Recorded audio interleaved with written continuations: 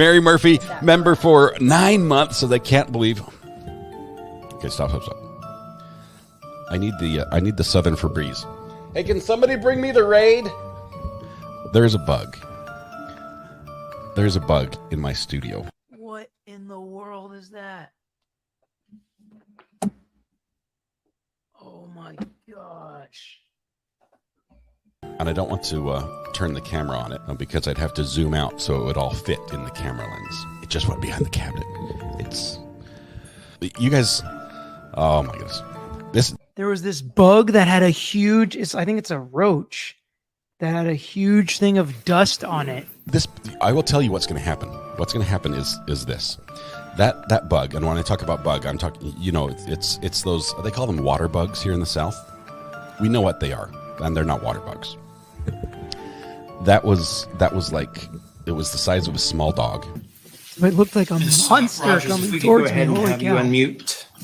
And occasionally when we get one of these that come inside from outside, usually when the leaves, when they fall down, they're around the leaves outside, but when they get into the house, I have words to say, and now it's literally crawling towards my green screen. So I'm going to be on camera like this, and then on the green screen, you're going to see a bug crawl across the wall. I can. This is bad, guys. It's going to be a bad day. I can't step on it because it was like at waist level on the wall, and my feet don't go that high. There's a series of questions. Oh, I just put my arm based on what guts. I heard Mr. Shapiro comment on about the 20. Bug will be dead by the end of this show for sure. Bug has nowhere else to go. I mean, it's not like there are wires it can hide behind in here. Yes, cats will eat them. We're keeping the cat.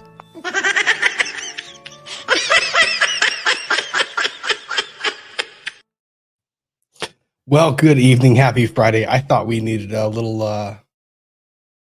preview just to cheers to the person who was first in chat this evening, Recovery Addict Scott.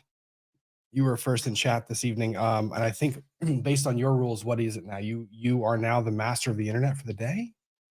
You now are in charge of the entire internet because you were first in chat. And he was so quick that I ended up catching it as I was posting and making the chat live tonight. So I had to shout that out and had to give him the accolades he was due. You guys, if you haven't checked out Recovery Addict, please do so. Honestly, one of the best channels covering live trials you can find. Funny, humorous, and pragmatic in his coverage. Not to mention his chat is phenomenal. I mean, they're not you guys. Well, most of them are you guys. So yeah. Y'all are phenomenal, whether you appear in that chat or this chat. I don't mind one way or the other. Happy Friday. It is Friday, June 21st, 2024. I didn't know that this week was going to be this crazy, and I actually posted a poll early in the chat. It's been going for 46 minutes, so there's 1,000 votes in it. I'll let you guys vote for it real quick. How's your week? How are things going? Was it a good week? Did we have a good week? Is it as hot as it is where you are as it is where I am? Because my God, it is hot. Hot. There's nothing worse than walking to court in a suit when it's this hot outside, because the only thing you want to do is not be in that suit. My word. Anyways, hope y'all are doing well. Let me hear where you're coming in from, what you guys are drinking, how your week went, how everything went. Oh, wait, Herod, what was your vote? I was on the late time pool, a minute off. I'll be going for 4 minutes, so that's not terribly bad. Celine, happy birthday.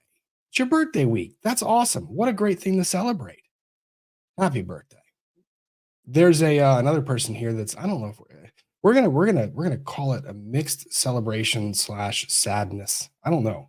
I'm gonna let him talk about it. Wait, what?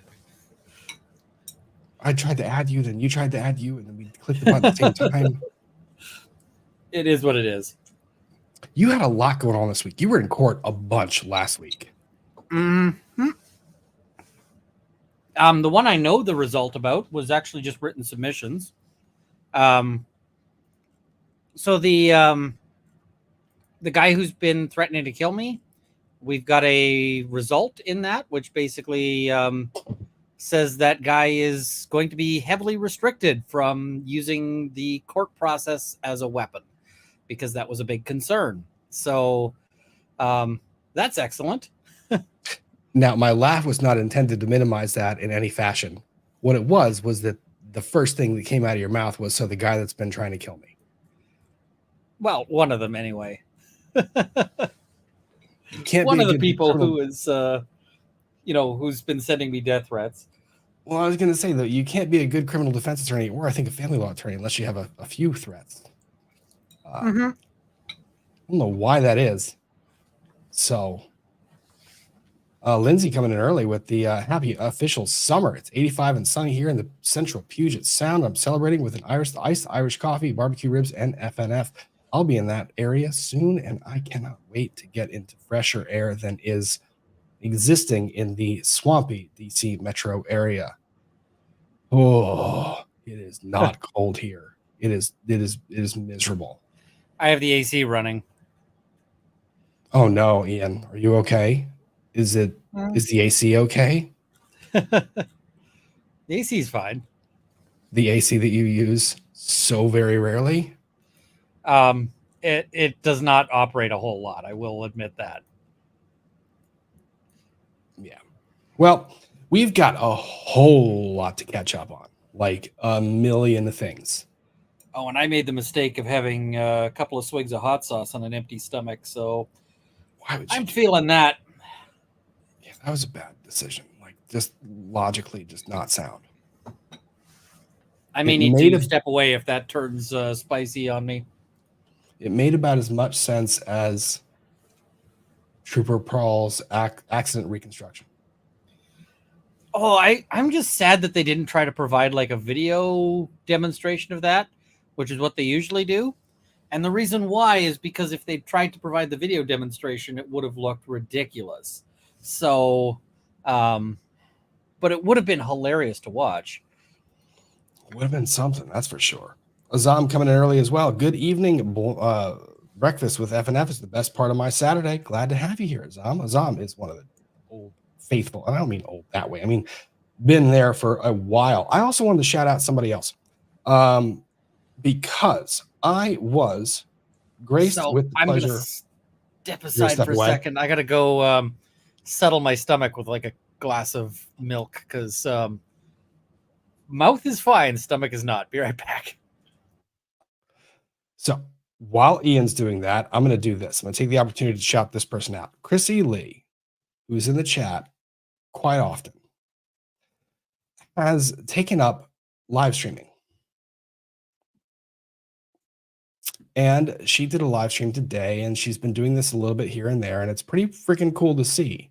So I dropped that comment in the chat for you guys to see. Let me see if I can't replace recovery addicts. Where are you, recovery addict? Let me just replace you for a second. Just for a second, buddy. Just for a second. Because I always like the people that get started in YouTube, and honestly, I never realized that I would be here. So I love seeing and hearing from all the stories of people that are out there engaging with each other in the community. It's a pretty freaking cool community. Talk law, talk life, talk things. So please give that a subscribe. It's easy. Just as easy as it is, words Rob, to hit the like button. Let me pull Ian down for a second while he's getting himself repaired.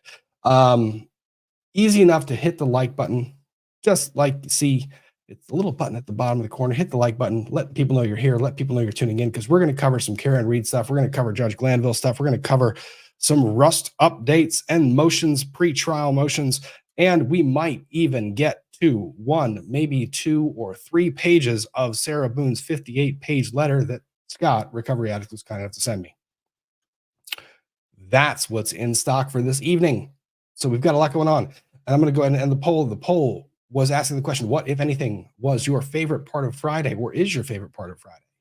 And the options were watching court shenanigans, leaving the office, happy hour, or FNF as I hit the like button. So ending the poll with 1,400 votes. And what do we have for results? Oh my gosh. 62% said FNF. 26% said court shenanigans. 6% said leaving the office. And 4% said happy hour. I don't disagree with any of those decisions. Not a single one. I think they were all well placed. So thank you guys for being here. So what I usually do during this show is we do a little bit of back and forth. Well, Ian's going to do some back and forth with whatever he's doing to calm the stomach. But I like to talk about what happened in my week as a lawyer, because I think it's kind of fun to talk about this stuff, how the actual practice of law works for those of us that are on the ground doing it. And I have basically two things to share this week. One of them was, well, rather, I got kind of upset by something earlier this week, and let me see if I can find what I was doing. And I was remembering back to the very first prosecutor I ever ran into. Give me 1 second. There we go. You go up there. You go up there on that screen, and we go ahead and share this real quick. So, first prosecutor I ever squared off against 14 years ago was a trial dog. Simple assault case, neighbor dispute that escalated in the mind of that prosecutor, whom I still hold in the highest regard. That was the only case on his docket that day, and that's how being a prosecutor should work. Now, I didn't really stop there. I got to thinking about what the role of a prosecutor was, and I think it's important when we start thinking about, oh, by the way, I also lost that case. Lost that case because that case was a losing case. But the prosecutor, I never forgot him and how he acted, what he did, and how an ethical prosecutor should act for the citizens that they represent to reach a fair and just result, not just a conviction, not just conviction rates, but a conviction in a case that was righteous. So I went on a little bit further in that regard and got frustrated because someone on Twitter asked the question, what is the role of a prosecutor? And I still call it Twitter. I know I'm going to for a while. What's the role of a prosecutor? Prosecutor is a legal arm of the state. They're tasked with prosecuting conduct of the body politic, that being you folk, is determined by democratic process to be unlawful by passing laws to be implemented and, well, enforced. The discretion of who, what, and when to prosecute should be carefully measured, not for personal gain, but instead towards the ends of furthering a fair and just outcome operating within the statutes by which they are constrained, and with an eye towards why those statutes were enacted and what concerns they were intended to remedy. They don't view the ends as justifying the means ever, because to make a single exception in furtherance of their goal of a personal view of what is fair or just is to compromise the goal itself. A prosecutor is granted near endless resources, and they must measure that power carefully and with recognition that they possess a power that the people they prosecute may not. The notion of a conviction rate must never enter their mind. If they lose, it's not because of the shady defense tactics, but because they were unable to overcome those tactics and meet their ultimate burden of proof. Harsh, yet that's how it must be. Ultimately, the standard set for a prosecutor is one that most attorneys can't bear for more than a few years, yet, yes, they're expected to be better than everyone else in the legal system, but they hold the power to seek deprivation of your life and liberty, unique among all lawyers. I really still stand by that. Honestly, reading some of the things that I muse over in the evenings will sometimes have me doubting some of the positions I take, but not that one, man. Not that one, not at all. Mom has entered the chat. Mom, I'm glad that we are not in the profanity-laden area of the live stream, so thank you for joining now. Very much appreciated. How you doing, Mom? See you in a few weeks. You don't have to super chat. You can text message me. Like, there's a phone right here, and you get text messages.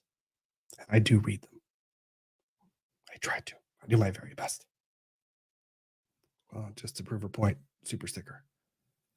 Mom is trolling. Mom is trolling, guys. So, second part of my week that was phenomenal was something that is an example for young lawyers. And I now realize that I am in this golden age. Oh, Ian, you're going to like this one. I actually was holding off on telling you this. I'm trying to text this. I couldn't actually tell you this. So, I had prepped with one of our associate attorneys who was going to be handling their first contested motion by themselves. Contested factual motion, a motion for immediate emergency custody of child. Big case. On the other side was a pro se litigant, a defendant, who was alleged to have engaged in conduct that was drug related that probably would not have been the best for that child to be around. So I prepped As with one does. yeah, well, I prepped with my associate, and she was so nervous. And she showed me her list of questions, and it was like 4 pages. I was like, 1, that's too long. You're not going to get to any of those. Like, you'll get to like maybe 5. 2, Yeah. Pick your top 5. you're going to get stuck reading and not listening. You need to focus. So we go through this back and forth and get them to a calm place where they are just readily able to do this. And I looked at the calendar and I realized that I was going to be in the immediate adjacent courtroom at the same time. I was like, look, I'm going to be there. I'll be in the waiting room. If you panic, if you freak out, I'll be right there. Just come and tap me on the shoulder. I don't care. I'll stop. Okay. My hearing's only going to take 5 minutes, so I'll be able to jump over and help you out if you need it. Little did I know that our managing partner, technically speaking, my boss, would also be in that courthouse at the same time. So I go there for my pretrial hearing, and I fairly straightforward, just setting a trial date, getting some additional dates, authorizing discovery, stuff that's pretty routine. I do that, and I come back out of that hearing, and I see my associate and our associate, and she comes up and does the tap me on the shoulder as I'm talking to my And client. you're like, oh crap, how much trouble are you in? Well, I look around, I look back, and I see shaking hands. Like shaking hands holding the notes. What happened?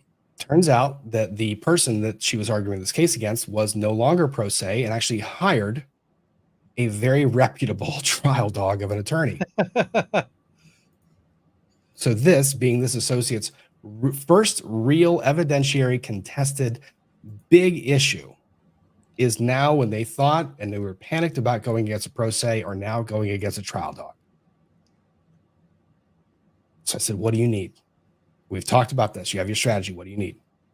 I don't know. Do you want me to go get managing partner? I don't know.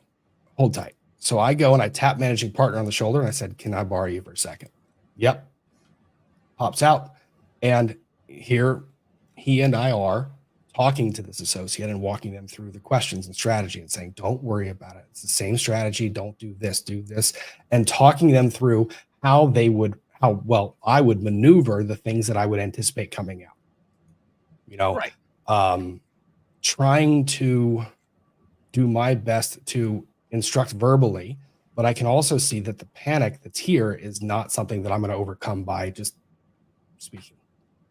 So my managing partner, to his remarkable credit, was like, you're not going in alone. We're going in. And both the managing partner and I, so you have 2 partners of the firm and the associate walking into a contested motion, and managing partner goes and sits second chair. And right there, I was like, yeah, I like the firm I'm with, because the managing partner goes and gives the associate whose motion it is first chair, and he sits second chair. That's a good guy. I like solid move. And he waited, and the associate gets up and does the introduction. He waits until essentially the associate leans over and looks at him.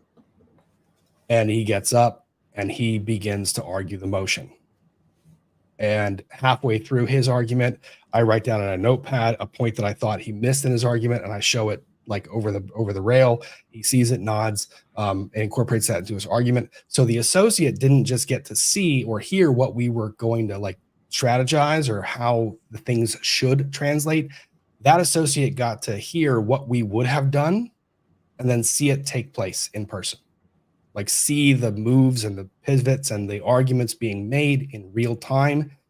And we won the motion, walk outside, and the client is thrilled because the client has just seen, 1, they've just won their motion. 2, they have just seen that the firm that they hired backs each other up. Mm-hmm. And that associate and we properly give that associate, we would not have known these facts. The associate did all the work. They just put those tools in our hands, and they were the one that did the work. One of the coolest things I have ever experienced as a I guess now older lawyer that's mentoring younger lawyers. Pretty cool. Like that made my week, man. That was awesome. That was Yeah. so much fun. Ian, have you ever had the chance to mentor? Little bit, and it's pretty awesome, I gotta say. And I don't know, I've seen some good stories of moments of mentorship, because generally the bar is full of people who kind of just want to be decent with each other, right? So I at one point I watched, and this was a very junior lawyer who was up against a very, very senior lawyer. Now, the good thing is that the junior lawyer had good facts, but the senior lawyer had, decades of experience. And so the senior lawyer was smooth, but the junior lawyer is like, sitting there trembling and getting through everything. And at the end of it, the junior lawyer wins because they've got the better facts. And so junior lawyer walks out, and I'm sort of walking out, and I see the senior lawyer come up, and he's like, "Hey, you." And the junior lawyer turns around like, "What?" And he's like, "Excellent work there. You beat me like properly." And he just, goes up, shakes his hand, says, "I want to get your name. Where are you at?" "Okay." Just like, good work. And that I thought was very classy and very awesome of the, because they're on opposite sides. He doesn't have to tell this person that he did a great job or anything, but just chose to. So, yeah. Well, and that actually like dovetails perfectly, because this lawyer that was litigating the other side, I have a case against actively. So we walk out of court, and I was like, "Hey," and I first name, "Can you give me a call this afternoon? We got to chat about this case." Yeah. So she gives me a call that afternoon. And I was like, so our associate, you scared the hell out of her. What'd you do that for? And I was like, just go straight in with the accusatory tone. Like, why'd you scare her? Why were you being so mean? What was wrong with you? Now, this lawyer and I have a good rapport, so it was back and forth and joking. But, the bar should not be a place where you just run ranshot over everybody. It is trial by fire to an extent, but you're meant to help build each other up, because honestly, better lawyers on both sides means better outcomes for everybody. Yep. And at the end of the day, generally being a dick isn't effective advocacy. Lots of people are like, "I want the bulldoggiest bulldog." And it's like, the guy who's just always aggressive probably isn't really accomplishing much, because people hate them and they just won't work with them. And it can be really, really terrible. So, yeah. Well, it very much depends on the type of case you're arguing, because there's cases where I will look at the client and be like, "I'm not the lawyer. I can play this role, like I can do this, but it's not my comfort zone. You want someone who's in this zone." Mm-hmm. Yeah. So it's really, the practice of law is as much like, I don't know, finding your niche and things you like to do. And Some people like crafting, some people like building, some people like drawing, some people like writing, some people like reading. Those are all skills that are remarkable, and people are better at one version or the other. So finding lawyers, you have to find a lawyer that works for what you need them to do. I have told clients straight up, it's like, they're like, "I need somebody who's really aggressive." I'm like, "Cool. That's someone else." And they're like, "What? Don't you want my money?" "Nope, not if that's how you want me to be." So, yeah. So that was my feel-good moment for the week. That was then, there's other feel-good moments. I got the 3D printer going. So so in Octonation, I have a little 3D octopus that was printed. I printed out, I think I showed you this one, the little YouTube play button I'm going to try and give as gifts. That is cute. Mm-hmm. You got to make sure YouTube's okay with that, though. I don't know. And then there's the cute little T-Rex. He's just a It cute. is kind of their trademark thing. I know it is. I know it is. I'm just happy I've got the printer back up and running and working. So that was my week, like in between all of the other stuff. Which printer model? I have the Adventure. I have the Adventure for like Flash Forge. I'm torn. I don't know. I think people can have fun getting into 3D printing, period. Honestly, the 3D printing cost for entry is a lot lower than I ever thought it was. Right now, it's like a couple $100 versus what it used to be. So I want to get a CNC machine, but and a laser cutter, and both of those are not cheap. no, CNC laser cutter, those are still expensive. 3D printer, not so much. Especially if you want a laser cutter that can do leather. That's not cheap because leather is actually surprisingly laser resistant. So, yeah. See, you learn things every day, folks. My gosh, we learn things every day, and we learned a lot this week. In the Karen Reed case, we learned that the prosecution did, in fact, have an end to all of their witnesses. Yeah, I was like when he just kind of says, Commonwealth rests, and I was like, oh, okay. Now I guess we're moving on now. Cool. Well, let's get into Karen Reed because I know that that's fresh on people's minds. But before we do, let me catch up on some of these real quick. I'm a little behind on Karen Reed though, so I got to catch up. I'm going to do a recap probably tomorrow night. The audacity. But I got to go through it all. You've got a lot to catch up on, my friend. I watched last night, I think until the bitter end, and you are in for a treat. Dirk Schwartz, hi, with Coke Zero and water from Germany, currently the host of the European Soccer Championship. At long last, the German team looks like a contender again. What, if any, comments does Ian have? Sounds like sports, and so good luck to whatever team you support. Gretchen Call managed to long-term break an embroidery machine this week. Otherwise, great. Those don't sound like cheap machines. No. That's heard. I was diagnosed with PTSD this week. Super fun. My gosh, no.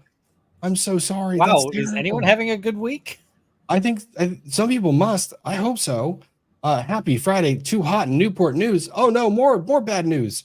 80K EMT. I broke down and bought an air conditioner. That's not bad news. That's good news. That's decent. We can live with that. We can work with that. Has Leo been sending Coco mischief lessons? I don't know. He's been good this week. For the most part. Yeah. Holly, the only way I can forgive is if the new sports cap. If he sports the new cap. Oh, I don't have the new cap. I guess I'll have to see. I'm sorry. AG, supposed to work today, but summer, cold, go burr. Oh no. Hopefully you get better. Purple Dragon, I can proudly share that I'm officially a faculty member at a local community college. As someone trying to break in academia, nice. This is huge. That is amazing. Congratulations. My sister taught. My sister went from being like double master's engineer, practicing, doing great field engineer, and then was like, I just want to teach. Like I want to have my children. I want to teach. And so she broke in and she started teaching, and she loved teaching, man. She's a great teacher too. So congratulations to you. Awesome. Jen V, my baby turned 3 yesterday. Happy 3rd birthday to baby Jen V. Holly, you need to do a Pacific Northwest meetup. I will drive to wherever. Well, unfortunately, the place I go in the Pacific Northwest is not drivable. So, and plus that's my way to kind of get away from a lot of this and just be quiet. Like silence is a thing that my brain doesn't often process. Ian and I had Ian, you basically had a motion or an argument that woke you out of a firm sleep this week. Yep. I was like, same. So my brain was already arguing it before, yeah. So. Lisa B.S. shivering in Australia where it's cold. In Austria, where it's colder inside than out. Hopefully. I don't know. Chrissy Lee, thank you for taking the time out of your busy day to come say hi. I hope you were able to get your work done by 5. I was. I got my work done. I did pop over and say hi to Chrissy Lee. Again, reminder, go check out the channel. She's just starting live streaming. She's been a fan of Ian's channel, my channel. She's been in the chat forever. So please go support those new content creators. You have no idea how much it means to see someone pop up in the chat and say hi. It's like the coolest thing in the world. And that those early moments are fairly tough. So, Maria Teresa, 95 days, the last 4 days in Rhode Island, Massachusetts, the humidity is horrible. I get why the judge isn't happy when they have to shut the AC fans off. But I've also seen reports that that courtroom is hot, very hot. Yeah. Which gives me a new perspective on the witness stand, which is the smallest little box I've ever seen in my life. And combine that with the heat in that courtroom and the fact they have these little AC units in there that are pumping out air and blasting over the voices of everybody. I can't imagine anyone can hear anything. Julie says, still in a heat dome in Ontario. Okay. Hopefully it cools off. It means that it's real warm. I can believe it. AG says, happy FNF Friday. Sent you an email asking for advice. Don't forget, if you have time, I know you're busy. Y'all are awesome. And I can't wait to hear your opinions on all the things. Pacific Northwest for the win. Yep. AG, I saw your email. I did star it, so I'm going to respond to it later this weekend. Ryan Man YYC, the CW could have gotten Bethesda to simulate the vehicle pedestrian impact. That's not really being kind to them. No, not very kind at all. The Squid, thank you for the generous super chat. The level of incompetence shown by Lally with his lack of ability to ask competent questions or form competent sentences, it made all his experts sound generic compared to defense experts. Nothing could help Trooper Paul. We're going to see a shift in style between Lally on direct and Lally on cross. And I will say you will see a marked improvement in the questions asked and the aggressive nature that he asked them in. So every lawyer, they have their bread and butter. Lally, I think, in cross is far better than he is in direct. You guys might not like me, but it'd be hard to be worse, wouldn't it? I was going to say something condescending like that, but I refrained. I mean, I was going to say, but that's why I'm here. So that, because like somebody's got to. Like, just a hangover is worse than vomiting, or a hangover is better than vomiting, but it doesn't make either one of them happy. I don't know. I'm torn. So are you comparing Lolly to vomit or a hangover? I don't know. I can't tell. The World Wonders spent today with a charity outreach. Spent today doing a charity outreach with my bosses, and trying not to call people way over my head by the wrong names. Scotch and FNF time. Well deserved. So, do you want to just get into comparing him to vomit? I'm here for it. Well, do you want to get into this? I want to get into this, and this is a good place to take it off. Ed 2276 Burger versus United States, 295 US 78 pin site 18. That doesn't make sense, but 1935 case defines the role of the prosecutor very well: to do justice for guilty and innocent alike, not to win at all costs, may strike hard blows, not foul ones. Oh, I got to find that quote for future use. That's pretty good. Then Vez is enjoying her vacation. First real day of vacation, 3 years. So happy to start with FNF. Thank you, Vez. All right, let's go ahead. We'll catch up on those. I've got them all starred. Let's get into the content for today. We're 34 minutes in. That's not too bad. Not too terrible. We have content? We do. Don't worry. We do. So swoop. All right, so we begin this day talking about yesterday. I know that's confusing. It is and it's not, but we're gonna roll with it. Why is the button? Campsite? It's because people like money. I will do some more member stuff. I just haven't had time to make it into the workshop. What did Campsite say? I didn't see that. I was asking why is more and more stuff being put behind like subscriptions and so forth. It's like, yeah, it is what it is.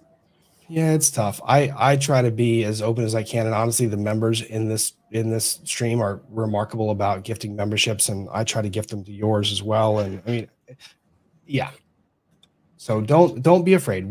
I don't paywall damn near anything. So I try to not paywall like the law discussions and so forth, and but sometimes like, hey, just like the hangout and leatherworks, sorts of things I might put as a members only or whatever, just as like. And see, Yeah. I think I do that less as a paywall and more as this is my safe place. Like I go to this safe place and I don't need to see. I'm fine with people leaving trolling comments on FNF streams. I have no problem with the comment section there. But when I'm in my safe place, like my shop, I kind of, that's where I'm vulnerable. So I don't really want to give people that. But let's begin the Karen Reed coverage with element where we not left off, but yesterday.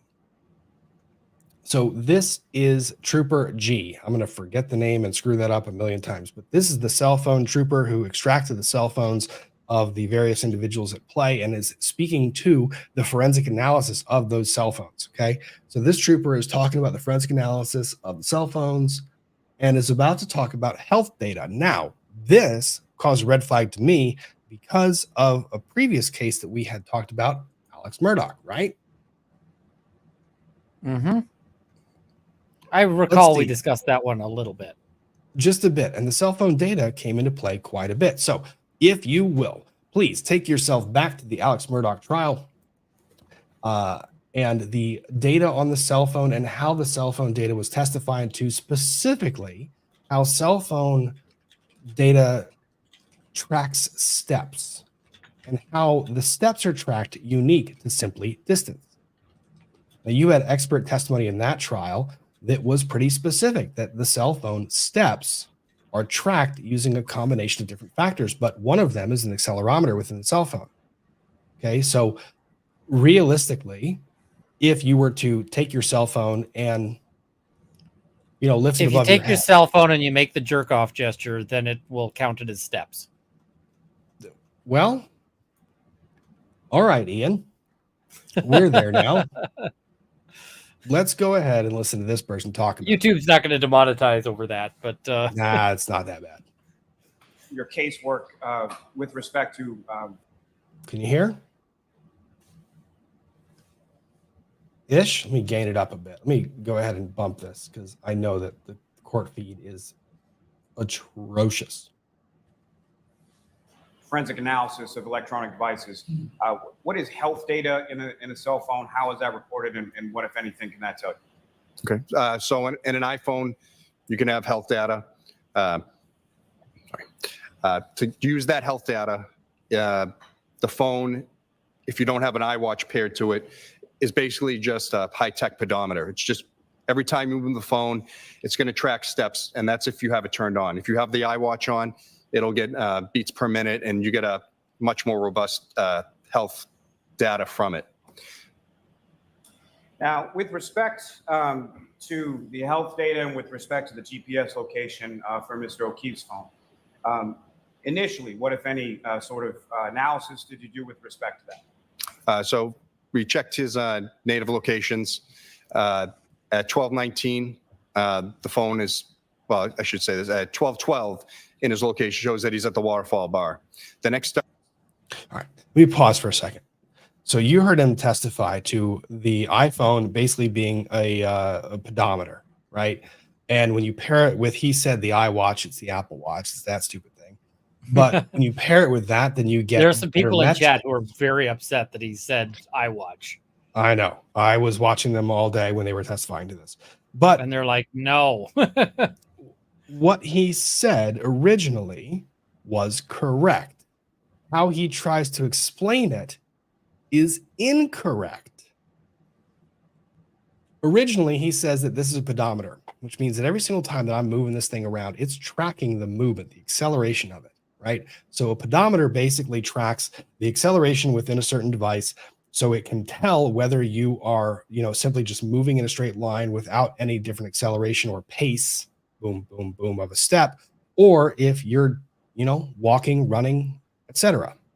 But then he basically says, well, we compared the GPS stuff. Now, here's where he tries to make certain things make sense that don't. Set of locations shows he's at Dedham Street by Cedar Crest, and then Waze is activated for 34 Fairview. So, and then it shows me his entire route to 34 Fairview. And what is Waze, sir? Waze is similar to Apple Maps. It is the GPS program that, punch in like a Garmin type thing.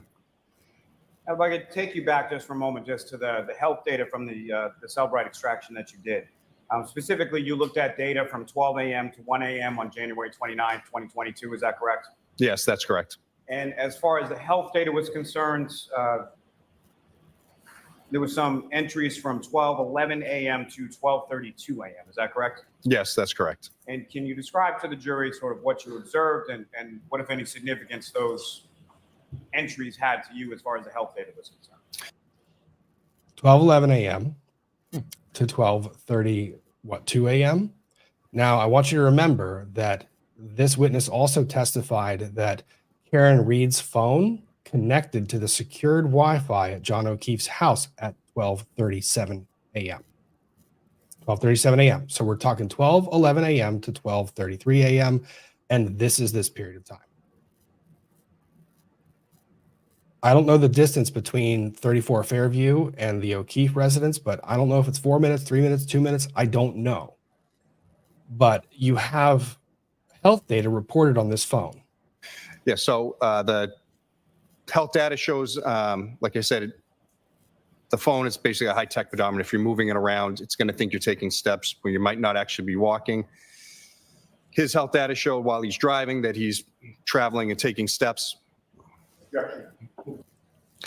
That part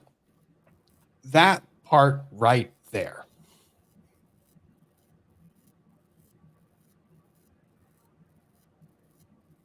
He is trying to explain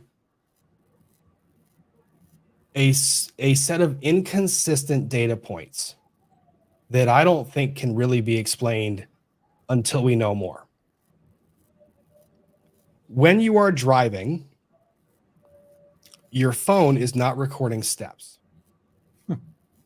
If you go up in elevation while driving, your phone is not recording you've gone multiple flights of stairs.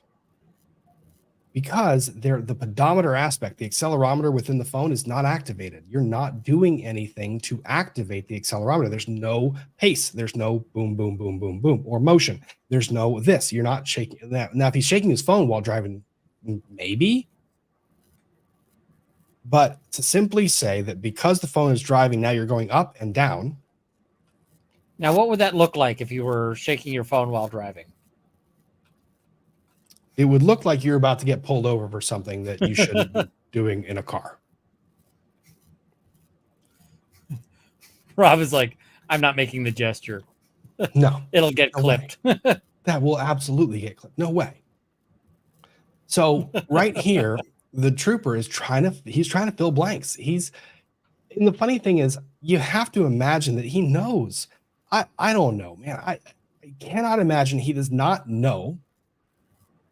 And this is the other part. Are there bumps? And this is the part, and this is a good point. Where was it? Do-do-do.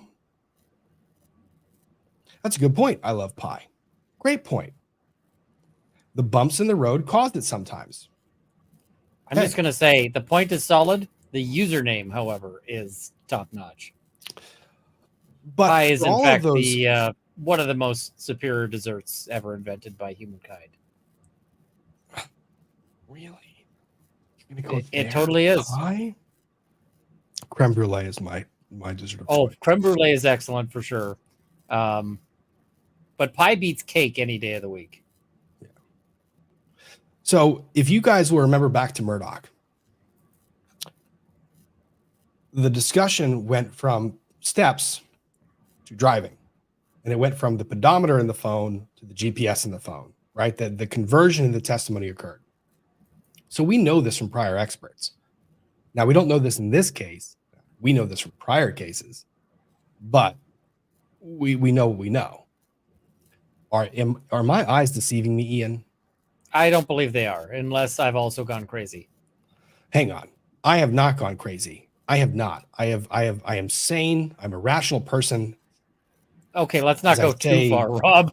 Well, I want to bring on a rational person. This is a rational person. Oh, Rich, how you doing? I'm okay. How are you doing, Rob? Quite well.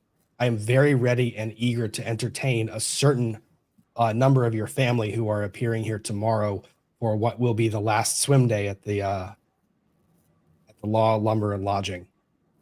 Law, Lumber, and Lodging? Yes. And that is one of the reasons I can be on with you here tonight, is that my wife, Mrs. Hoeg, and lovely daughters have absconded to parts unknown in this great country of ours and are hopefully maybe seeing this from a hotel somewhere.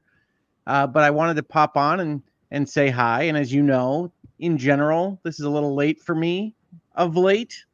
It is 9 o'clock. It is 9 o'clock, Rick. It is 9 o'clock. It is past your bedtime. It is.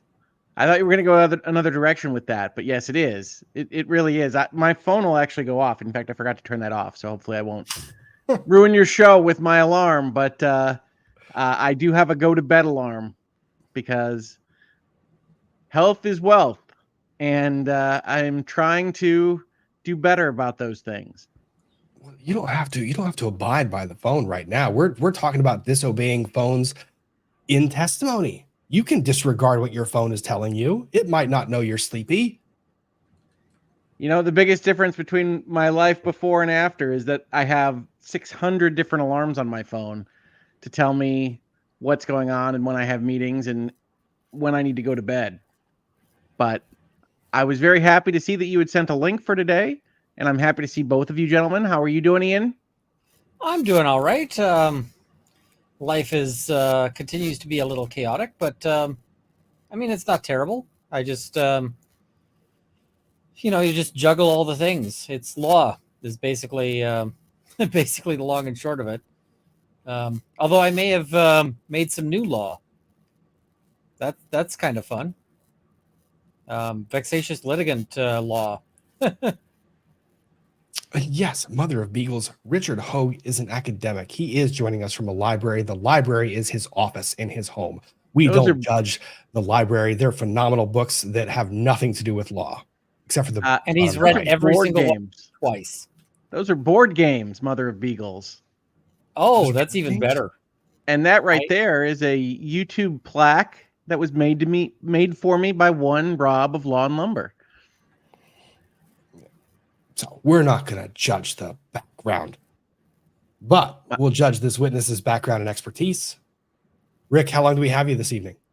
I'm probably going to be on for maybe 20 minutes. Who knows? Every time I say a specific amount of time, it's 6 times that long. So I'm going to try to be good. Well, Mrs. Hoeg, I will try not to sabotage the being good because that is in my nature. False.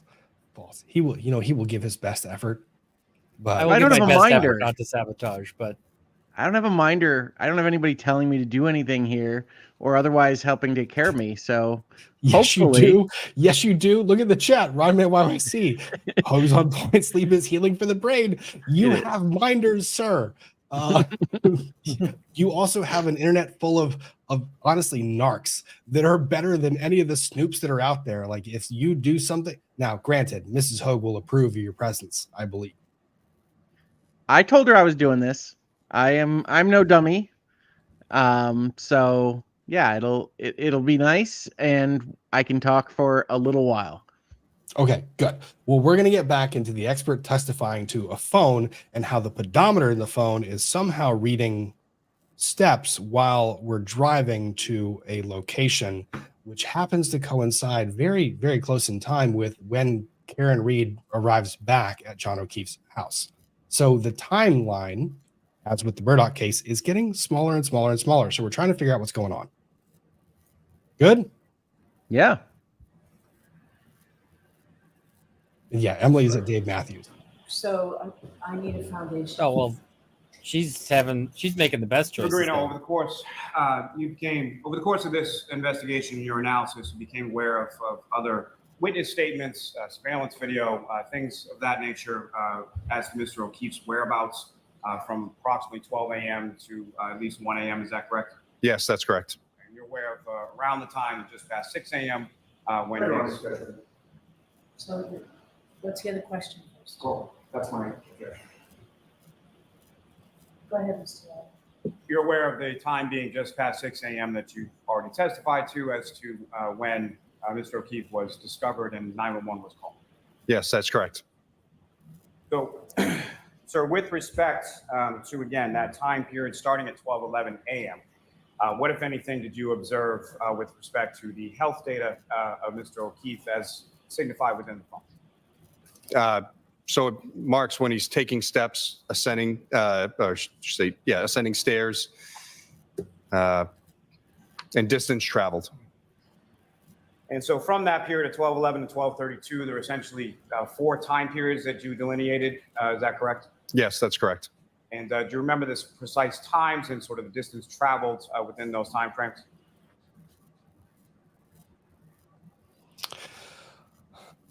Rick, I don't remember precisely off the top of my head. Being alerted that you are in fact busted. Your wife is in the chat, so we do still have you for this period of time. But you can now say hi to the kids and good evening if you would like. Hi, everybody. I hope your trip is going well. Missed you already. I will Rob, do my best to You got to take care of them when they show up at your door. I will. I've got the 3D printer up and running, so we're gonna make some stuff, and then the pool is ready, and I've got the smoker ready to throw on some goodness. So we're good. We're set up. Whether I'll be awake, who knows? Ian, I'm getting notes. Wiggle your mic cable. My head. Your Honor, with the court Is it submission, doing may weird the things? trooper refer to his report just for those numbers. Do you have it with you, Trooper? Yes, Your Honor. Thank you.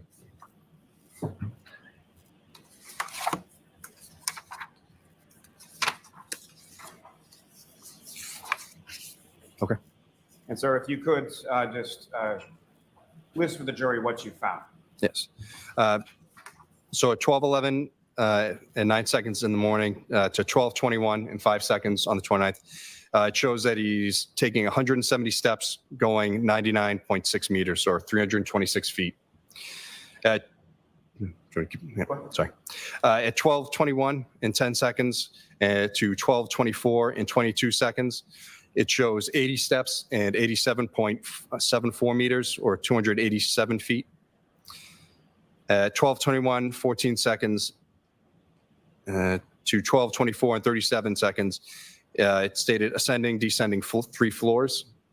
And then at 12:31, 56 to 12:32, 16 in the morning, 36 steps, 25.46 meters or 85 feet. Ian, you were going to say the 3 floors was something that fascinated you. Yeah, where does he find 3 floors? Like, is he going into a basement? Now, well, we're going to let the trooper explain. We're going to let him explain that. We're going to let him explain his narrative of this, and then I'm going to try and figure out. Well, I honestly think the defense dropped the ball in cross-examination here because I don't think they got this that well, and I don't know that their expert did a great job today. That was my one frustration with that expert today. But let's hear his explanation for the 3 floors or the 3 levels. Now, sir, with respect to what's listed as steps, does that indicate, from based on your training experience and familiarity with this sort of health data, what, if anything, does that tell you as to whether or not the person with the phone is physically taking steps? That's not the case. What is the case? Like I said, the phone has internal measures. So I'll allow it. The phone has internal measures in it. Like I said, it's basically a pedometer. So the movements of the phone, the distance traveled, it's going to register as steps. You don't have to physically be walking and moving the phone for it to register movements. Just waving it around and then could potentially cause it to think you're walking and moving. Now, the could potentially part was fascinating to me because we hear a lot more of that today. could potentially, sounds to me, as being in the realm of a probability, Or a possibility. But my recollection is that we are in a criminal matter. That's the It burden of is proof, right, Rob? It's just the burden of is it proof is just possible? could be that it happened. Yeah. That's the frustrating part is like, I wish that it was hammered home more on cross. Maybe they'll make the point up in closing, but that bothered me with this. They don't really drive this point home. You mentioned that from your review of Mr. O'Keefe's phone, you indicated there was a Waze search for 34 Fairview Road. Is that correct? Yes, that's correct. And if you could just explain to the jury sort of what is Waze and what kind of information are you looking at there? Waze is a GPS program. So you put your address you're looking to go to. It's going to tell you the fastest route, where the police are, etc. And it's not And Waze's when fault that- if you happen to drive off a bridge. No, but did you catch that part, by the way? The where the police are? That was a Yeah. poison pill if I ever heard one. That pissed me off when I heard that. Oh, well, that was just the police don't like Waze. No, the but do you police know don't the like explanation of why? I mean, why is he? No, Ian, let me ask you the logical question. Why is this trooper talking about Karen Reed or John O'Keefe utilizing Waze when the allegation is that they were driving under the influence of alcohol, and throws in there that Waze tells you where the police are?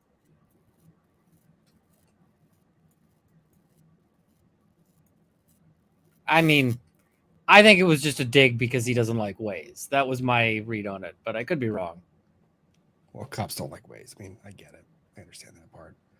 But we got what we needed. Okay. So that's the point of going back through that bit of testimony. Now, today, we had long awaited testimony from someone that we thought would be the prosecution's closing witness, the medical examiner. My gosh, we've heard a wealth of information about what has transpired to John O'Keefe. And I want to caveat this that let me hang on. Let me pull this out real quick. I want to make a comment. This is actually kind of logical. I have seen the internet. Not Have the you? whole internet. It's not possible. Also, most of the internet is like, you shouldn't look at most of the internet. That part's very true. But I have seen dialogue take place on the Karen Reed issue. You have the Karen Reed issue and the Karen Reed trial, and people that are either 100% convinced that Karen Reed absolutely did this thing, and people 100% convinced that there was a massive setup, and people that are 1000% just throwing hate at the other side. Like it is so remarkable. People have completely lost any ability to watch this trial with a disinterested eye towards what the evidence shows, doesn't show, how the evidence is supported, not supported, and the burden of proof at the end of the day. So when I make comments about where things stand or my observation of this trial, I am viewing this as a lawyer that's viewing a trial. You can believe what you want to believe, but I'm telling you my perception of the evidence that's coming in and whether it does or does not rise to proof beyond a reasonable doubt of a certain thing. I'm not listening to outside stories or conclusions of what was done or not done or who reached what witness and convinced what person of what thing. I don't care. I care about what's presented in court, whether the witness appears credible, how they are impeached on cross-examination, whether the questioning is effective or ineffective, and what the evidence shows. It's my whole purpose in covering this case.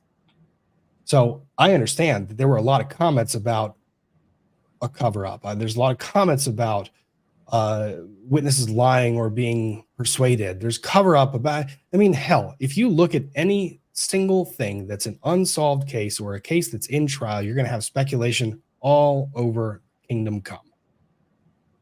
I think I need to release the song, like "Come with me and we'll be in a land of speculation." I'm gonna record that and just sing it. Rick, you missed that. I did Willy Wonka last week. We're gonna I have to wouldn't get say you you to write. missed it, but you weren't there for it. You weren't there for it. I was very upset. I do That's think where- people that watch these trials get very invested in one outcome or another, and I've certainly seen it on my timeline. I'm actually surprised. I've said this to my wife, who's been watching This one this. people are extra angry about. Like, Yeah, who's been watching more this so than Depp. almost, right? It seems like there's more people talking about it even than there was at the heights of Depp v. Heard.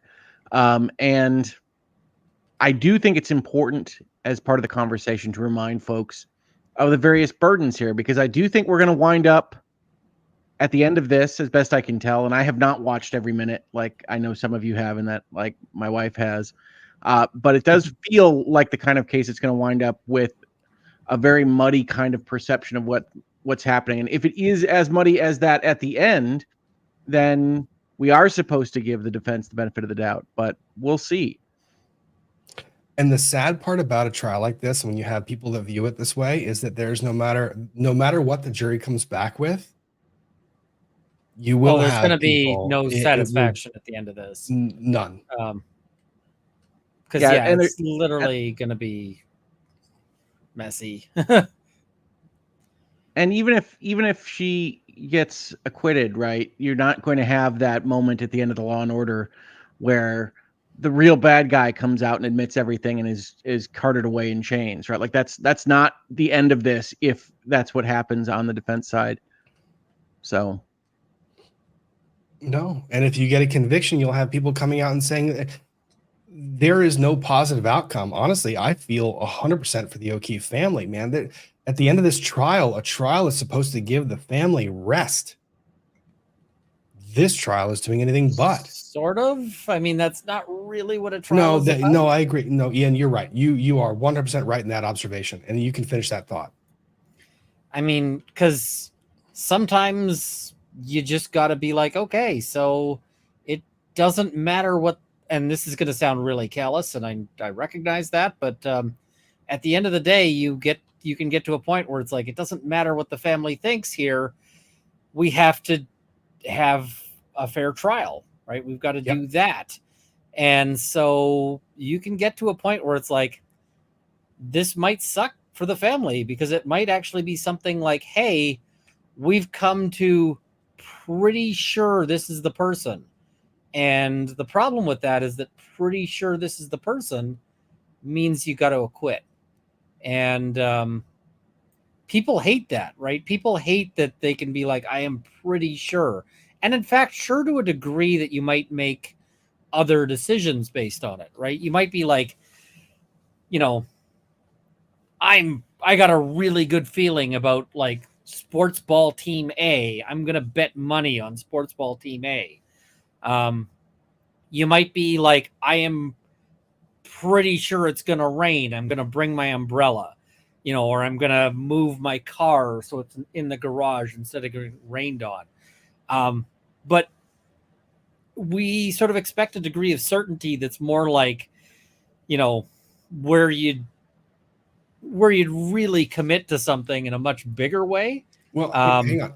You know, this is opportunity for me to explain. So there's three different burdens of proof that we recognize in the United States legal system. There's preponderance of the evidence, which is quite literally 50% plus a feather, right? Preponderance. You have proven 50% plus a feather. Then there's clear and convincing evidence, which is kind of what Ian's saying. Clear and convincing is essentially, the way I've explained to clients is, you're pretty damn sure. Like, you're not positive, you're pretty damn sure. And then there's beyond a reasonable doubt, which is to basically say that there is no reasonable alternative than what has been conveyed to you by the prosecution as the actual events that took place, right? So the prosecution has the burden of proving these events beyond any reasonable alternative. And if at any stage of that narrative, you find keeping in mind that a alternative, reasonable alternative can just also be dunno. Yeah, exactly. I don't know. So when I have this case has driven me nuts, because if let's say I take 100% of the prosecution's case as it stands, right? Just boom, right here at the end of the prosecution's case, I am supposed to, well, you know what? Stop that. We're going to come back to that in about 10 minutes. And Rick, you're going to be here. Because we're listening to the MA. We're listening to the ME, the medical examiner. The person I have been waiting for this entire damn trial to somehow explain what I have seen in terms of injuries and explain those and how they took place and put a bow on top of the prosecution's case that this was caused by a vehicle. Last witness call by the prosecution. Good morning, jurors. Questions will be framed from the auditor from Free Circuit, Scordi-Bello. The truth, the whole truth, and nothing but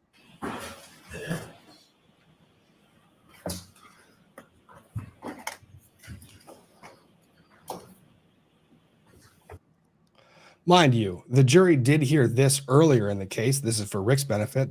The jury did hear text message between Trooper Proctor, who was the lead investigator on the case, calling this individual, who is now on the stand, a whack job. So the jury is of the mind that at least certain members of the prosecution team is a whack job. She totally comes off as a whack job. Oh yeah, just listen to her being credentials. sarcastic. Listen to her credentials. We're going to go to 1.25. Whenever you're ready, Ms. Tillelli. Good morning, doctor. Good morning. Morning, Doctor. Good morning. Dr. Scordi-Bello, if I could ask you some questions, just turning back a little bit. Thank you, Court TV, for the lovely graphic. There is no way, Dr. Renee Scordi-Bello. Thanks, Court TV. That's awesome. When did they start doing that? That's great. Thank you. This day of trial. Phenomenal. Way to go. I love it. But from what you were testifying to about yesterday, you had mentioned in your testimony yesterday that you had received some, in addition to the internal and external examination that you conducted with Mr. O'Keefe, you had received some other material that you had reviewed, correct? Correct. Now, included within that material was some material from the state police as far as the investigative agency investigating Mr. O'Keefe's death. Correct. Now, is that is that typical? Is that abnormal?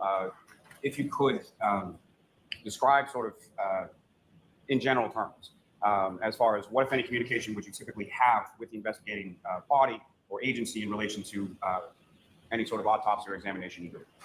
Yes. In my Thank you, Pat Yoga. I'm going to take the spinning wheel to say thank you for saying three of your favorite people. Massachusetts, under Massachusetts law.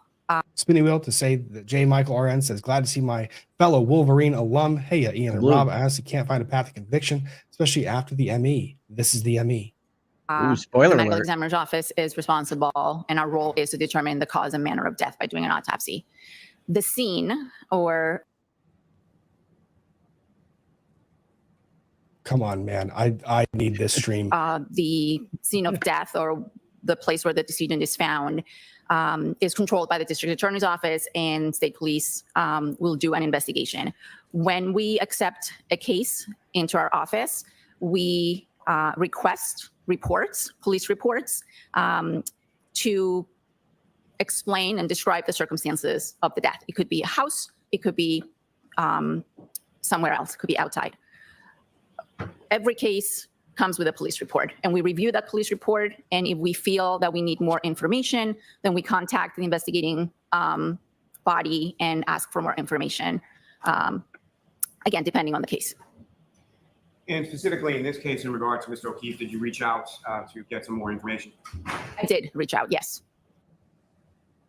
Nope, we're not doing this. Come on, man. I am hardwired in to the internet tonight, so Tech, man. oh, Doctor, do you recognize what's up on the screen? Yes, this is a picture taken of Mr. O'Keefe's body. And Doctor, if you could,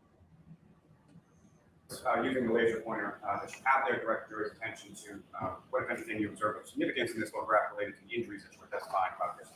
Yes, so first thing you notice is the medical intervention, which I talked about yesterday. There's defibrillator adhesive pads on the chest. There is what's known as the C collar, a cervical stabilization collar for the neck, and he has been intubated prior to going to the hospital. The injuries that are obvious in this picture include the abrasions on his right forearm and arm.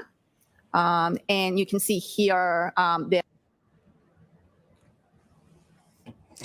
caught it at a stop pause that. of I'm not doing it. I didn't pause on Karen Reed. There is That was discoloration of the upper eyelid of the right.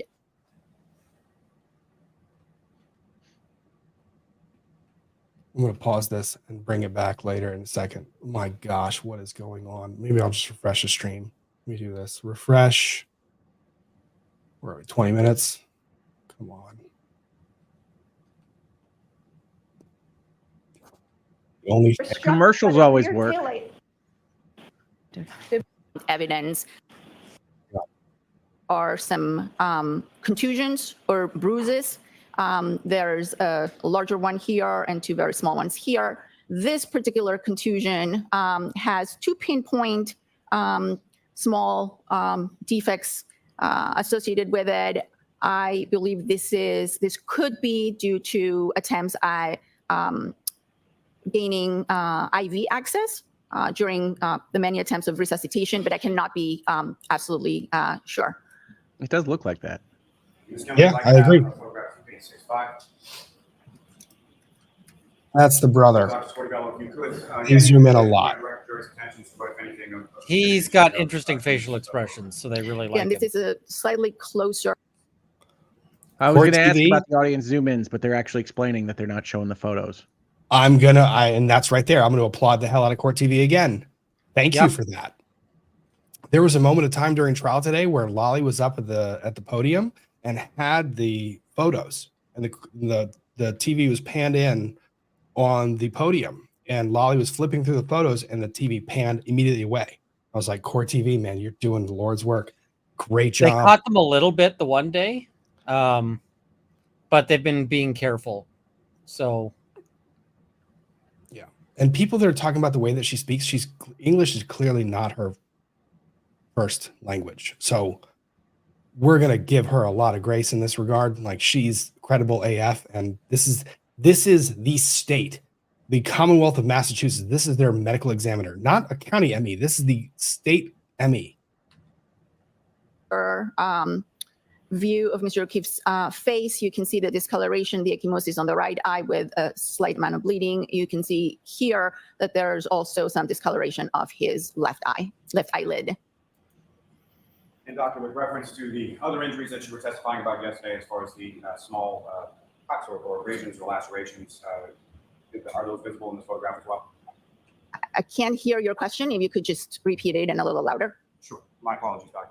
With reference to this photograph, as far as your testimony yesterday in regard to the other smaller injuries around the nose and eyes area of Mr. O'Keefe, are those visible in this photograph as well? You can see some discoloration of the nose, but this is not a very good picture of it. I think there's a linear abrasion on the left side of the nose that I described, and it's probably this. Ms. Gilman, can I photograph 2877? And doctor, if you could, again, using the laser pointer, direct the jury's attention to what, if anything, is significant you observed in this one. Yes, this is 30 minutes. Size or shape of that vehicle, what, if any, significance did that have to you as far as your examination? Objection. I'll allow it. when we have a potential vehicle. Clearly, we look at the height. Because one of the things that we do in most or all. Oh, no. Fast forward to pass it. Dang it. No, hang on. 28 minutes. Rob, what are you doing? Question differently. Sorry. Rob. Ian, you I'll spoke stop being and a it gave me jerk. that. I don't like you. This is you caused this spinning wheel. My gosh. You lie. Injuries that you observed to the back of Mr. O'Keefe's head, skull fracture, would that be consistent with a fall to the ground? It could be. Would that be consistent with being projected by an object, say in a pedestrian collision, and then striking your head on the ground? It's possible. Yeah, that was a real enthusiastic answer about their theory of the case. Like, Like, because 'cause so that's- bad. And it's not just it's possible, because you have to watch her. It's the hesitation, I guess. I could get there.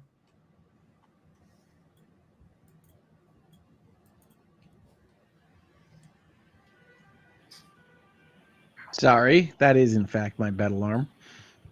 Arm injuries that I you couldn't observed, hear would it. those be consistent with scratches from either glass or a piece of plastic or a piece of metal? It's possible. And And the injuries that you observed, would that be consistent with injuries that you observed in other cases of a pedestrian collision? They're not the classic pedestrian injuries. Oh my God. She goes That- with it's possible, and they don't seem like classic pedestrian automobile injuries. This is the prosecution's theory of the case. And like the ME is like, she's pouring cold water on it. It does sound like that. It's their final witness. Look at her facial expressions. And the thing is, I know that I get this part. The jury is watching her. And the jury if I'm the jury, I'm like, F off, right? How much hesitation is there here? How much hesitation in this answer can we possibly have? You observed, would that be consistent with injuries that you observed in other cases of a pedestrian collision? They're not the classic pedestrian injuries that we. And I made a mistake. That's sped up. Let's do this. We're going one time on this one. I didn't even realize. I forgot I was sped up in that regard. And I said that regard. That is, Lolly, what are you doing to me? I do not like this. No, Rob, what if anything is he doing to you? I'm so mad. Injuries that you observed in other cases of a pedestrian collision? They're not the classic pedestrian injuries that we observe. No. And to that point, as far as when you say classic, as far as a pedestrian collision is concerned, you've conducted autopsies on a number. This is called trying to polish a shit sandwich. Well, isn't step one to proving this case? Man was hit by car. Yep. And This we're is on why. page This, by the 29. way, is why the ME wasn't witness number one. Every other murder case I've seen, ME has been like witness number 1 or 2. This one, the witness is buried all the way at the end because he's hoping that by this point you are convinced that it's a motor vehicle accident and that she can't talk you out of it.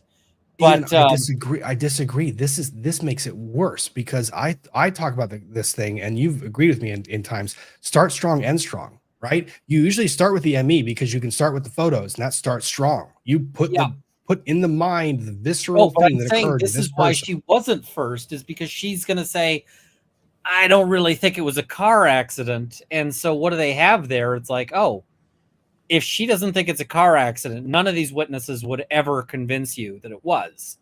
But you put her last? The last words the jury hears before it goes to the defense?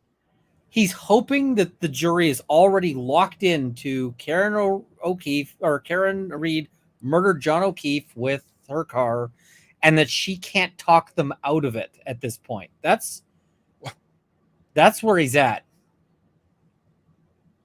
I didn't actually realize that this happened. When was this? This was today or yesterday? This was today. This is the Rick. We are 3 minutes, like 3 total minutes until the prosecution hands this witness over to the defense, and this is their last witness. I did think it was interesting because my wife was telling me about this case, and it didn't appear that they started with proof that there was a dead person at all and how the person died. Oh, you know how long it took for them to call actual evidence that the murder victim was dead? A week and a half. Day 16. It just seems strange, right? You've got the list of things you have to prove. Usually, like, the deceased is dead. You know, except in very unusual circumstances, that's usually like 8 o'clock day 1. Yeah, first it's because you want the photos in the mind of the jury. The first thing they see, you want to put in the mind of the jury. The first thing is that there's a real victim, and this is what happened to that victim. And in fact, Hannah Gutierrez Reed, like right away, it was, hey, let's show you the ugly pictures. Yep, it's a prosecution died. Prosecution 101. Get the jury in the mind that there is a victim and this is what happened to them, and have them. And I hate to say it this way, but the prosecutor's aim is to have that jury on a witch hunt. You want that jury viewing that what happened was so bad that they want someone to blame for it. And then you lay your case out for why the person they should blame is the person sitting over there. At the point when the defense gets up to present their case, the jury should be looking at the defense lawyers like basically, you bastards. Nope. But listen to the And defense. What that's not where they are, I don't think. Well, listen to the end of her testimony and listen to Lolly try to polish this up, and listen to the cross, which the cross was done by Melanie Little. Melanie, right? Melanie Little, yes. Yeah. She did an excellent job on the cross. Exactly. A partner at the firm, but clearly younger and less experienced than Yannetti or Jackson, but does a phenomenal job on cross. And great job. She does a good, friendly cross. Like, it's not a hostile cross. And but it's excellent because she really nails what needs to be nailed on that. And Elizabeth Little is what I'm being corrected. Elizabeth Little. So, but let's listen to the end. How does Lolly finish this? Pedestrian collisions over the course of your career, is that correct? Yes, I have. Do they all sort of mirror each other? Is there sort of a disparity depending on how the person interacted with the car? Objection. Sustained. Watch the form, Mr. Lally. What, if anything, are every injuries from a pedestrian collision the same? No. And why not? It depends on it's trying to many raise factors. reasonable It depends doubt. on the position reasonable doubt of the body, of the pedestrian or the person being struck. It depends on whether they are moving or standing still. It depends on the speed of the car. It depends on whether brakes were applied or not. There's a lot of factors that come into play. Would another factor be sort of the shape of the vehicle that strikes the pedestrian? That's also possible. Yes, that's a factor. And did you have occasion to... That should have been objected to as leading, but you know what? I was going to say, aren't these all leading? Everything he's said so far is leading. It is. He leads a lot. And I think that the defense tactic has been not to cut him off, but I feel like that should have been, I mean, take it away, man. Like, don't give him that win. Like, don't give him that opportunity to put those words in her mouth. What in what she was saying gives you the indication that she was going anywhere near the topic of the size or shape of the vehicle? No? Anybody? No, she wasn't going there. Do I see any photographs, or have you seen any photographs in relation to the defendant's vehicle in this case? I have seen photographs, yes. And the size or shape of that vehicle, what, if any, significance did that have to you as far as your examining? Objection. I'll allow it. Of course, that's why they're not objecting much, is because what's the point? It's a 7,000-pound vehicle. Let's get to cross. Same time, depending on the position of the body and the vehicle in question. Well, let me give you a hypothetical. Let's say the person were standing with their arm like this, and they were struck by the rear taillight of a vehicle at 24 miles per hour. Would you agree that his injuries are inconsistent with that scenario? Objection. Sustained. Why was that sustained? What? You said this was cross, right? It is. Yeah, welcome to this trial where they... It is.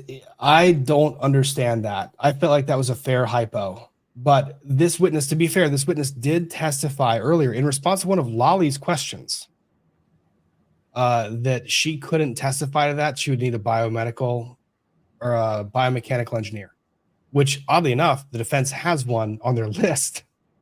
The judge was about to strike him because he couldn't opine as to the cause of injuries. And this witness, the ME, was just like, I can't testify to that. That would have to be this person. But here's what I appreciate about the young lawyer. I love the young lawyer coming straight back in with the next question and seeing if Lolly catches it.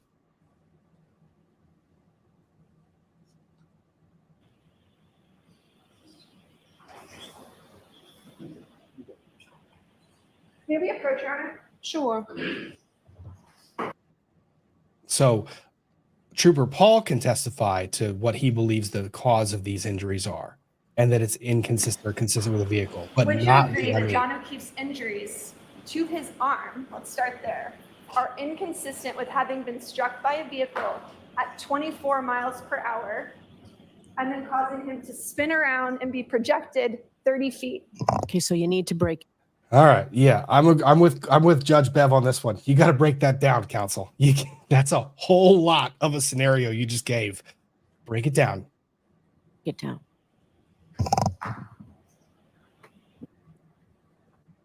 Would you agree that John O'Keefe's injury to his arm are inconsistent with having been struck by a vehicle at 24 miles per hour?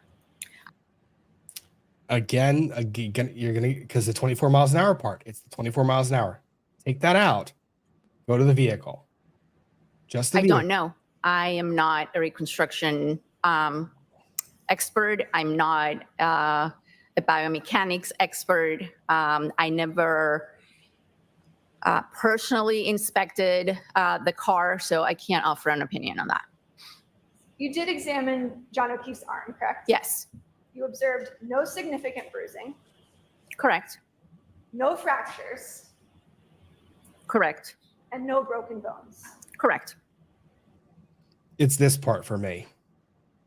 It's a 7,000-pound car going 24 miles an hour that is said to have struck him at such a severity at impact that it sent him 20 feet from the point of impact, 20, 30 feet from the point of impact.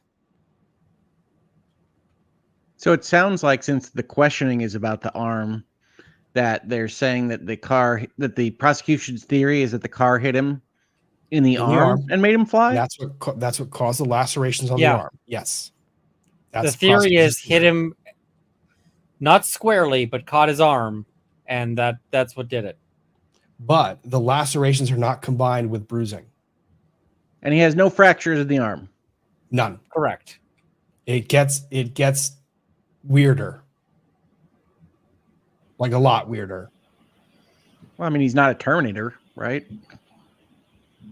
I'd like I to mean, talk maybe about that the is the prosecution's theory. You testified that Mr. O'Keefe had a laceration on his right upper eyelid. Correct. You also described multiple abrasions on his nose. 2, yes, Although these injuries may not have been the ultimate cause of his death, you'd agree that less severe injuries can still be very important in interpreting the manner or the context in which that person died, correct? correct, And in furtherance of that, you've been taught that when doing an autopsy, details matter, correct, no matter how small. correct, And that's one of the reasons as a medical examiner, you have to notate every single injury you find on a person. Is that correct. There have been cases solved by tiny little puncture wounds. Yeah, and this is solid foundation. Did you hear what she's laying in there as far as you would agree that everything that you observe, you have to put down in a report. You have to observe all these things. So she's basically going to the foundation of you will have observed and paid careful attention to all of these things. It's not like you just overlooked it, right? That's the point that she's doing here. It might seem strange that we're going through such rudimentary things, but it's so important to get to what she's getting to. If I could show you. May I approach, Your Honor? Yes. Show Mr. Lally.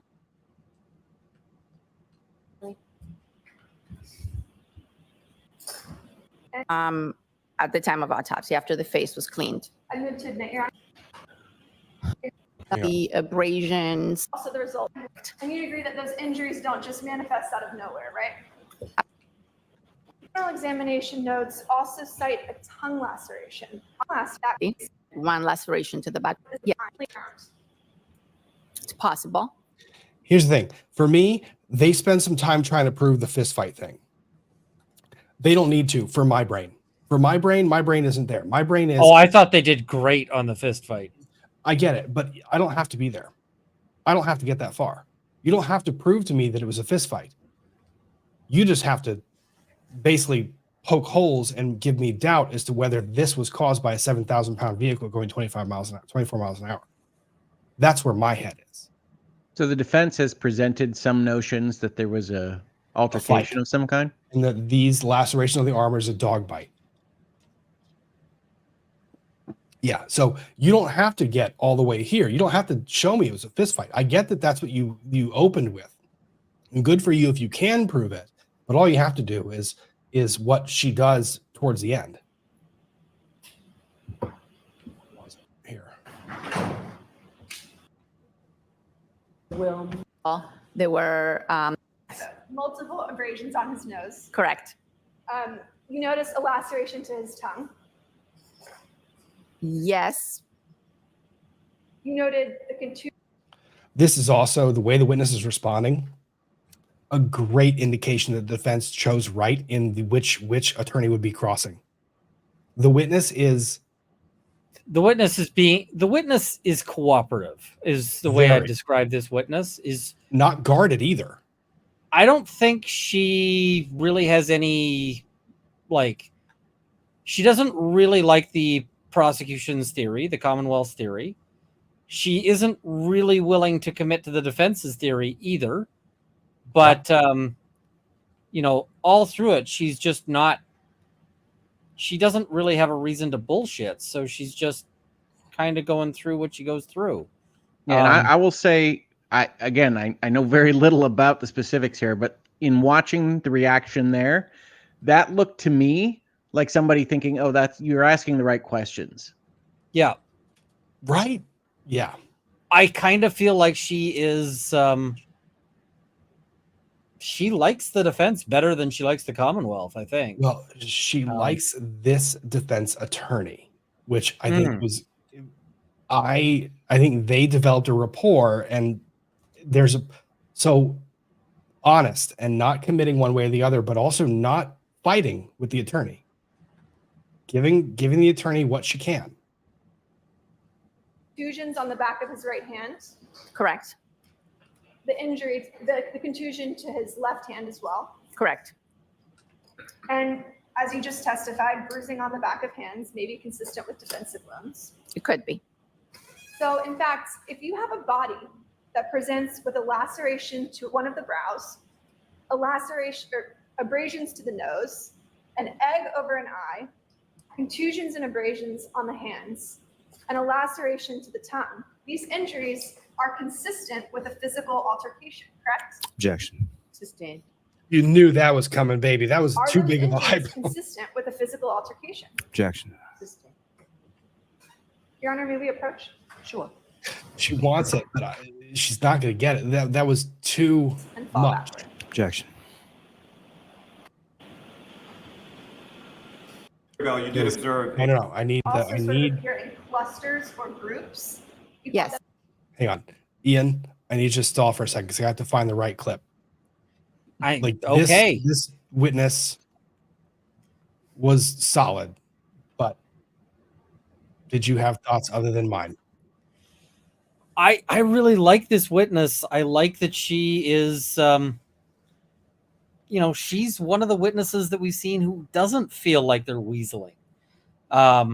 There's so many witnesses who do feel like they're weaseling, and she's not one of them. She's just like, oh yeah, I'm just gonna tell you what's going on, and it's gonna be just, you know, basic, fairly ordinary, you know, description of what's going on.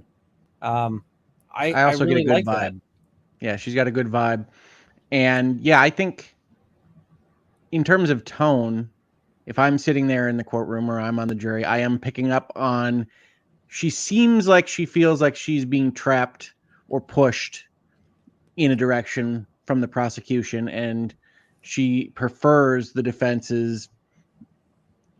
And it's funny you say that, because they got out direct evidence as to the pushing and so forth. So To me, it looks like a person sitting there. I mean, like, yeah, I know what you want me to say, but like any professional, right? You talk about lawyers, you talk about doctors, in a courtroom setting or any other setting, doesn't want to have their opinion pressed on them or forced in a direction that they don't really feel, right? All you have in our jobs is our word and our sense of judgment.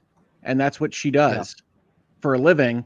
And if she doesn't agree and you're trying to get her to say something that she doesn't want to, you get I'm not a behavioral specialist, right? I'm not a face reader like you see on some of the channels, and I know that Rob hangs out with. But I can tell you that my impression from looking at her is that she felt like she was being pressed in a position she didn't want to be in, and that's the vibe I would get if I were on the jury. Yeah, I think she's a great witness for the defense. And it's another one of those situations where it makes me wonder, why is Lally running this case? It's so bizarre just how many of the witnesses are just excellent for for the defense, and yet are called by Lally. It's such a weird scenario there. Is there any reason in this case that the prosecution wouldn't care whether they won or lost? No, they care very, very much. Okay. They really, really want to nail her to the wall, basically. Is there a reason she's an enemy of the state? Yeah, the allegation is that she killed a police officer, which always puts you at enemy of the state. And the counter issue, like her defense, is being framed by police officers who may have been the real killers. So all of the things point to she is, public enemy number one here. So yeah, she is their worst. Yeah. I guess my question there would be the distinction between bringing the case to show that we're not in a conspiracy and we're not an evil, corrupt organization, presumably from the state's perspective. But do you care if you actually get your chosen Spectre client? If it is just the job of the state or the Commonwealth to allay fears that there's an evil conspiracy afoot? The thing is that if they don't get people convinced that she did it, at the end of this, a lot of people in the public are going to be pointing fingers at the Alberts and the McCabe's and, a bunch of, I don't know who those police people officers. But are there related figures? These are powerful police family, like powerful police affiliated families. Okay. So they really, really want to get the conviction here. And it's important to them. And I mean, the thing is I genuinely think Lally is convinced that she's guilty, right? I don't think Lally is, I've seen some people who are like, Lolly's in on this or whatever. And I'm like, that is not actually what I think is going on here. But, it's, so the reason I was struggling. Sorry, go ahead. I think he's convinced that, he's on the side of righteousness here. I like this. Rob was falling asleep. No, the reason I had another stream open, and the reason I was struggling was because the points that she was making that were so impactful were at the very beginning and not the end. So I was like, I heard this. When did I hear this? I knew I heard this. They were towards the beginning of her cross. So you just heard Lolly get up and talk about the impact and the significance of the impact and the injuries. This was Little's first foray kind of going into what these injuries could be caused by. And, well, what evidence was not there. It could also include something like a baseball bat. Correct. A dumbbell. Could be. The ground. Yes. Or a German Shepherd's claws. Claws. Witness just corrected her to the thing that could cause the injury. That is like right off the bat. If I'm Lolly, I'm eating the paper in front of me. I think it was actually that the witness was like, clause, and she's clarifying. Yeah. Yeah, I think that was a clarification question. Like, was that actually what you said? No. So, but if this witness was combative, you think that clarification would come out? Oh God, no. She's on side. Like this witness is pretty close to just being like, yeah, no, your theory is more credible. Yeah. She's close to it. She's hinting at it. Well, and it's this next part that for me is the biggest gap the prosecution has not closed, and they cannot close because it's their last witness. Possibly, yes. And she You says would agree possibly. that John O'Keefe had a number of blunt impact injuries on his face, on his head, and his right arm. Yes. Besides, Face, head, right arm. Face is Projected by a important because vehicle. the prosecution's theory is struck the back of his head as he was launched. How do you get Launched. the injuries to the face? No, how do you launch? How do you launch the body? Oh, I mean, their theory is just garbage on a lot of levels, but yeah. So, launch. Focus on that. Ian's word, launch, because that's what the jury has to kind of perceive, that this body was launched into the air and struck the ground. Rick, because I know you haven't been following this, when we say launch, they initially had the theory that he'd flown about 15 feet. And then the defense on cross got him to agree that the departure point had to be sooner.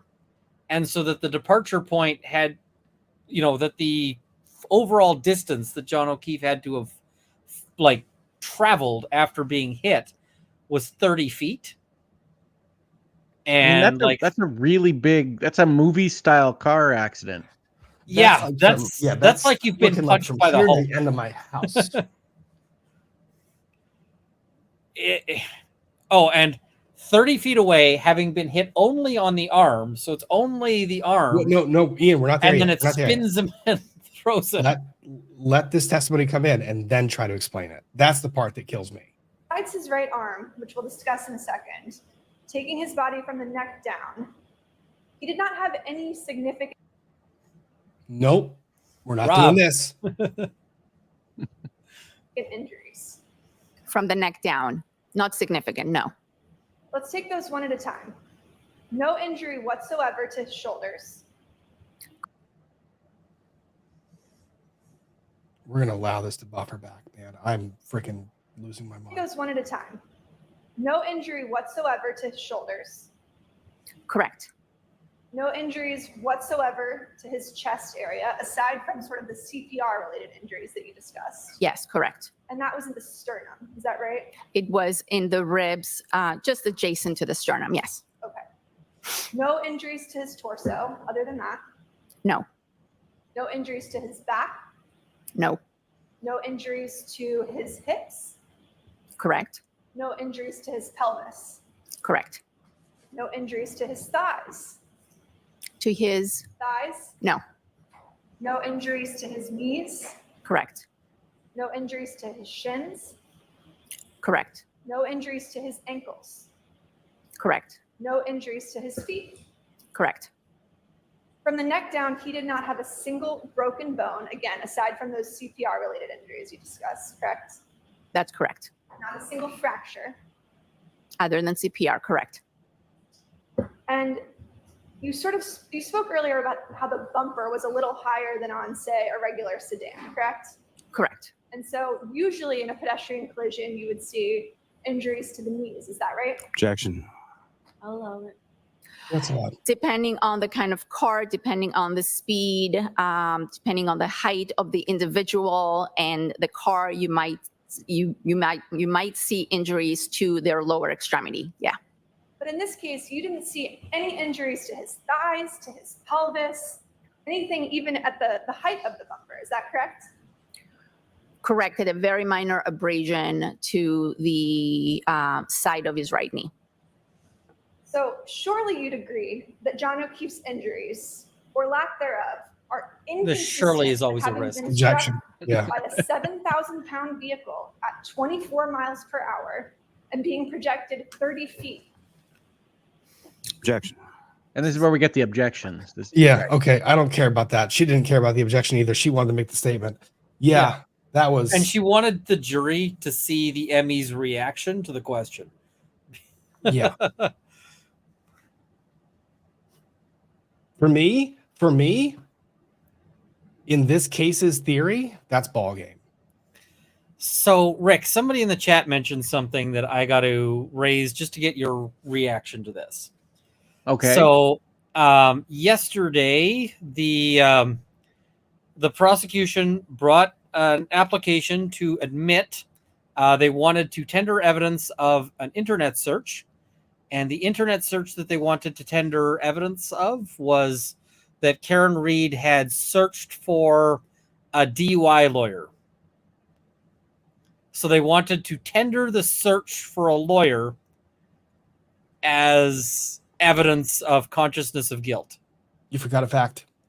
You Okay. forgot a fact. I probably did.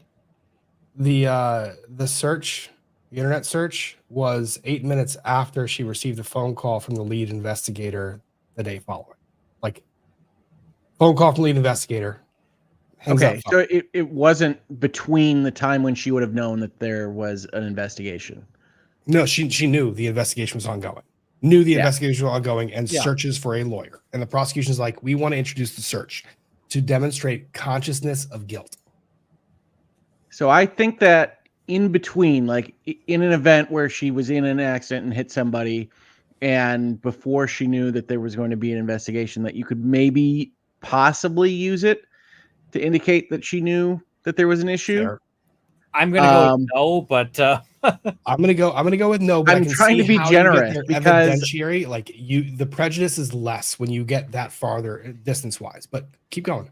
Yeah, no, and after the fact that she knows she's under investigation, I would expect everybody to look for a lawyer, because as you can see from this case, at least as far as I've seen so far, or any other case, it's good to have counsel on your side when you are under the eye of a potential inquiry. Would you be surprised if you learned that the lawyer that she happened to search for when she was searching for like DUI/drunk lawyers happened to be this legal team? Like the one that's specifically Yannetti. the Yannetti. You say this legal team, the one that's prosecuting her or the defender? No, the one that's The defending her. defense. Like, the quality is this. She just happens to like draw aces on that search because she calls Yannetti out of everybody that she could have called. And the defense has been pretty good. The defense has been excellent. Yeah.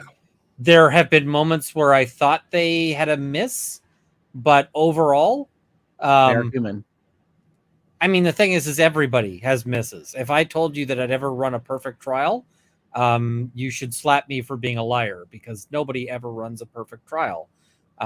Every trial, including ones I've won, I have walked out of afterwards going, I could have asked this question. I could have done that. I could have done, the other thing, right? It's just how trials go. He's had some moments where I was like, that's a miss. But overall, it's been just stellar. So, I'm trying to think of it and in terms of the trial. Obviously, I think as counsel, officer of the court, all that good stuff, I find it kind of repugnant, the notion that somebody seeking defense counsel would have that search be indicative or used to indicate their guilt. Or you said guilty conscience, so they're looking for mens rea. Like yeah. the exact wrong thing that you cannot use that for. Yeah. They argued hard for it too. They probably feel like they're losing. They lost it like mid-argument. Like Yannetti was about to get up and make some long-winded argument, and Judge Bev was like, she's like, I'm going to stop you because this is crap and I don't really you need don't to hear have it. to. So people have been very critical of the judge. And a lot of my criticism, Ian, were you able to catch up on the rest of today with the defense's witnesses at all? No, I'm behind. I'll tell you what. Remember, what's my one rule with judges? I think I've told you before. As long as No they're drinking. Don't call them out by name. I'm just guessing. terrible. As long as they're consistent. Like, give me consistency. I don't care if you rule against the person arguing. I don't care if you rule against all kinds of stuff. As long as they are consistent and I know what I'm up against, that's all I ask for. And Judge Bev showed a different side that we have been like on the other side of this equation, like going, she's cutting him off too quick. She's sustaining all these objections. She shouldn't be. she was just as quick to sustain objections against Lolly and Cross and to go after a lot of the argument that Lolly was trying to introduce. Not to mention, she cut him off on a couple times when he was about to badger witnesses. She shut him down and was like, we're not talking over each other. You're going to back up for a second. I think that's definitely what you want from a judge is consistency. I don't have a criticism. I've only seen, 3 minutes. I did note that I think this is the first judge I've ever seen use "I'll allow it" in real life. 9 million. Oh, she does it times. all the time. And it's better than "I'll allow it." It's worse. I mean, it's like, I've never heard that in real life. I'll let him have it. Yeah. Like, we giving commentary on these trials, we do that all the time. We're allowed to. Like, it's like, I could see that coming. Right, and it's law and order speak because TV writers weren't sure about sustained and overruled and how easy that is to understand on the fly, right? So you say it in English, but I haven't seen a judge really adopt that before. It's the I'll let him have that. It's those ones that drive me freaking crazy. Like, I'll let him have that. Like, why you're making it like sound of the jury like you're giving me like a candy bar.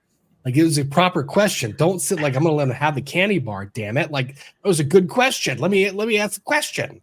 Thank you for approving this question in compliance with the federal rules of evidence. Oh. So, Rick, we're about to go to the next witness. I don't know if you want to stay around for a bit or if you want to watch offline. It's up to you. I am out, I think. I have taken an extra half hour. Yeah, but I appreciate your having me. I have to hold you hostage for the questions. That's it. You're hostage for the questions. Okay. Brentwood Sheik, tell Hoeg about the solo evidence cups and all the Okay. I did pick up some of this through my timeline. That evidently they were collecting evidence with nearby party goods. Yeah, specifically blood evidence was collected in red solo cups.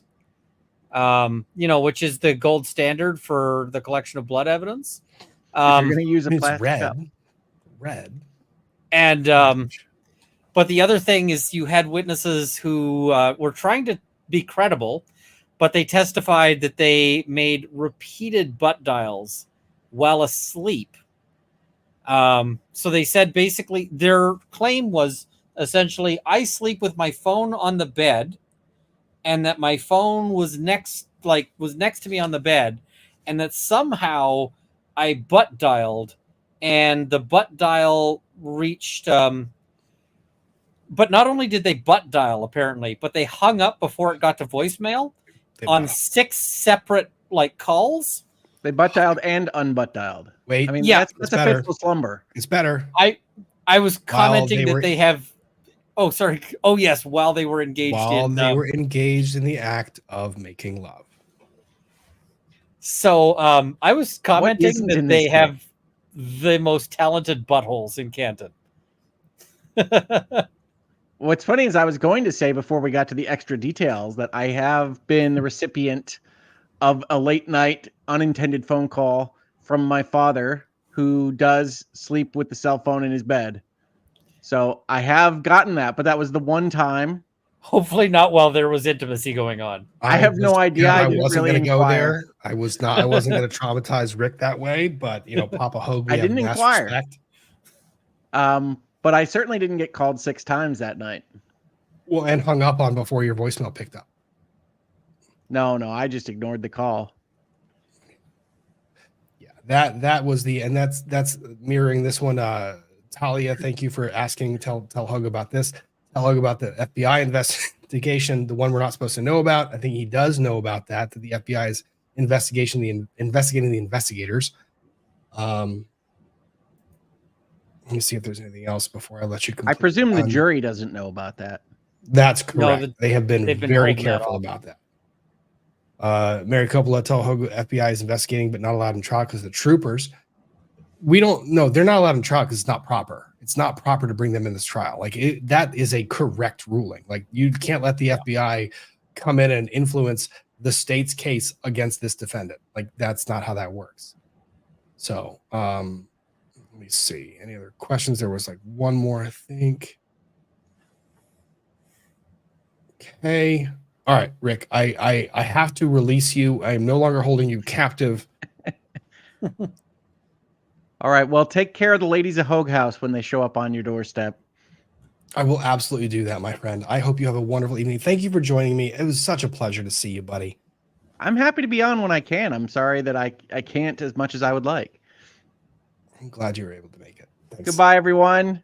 You can see me on YouTube when I make videos, which is not as often as I used to, but I do have a channel. And thank you very much to Rob and Ian for allowing me to sit here dumbfounded as they explain all these things that they already know. Well, Hoeg Law on YouTube. Please go check him out. I will post the link in the description of the video as soon as we're done. And I will also make sure I'm going to go ahead and drop the link to his channel in the chat. Please go check him out. He covers a bunch of stuff all over the time, all over the place. Like, honestly, probably one of the smartest individuals I've ever met in my life, bar none, like just legal intelligence wise. So please go give him a follow if you can. Make sure I can pin that to chat so people can see that in real time. The chat's moving too fast. Stop, chat, stop. No, don't stop. All right, this is a reminder to please, while you guys are here, there are 5,000 plus of you here. Please hit the like button if you wouldn't mind. The likes on these streams are, I don't understand them. I know a lot of you guys are watching them. Why aren't you hitting the like button? If you wouldn't mind, just hit the like button. Because you get content like this. Cindy Collins, the I don't know how to say that word. Prehensile buttholes Of Canton are an evolutionary marvel. I made that joke on a stream. Of course you did. I mean, it's true. You did. Babs, thank you for the platform to show support for those of us who feel like we're fighting a losing battle against injustice. Soar on Samriddhi. Hugs. So my thing is, I'm going to be honest in both regard. I will tell you honestly that I can see a plausible explanation for how, under certain magical circumstances, this exact thing could have transpired that the prosecution is trying to prove. I can see that scenario somehow. Do I have 9 million doubts that I view, in my opinion, as being reasonable given the circumstances and evidence that we have? Yeah. Mm-hmm. Yeah. My job is to make sure that people understand the standard by which we hold the prosecution. And my job is to be snarky. That is correct. That is definitely Ian's job. Hope, so much doubt, so much corruption. You guys rock. Love your commentary. Thank you very much, Hope.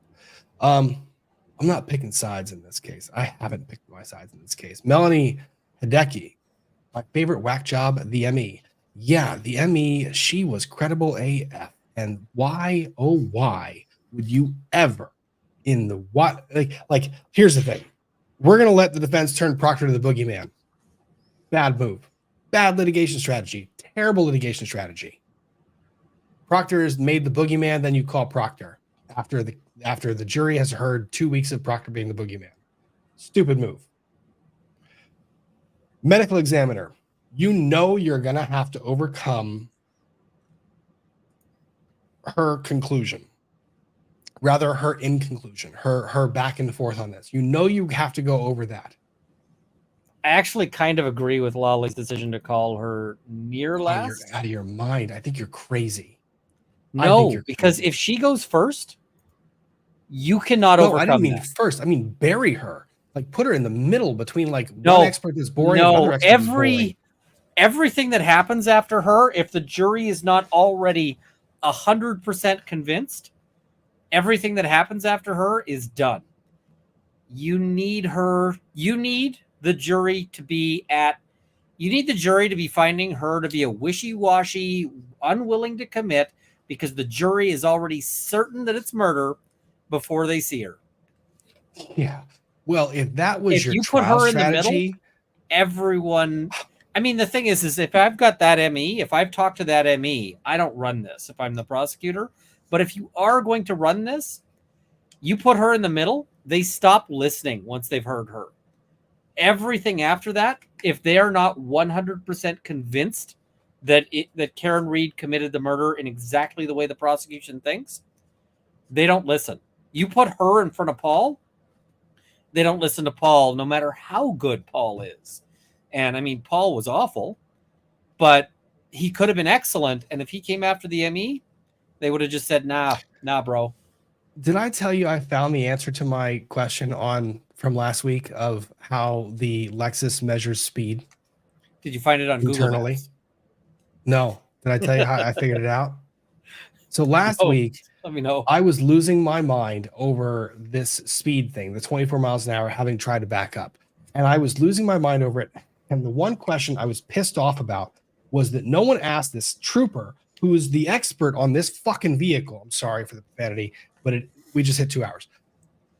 Who's the expert on this vehicle who is testifying to the speed. And I'm going, how does this computer register speed? How does it calculate the speed?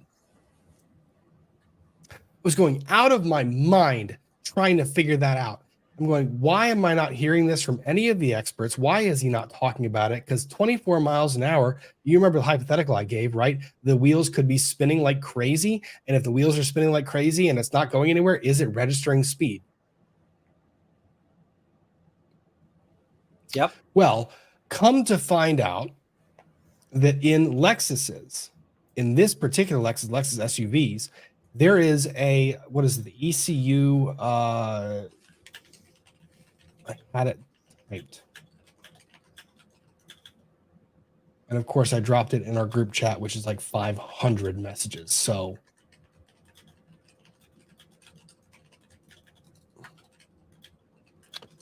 oh, that's what it was. So here's what is occurring. In Lexus SUVs, the speed is measured as a result of the anti-lock braking system's electronic control unit, which transmits wheel rotation to the speedometer processor, which then translates those rotations to speed. So the Lexus measures speed based on wheel rotation. So if the wheels are rotating, but the vehicle is not traveling, the Lexus will still measure speed. So if you put the Lexus on a rolling road and you have the Lexus rev up and start driving on a rolling road, that's like two wheels under the wheel, and you have it go to like 60 miles an hour, the Lexus, the internal computer, will register 60 miles an hour because the wheels are going 60 miles an hour. So honestly, the exact hypothetical that I was pissed off about as being a possibility that I didn't hear an explanation for is a fucking possibility. Oh, of course it was. I was so mad. I was so mad that that felt buried to me. And why am I having to do all? And by the way, all-wheel drive doesn't matter. If the wheels are spinning, the wheels are spinning. If you have a drunk person pressing the gas and all four wheels are spinning, they're spinning.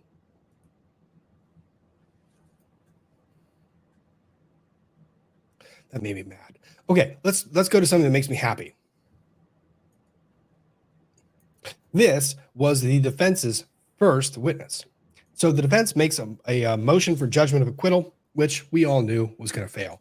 They don't move for judgment of acquittal on what I would expect, which is the intentionality element. They went directly to the there is no evidence that a vehicle hit and caused this death. And I was like, that's kind of a stretch because we have testimony. You just have to disregard it. We have testimony that would, if you believed Trooper Paul for everything that he said, yep, they have evidence in the record that would prove to some juror that that was how that happened. But that was the argument they chose. I thought it was kind of weak. But I think they're saving their powder. They want to wait until close. They don't want to go in on the hard arguments and preview anything for the prosecution. They want to wait. So they knew it was going to be denied. So they went and made the argument they could. And then we have this lovely individual who is the snowplow driver who drove this route. So I don't know. maybe he has something to say about what he observed that evening. I was surprised that this individual was a witness who had driven past the scene, and we had heard from Ian. How many witnesses, to the best of your recollection, can you remember testifying to having been at the scene and observing or hearing things that transpired at the scene? Like, It's a weird trial. we heard everybody. It didn't matter if they just saw something, heard something, smelled something. We heard everybody. Well, and we heard people who really had very little involvement at all, because we heard from the people he went on vacation with like some weeks prior over like complete nothing burger argument.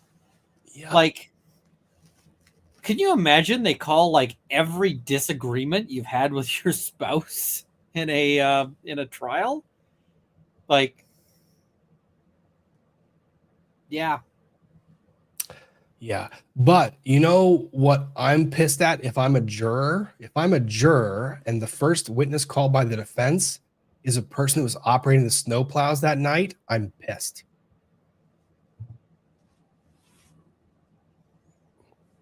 So this is what we got. And, you know, you can assess the credibility. Now, I will say on cross, Lolly does a good job. But on direct, this guy, I haven't seen his crosses yet, so I gotta watch that. This guy's likable. We're gonna go to 1.25 because there's a bit, and let's see. We're gonna start at the beginning because I want you to take note of the difference in how questions during direct examination take place. My word, if you could not have viewed a larger breath of fresh air than me perceiving the direct examination of this witness.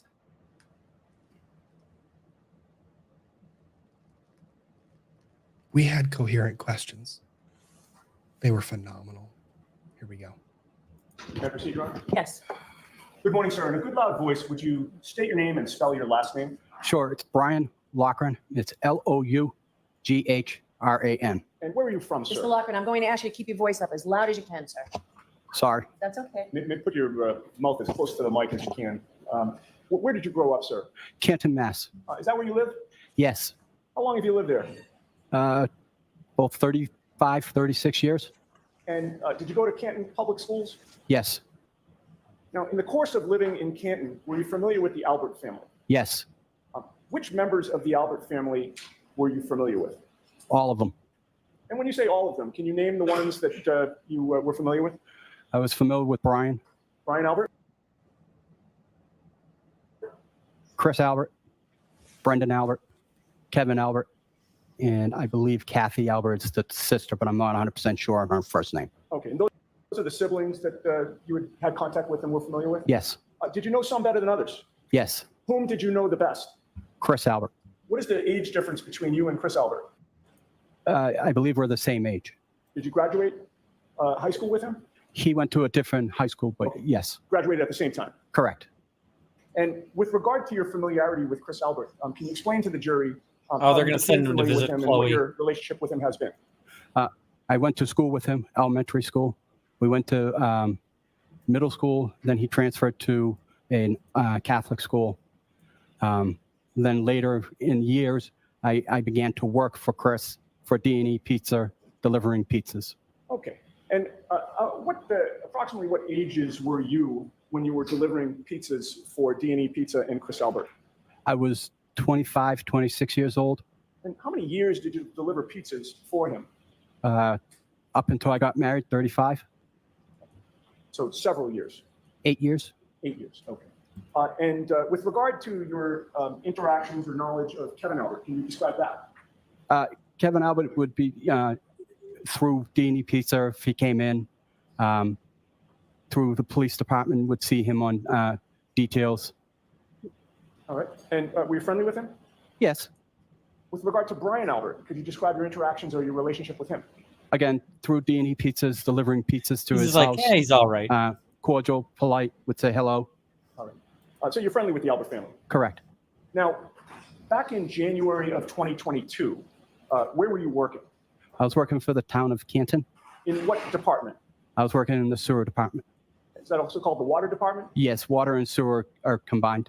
And under what heading is I that? like this It's guy. DPW. It's under the DPW department. Right? Already. And you know what's funny about it is Yannetti, by the questions, allows you to build that familiarity. He's just super likable. Like, he's just hardworking dude trying to support his family, has no reason to give a shit about anybody, right? And I love that you have that reaction. You haven't seen this yet, have you? No. I got about happy this you far. feel that way. Well, I'm so happy you feel that way because the thing is, with Lolly, the way questions were asked, right? What, if anything, do you recall about maybe you went to high school with perhaps the Alberts at some point in time, maybe, if anything, in the past? You can't develop a rapport. The questions being asked here, right? Go ahead. Yannetti does a good job at, like in this exchange, he does a good job at giving us a feeling for who this guy is. That he's a humble guy. He was delivering pizzas, and then he went on to work in sewer. Like, I don't know what he does for like the sewer agency, but like most of the jobs there are kind of, there's a lot of blue collar, really literally shitty jobs sometimes that somebody's got to do, right? And he doesn't seem like he really, wants to be here. He doesn't fight he's not fighting anybody, but he's just like, I've been called to testify. I'm going to tell what I saw. I like the guy. Which is why I hated people rolling him on like Twitter and other people. That's a part of it. Why were people being shitty about this guy on Twitter? Oh, is it just like, what was their issue with him? This is the person that Yannetti met with last week to discuss his upcoming testimony. Well, no shit, he did. Like, yeah, that's what you do as a lawyer. You meet with you meet with witnesses. It's just like, so. And you ask the witnesses, what are you going to say? Like, give me your background. Tell me what's going on. Give me some history so that when I ask you questions, I don't sound like an idiot. And I can ask you questions that navigate you in the direction of the relevant evidence I need. Tell me the story of this case. Right? Yeah. Tell me your background. Do you have an axe to burn? Like, tell me what's going on in your life. Like give me all of that. All right, I'll be right back. People were mean. People suck, but I know. I'm going to start pulling up some gifted memberships. I thank all of you, Boppet, Mary Coppola, DSN, Baby Steps, whoever has gifted a membership to this channel. Thank you so much for what you do. Thank you for all that you guys have done to the channel and the growth that you have just put out there. And the new members that are in the chat, I would encourage you to go to the membership tab on YouTube and go back and watch some of the shop streams. The streams when I'm in my shop, which will be rebuilt in T-minus 1 month. So please go check those out. The members area is where I get to dialogue and show you guys some more of the maker part of me rather than just the legal analysis. So please check that out to all of you new members. And for those gifting memberships, thank you very much. We're going to continue listening to this individual, Mr. Loughran. And I'm going to keep pulling up chats so that I can make sure that we're not here for 6 hours this evening because we have some more to cover apart from Karen Reed. We have a lot to get through. Department of Public Works? Correct. Now, back in January of 2022, were you one of the regular snow plowers for the town of Canton? Yes. And directing your attention to January 28th of 2022, do you remember that day? Yes. What do you remember about that day, the 28th? It was a potential blizzard. Potential blizzard. We had been given a start time. All right. And when you say you had been given a start time, what does that mean? It means that we're expected second to read buffer. A start time. All right. And when you say you had been given a start time, what does that mean? It means that we're expected to be in our trucks at a certain time on our route. Okay. And who gives those instructions back in January of 2022? The supervisor for Canton DPW, And who was that at the time? William Walsh. Also known as Billy Walsh? Yes. Now, when were you called in to do plowing that evening or early morning? We were told to be in by 2:30 And is that 2:30 a.m. or p.m.? a.m. Would that now be on January 29th? Correct. What time did you arrive at the DPW that early morning? About 2:15. When you got there, what did you need to do in order to go out plowing? I needed to get into my truck and get that prepared to go out. All right. And your truck, is there one that's specifically assigned to you when you plow? Yes. And does that truck have any particular nickname? Yes, it's called a Franken truck. I need a Franken truck. I did not know I needed a Franken truck until he said that there is such a thing as a Franken truck.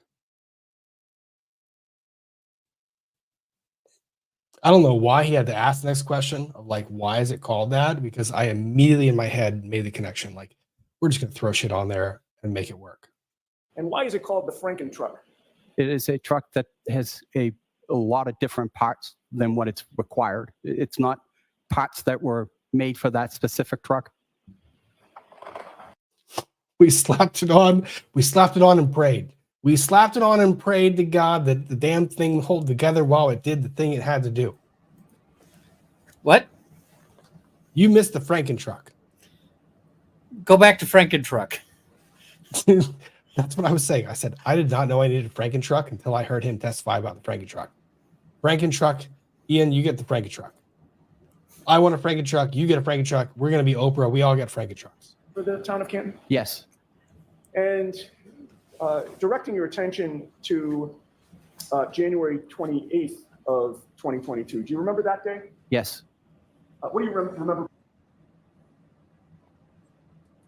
No. You came back. Is that the wheel of the Franken truck? No. The Franken truck operates better than this. 28th of 2022. Do you remember that day? Yes. What do you remember about that day, the 28th? It was a potential blizzard. We had been given a start time.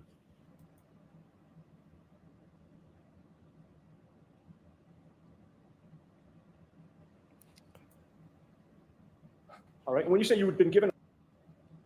My internet speed is the max that is allowed for my area. I do not understand this. My new house will... I'm going to have to just tap into the internet as a whole. Like, this is ridiculous. Oh, Hopefully man. it buffers enough. I know you have spinny wheel. Sometimes. Franken truck. At start time, what does that mean? It means that we're expected to be in our trucks at a certain time on our route. Okay. And who gives those instructions back in January of 2022? The supervisor for Canton DPW. And who was that at the time? William Walsh. Also known as Billy Walsh? Yes. Now, when were you called in to do plowing that evening or early morning? We were told to be in by 2:30 And Phrasing. 2:30 a.m. or p.m.? a.m. Would that now be on January 29th? Correct. What time did you arrive at the Are we not doing phrasing? About 2:15. When you got there, what did you need to do in order to Oh my God. Please stop. go out plowing? I needed to get into my truck and get that prepared to go out. All right. And your truck, is there one that's specifically assigned to you when you plow? Yes. And does that truck have any particular nickname? Yes, it's called a Franken truck. And why is it called the Franken truck? It is a truck that has a lot of different parts than what it's required. It's not parts that were made for that specific truck. An older one? Yes, it was a truck that was very uncomfortable at the beginning to use, so they tried to make it as comfortable as possible. All right. And So that basically, particular he truck took was the used for crappy anything else truck. other than snow plowing? Yeah. Go ahead. Yeah, he took the crappy truck. They were like modifying it to work better for him. Oh yeah, but listen to one of the modifications. One of the modifications, which is my favorite, is he has Air suspension is seat. That is awesome. Yes, it's used for everyday use.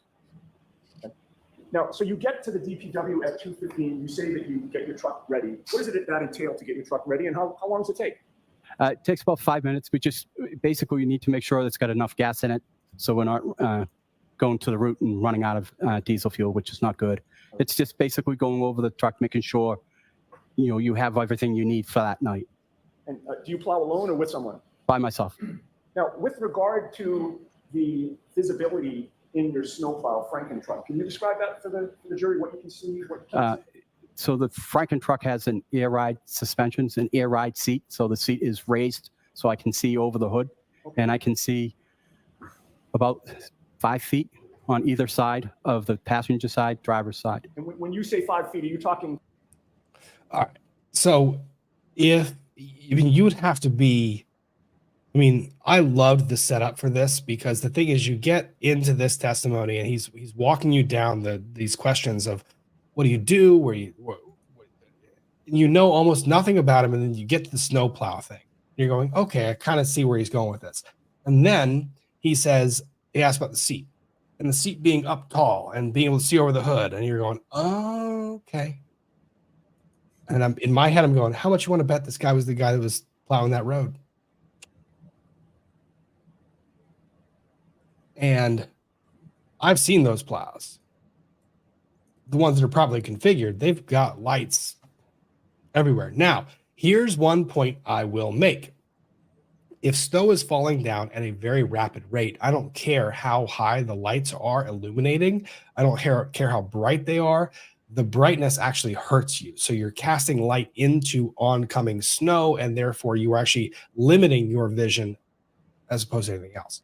So there's a part of this that cuts back on his argument, but I don't think, based on the videos that we have seen about the rate of snow that was falling at this time of night, 1 o'clock, 2 o'clock in the morning, I don't think we're there yet.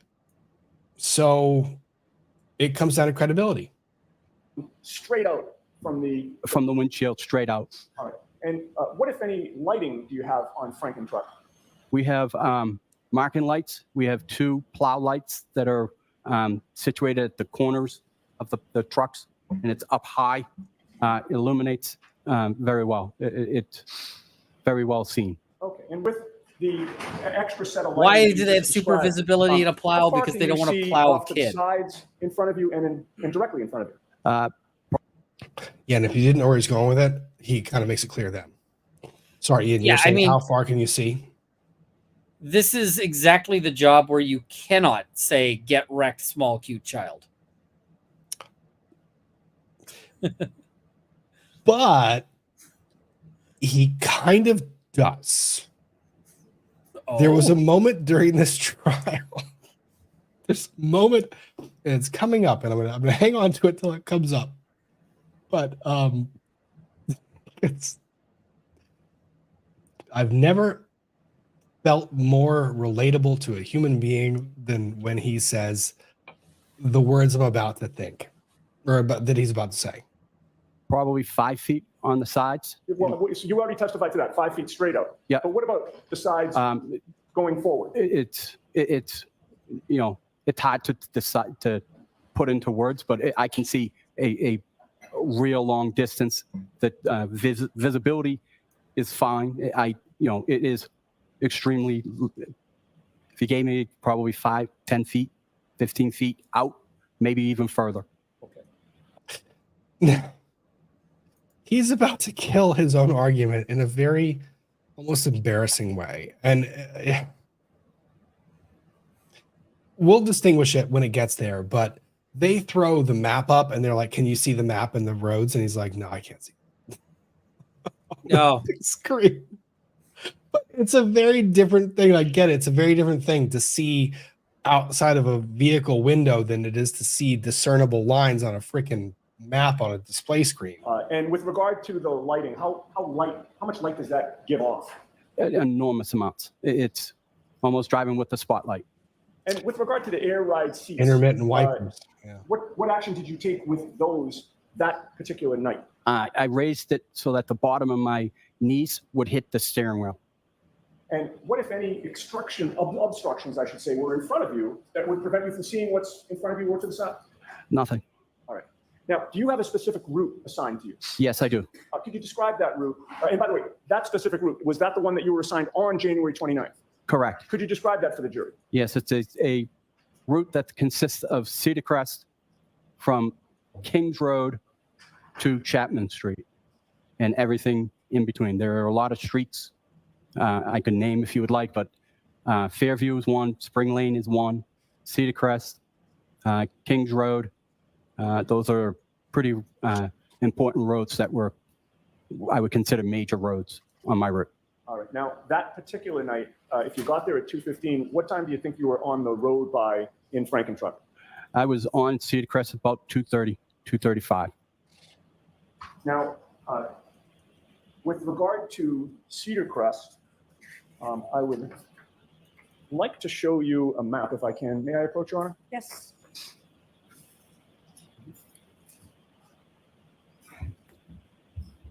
I've handed you a document. If you could just review that to yourself and then look up at me when you're done.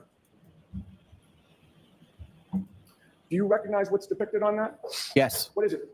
It is my plow route and consisting of streets that I plow. All right. And to be fair, that's a portion of your plow route, right? Correct. There are other areas of the city that you plow?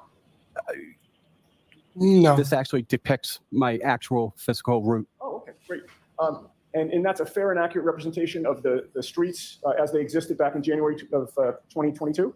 Yes. I would offer that, Your Honor. Any objection, Mr. Lally? No, Your Honor. Okay. 6:51. Thank you. And can I have permission to publish before the jury? Sure. Come on. You said 2:30, going from right to left. Right to left. Okay. So you're going sort of from the upper right-hand corner of the diagram down Cedar Crest toward Fairview. Is that accurate? Yes. Can you take the laser pointer and just confirm that route for the jury? That's okay. You see that's Fairview Road? Are you able to read that right? I'm not, to be honest with you. I'm sorry. Do you still have that map in front of you? Maybe that'll help you, Mr. Lally. And actually, can I orient it so it's oriented just like that for him? This is funny. That's how it's up on the screen. Okay.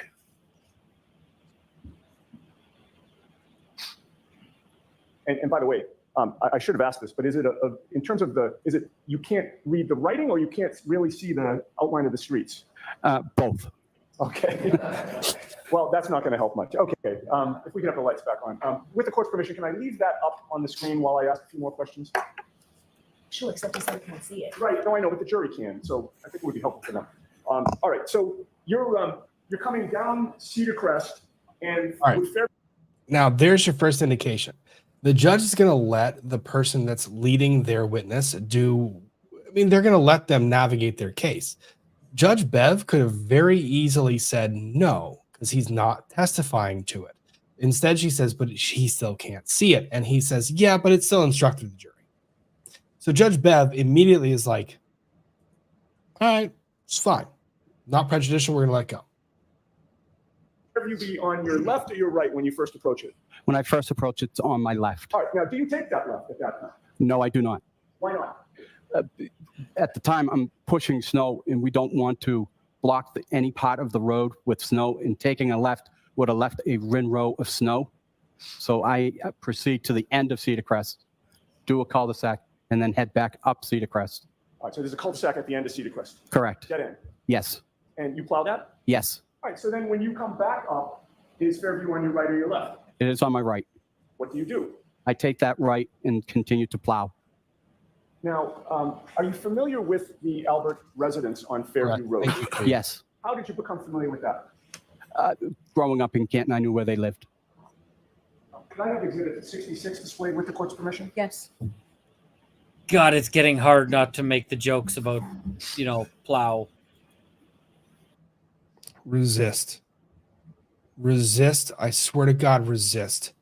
You better resist that joke as long as you can. This is not the case. We can get to a different case where we can make that joke. Tony He's Mr. Clark, Plow. chat, man. Hang on. I gotta deal with some. There's a. Oh, is there a troll? Yeah, I'm trying to find it. Oh, I got it. Whoop, You got it? Can you help me out there? I was trying to, but it looks like I don't have the mod abilities from StreamYard, so I'm gonna pull it up. I'll get it. You keep going. Yeah. Are we missing mods tonight? We are running a little shy, which actually goes to show you guys in the chat, honestly, as being as amazing as you guys are, that FNF very rarely, I'm not going to say it out loud, because I'll jinx it, but y'all are pretty amazing. So we're going to plow ahead. Oh, man. From where you're Rob, sitting now, Mr. Walker. That was so much better though. That was like PG. That was so PG. That was okay. You cannot judge me for that. Plow and ahead. yet here I am. Judging. A little bit of judging. I mean, that's fair. I get it. And it looks like I can't get that person because Nightbot got them first. Yeah, Nightbot's doing the Lord's work, but the problem is he just keeps on disregarding. Nightbot gets him every 2 seconds, which is why I can't find him in chat to get him. But either way, plowing on. See, when he looks at the camera like that, you can tell he's the same joke. He's so disappointed. He's so upset. Yeah, you just reused a joke. Do you recognize that? Yes. What do you recognize?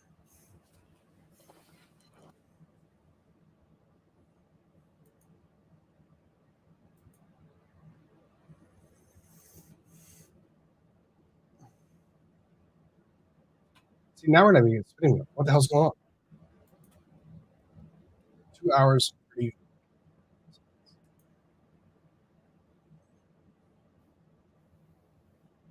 my fight bot is like nice-ish.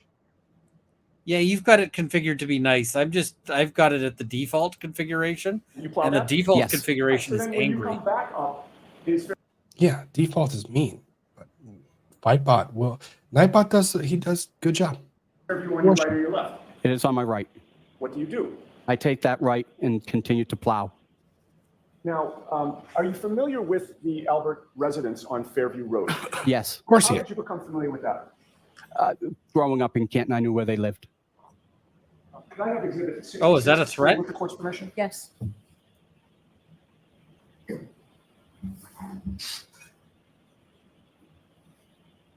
From where you're seated now, Mr. Loughran, are you able to see what's on the screen? Yes. Do you recognize that? Yes. What do you recognize?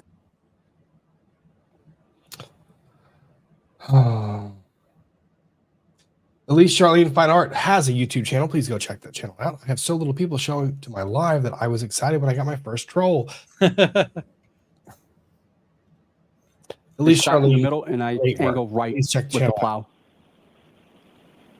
Now, I want to direct your attention to when you were, your truck was essentially perpendicular to the driveway. You see the driveway in exhibit 66? Yes, I do. When you were perpendicular to the driveway, where were your headlights pointed? In front of me, in front of the truck. I'm sorry? In front of the truck.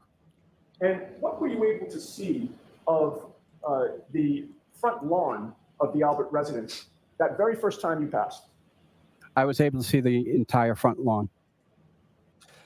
I love him putting this visual up. Like, I just love it because I'm in my head imagining a plow with all of those lights going down that street. And full ass illumination. And so this is his testimony, 2:30. And about what time was it that you first passed 34 Fairview Road? About 2:45. 2:45. 2:45. Now, as you continued along past the driveway, did you continue to have all of those headlights on in front of you? Yes. And as you continued along, what were you able to see of that front lawn? How much of it? A very large portion, almost to the front steps. And now, when you're plowing, where is your attention focused, sir? My attention's focused in front of me and then to the sides. Why would your attention be focused to the sides? This is the last part of direct examination, because I'll sum up everything after this. But it's this part that I was like, I am you, sir. I am trying to be aware of any side traffic, any pedestrians, and God forbid, any animals. So, sir, in order of priority, as far as what you're concerned about, we're side traffic and pedestrians, but God forbid, any animals. Sir, Well, I mean, you don't want to plow somebody's pet. no. Either meaning.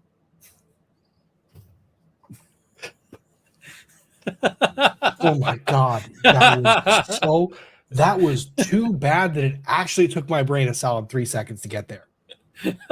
Terrible. God forbid any animals. You know what? That sentence now has a new meaning. God forbid any animals.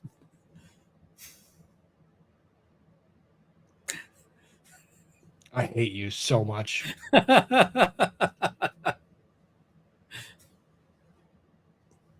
Well, suffice it to say, when he goes by, here's the question.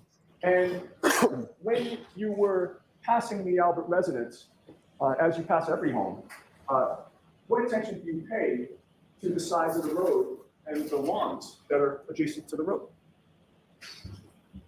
I'm, again, making sure that there are no animals, no pedestrians, and making sure no one's coming out of their driveways, not expecting to see me.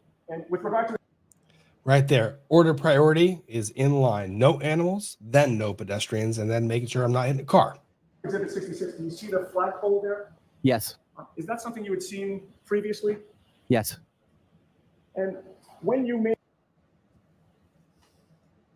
that first pass by that residence at 2:45 in the morning, sir, with your headlights on, what, if anything, did you see on the front lawn in the area of the flagpole?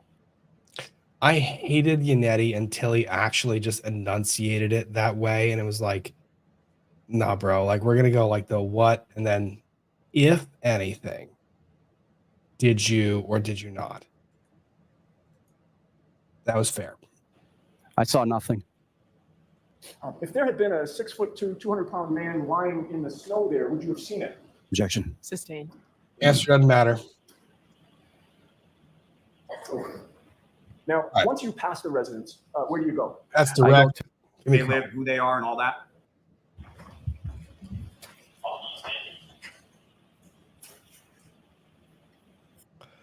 Y'all about to see a different Lolly. You guys are about to see a different Adam Lolly, because the man that came to play in cross-examination was not the man that was playing around during direct. And I just ask you to look at that and look up whenever you're finished, okay?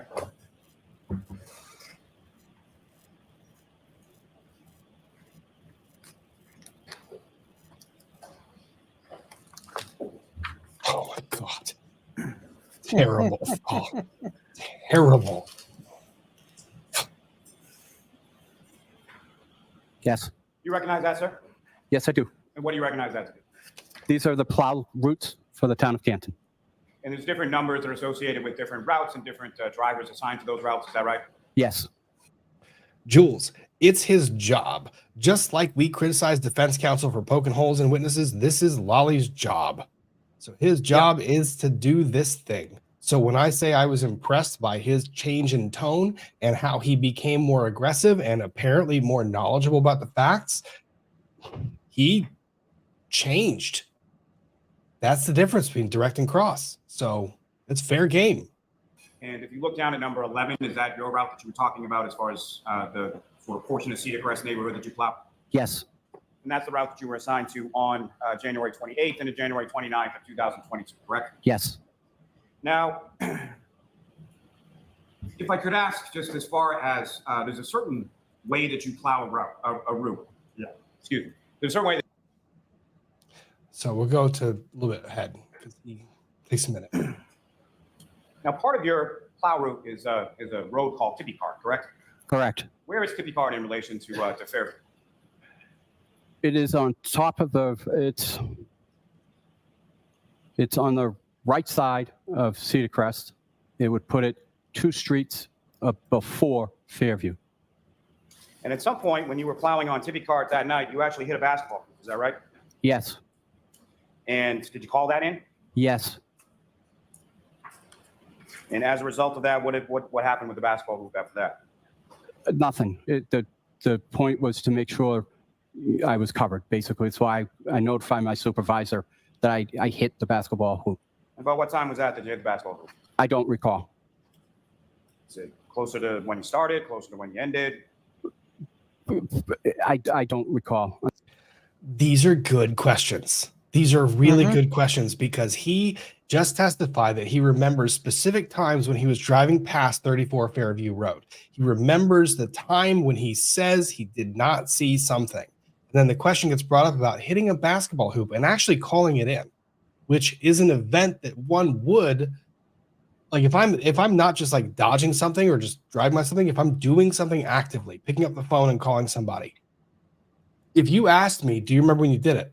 No, I don't recall specifically. But if you were to say and start narrowing it down, was it towards the beginning of your shift or the end of your shift? I could probably say probably about the middle.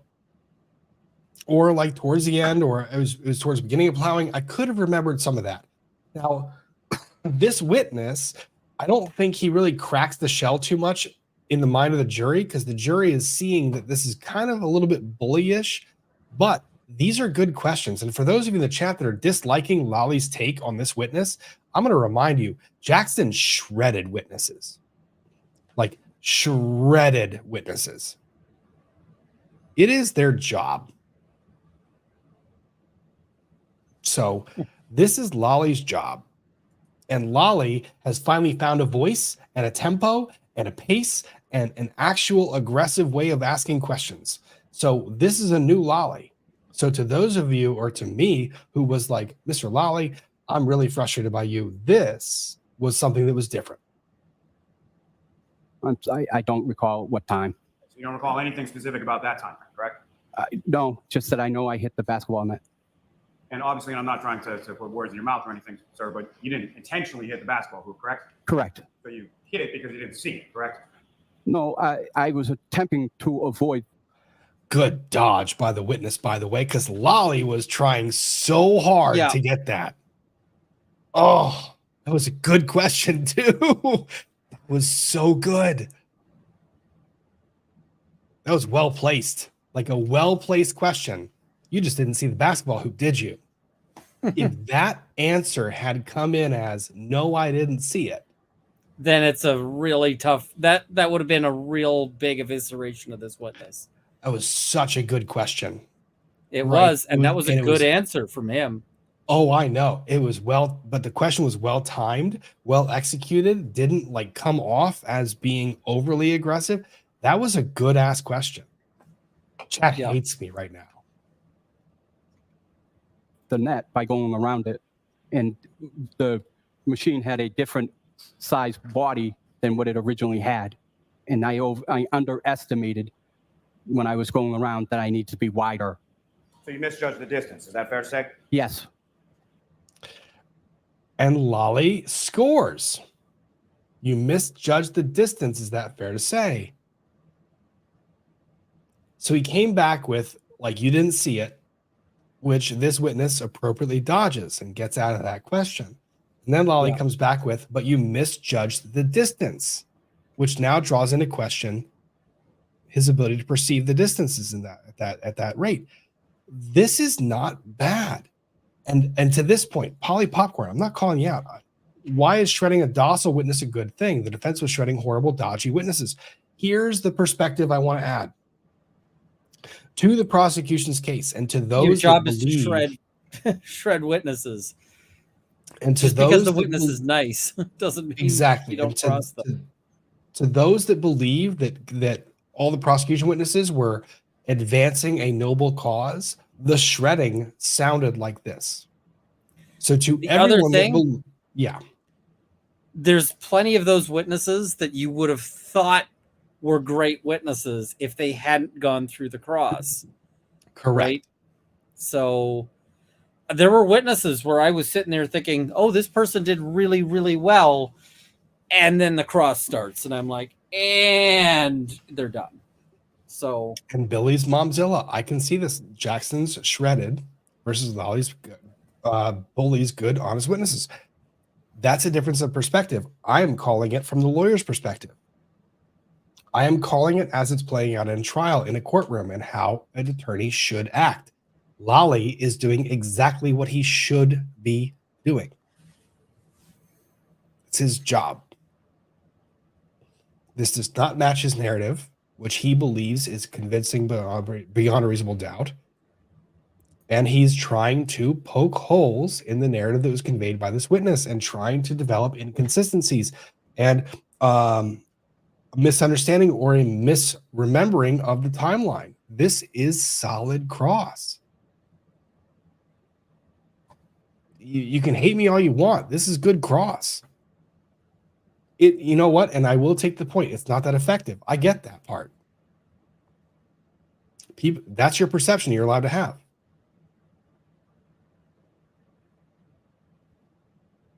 This was good cross.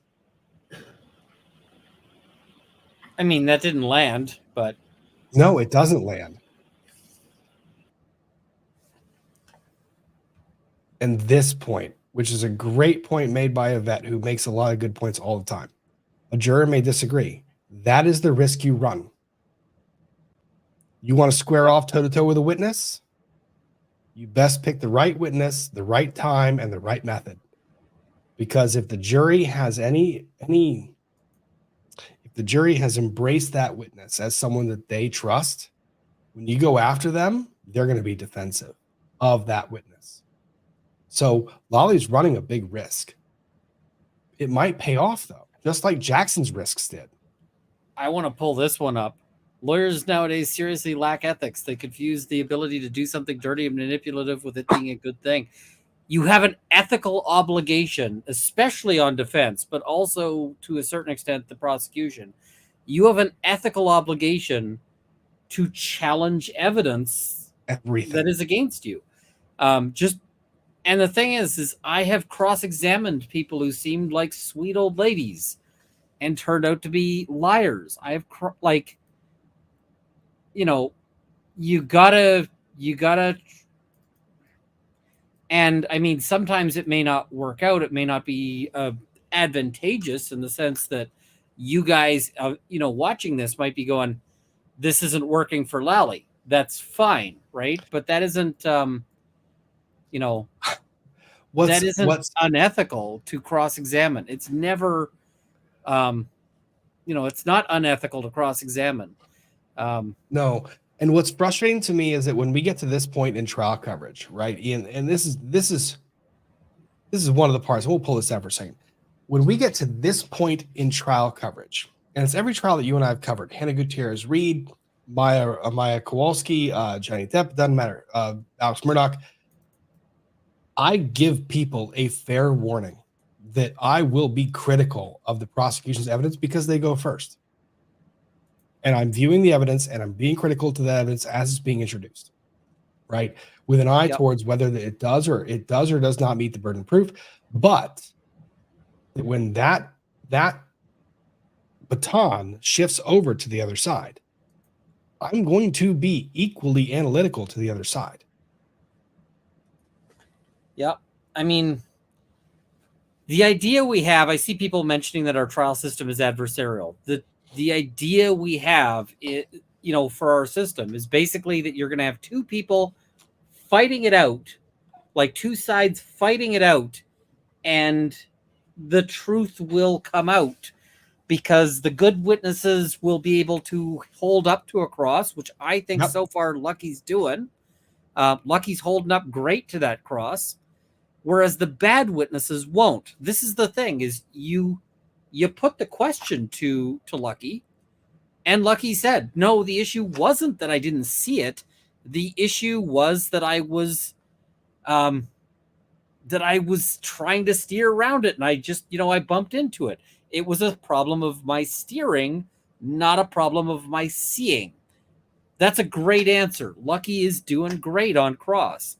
Jen McCabe gets asked questions on cross, and she catches fire. Brian Higgins gets asked questions on cross.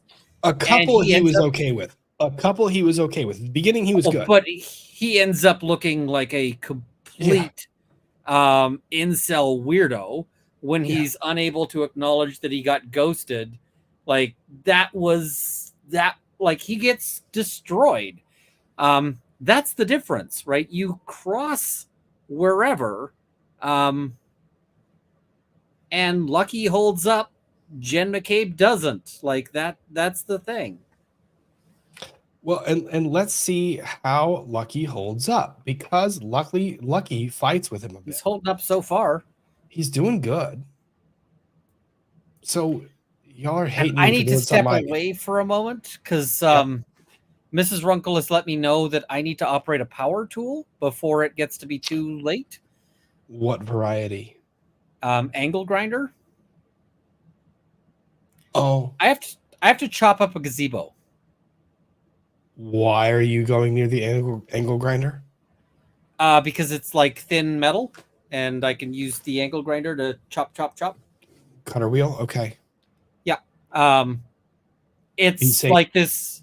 It's like a metal gazebo that's gotten old and needs to be replaced or whatever. So now you're saying be safe. I'm going to have gloves on, like good thick gloves, and I'm going to have the full. I've got a full proper face shield, so I'm not going to end up eating angle grinder blade. So, yeah. All right. Be good. Behave. I'll be here when you get back. I will be back later. See ya. All right. See you, buddy. All right. So, chat gets mad at me for doing the same damn thing that I've been doing the whole time. So let me play this a little bit longer. We'll see how he holds up on cross, and then we'll get to the favorite part, which is the dog bite expert. But I'm glad Ian's not going to be here in a minute because I don't want him to see that part. Actually, we're going to go through it really quickly. Let's see. Approach on. Okay. May we approach? This is a long sidebar. I forgot about this one. Twice. And when were those times? Tuesday and Saturday. Tuesday and Saturday. When, sir? Tuesday of last week, Saturday of last week. And this Paul person that you spoke of before, was that person present there as well? Yes. And did you make note of Paul writing anything down, or Mr. Yannetti writing anything down while you were talking to them? No. And as far as you're aware, there's no reports that were generated from any of those conversations or any of those meetings. Is that correct? Correct.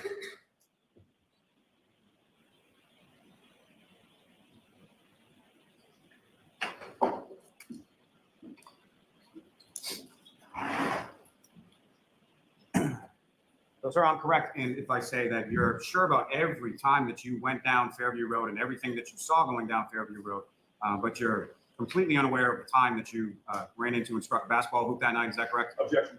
Sustained. You can ask it. That's an answer, and you can't. You're sure about all the times that you went down Fairview Road? Yes. And you have no idea what time that you went on Tippy Cart and you struck the basketball hoop. Is that right? If you ask me to guess, I can guess for you. I'm not asking you to guess, sir. I'm asking you I don't recall exactly what time I hit that net. nothing further. So what we didn't get was that Lolly confronts the witness, goes really hard at him in trying to get him to say that he couldn't possibly have seen Fairview during all of this back and forth. And the witness gets into this big explosion and basically says, no, you don't understand. My eyes are always on Fairview because no matter where I'm going with the plow, my eyes are on this main road and thoroughfare. So I would have seen a vehicle. Now you have a back and forth about what vehicle he did see. Let me see if I can't get to that. Now, where was it? The edge. you were asking questions about February 15th, 2022, when you spoke to some investigator on that day, correct? No. That 15th of 2020. And I can't. Correct. And you do it in sort of a fashion that's referred to as ring road right. Is that correct? Clear the middle of the roadway first, correct? Correct. 2015? No. No? Okay, so you were driving a different truck at that point? Correct. Do you remember what kind of truck that was? It was an F550 utility truck, pickup Okay. truck. Similar in size or shape to the truck that you were driving that day? No. Baby, give me Now- that F5. You were asking questions about February 15th, 2022, and you spoke to some investigator on that day, correct? February 15th? Yes, 2020. Is that right? On the front lawn or Fairview Road. Correct. Now, you mentioned some familiarity with the Alberts and with the Albert resident. Are there other people on that route that you're familiar with as far as where they live and who they are and all that? Yes. And how are you equally familiar with them, more familiar with them, or less familiar with them? Equally. Equally?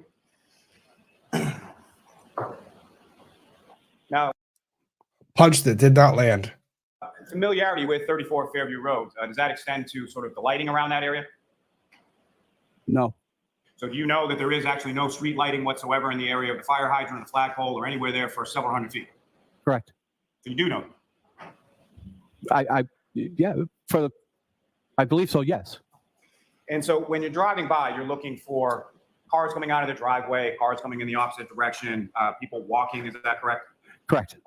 And you're trying to look for those objects so that you make sure that you don't strike them or hit them or anything like that, correct? Correct.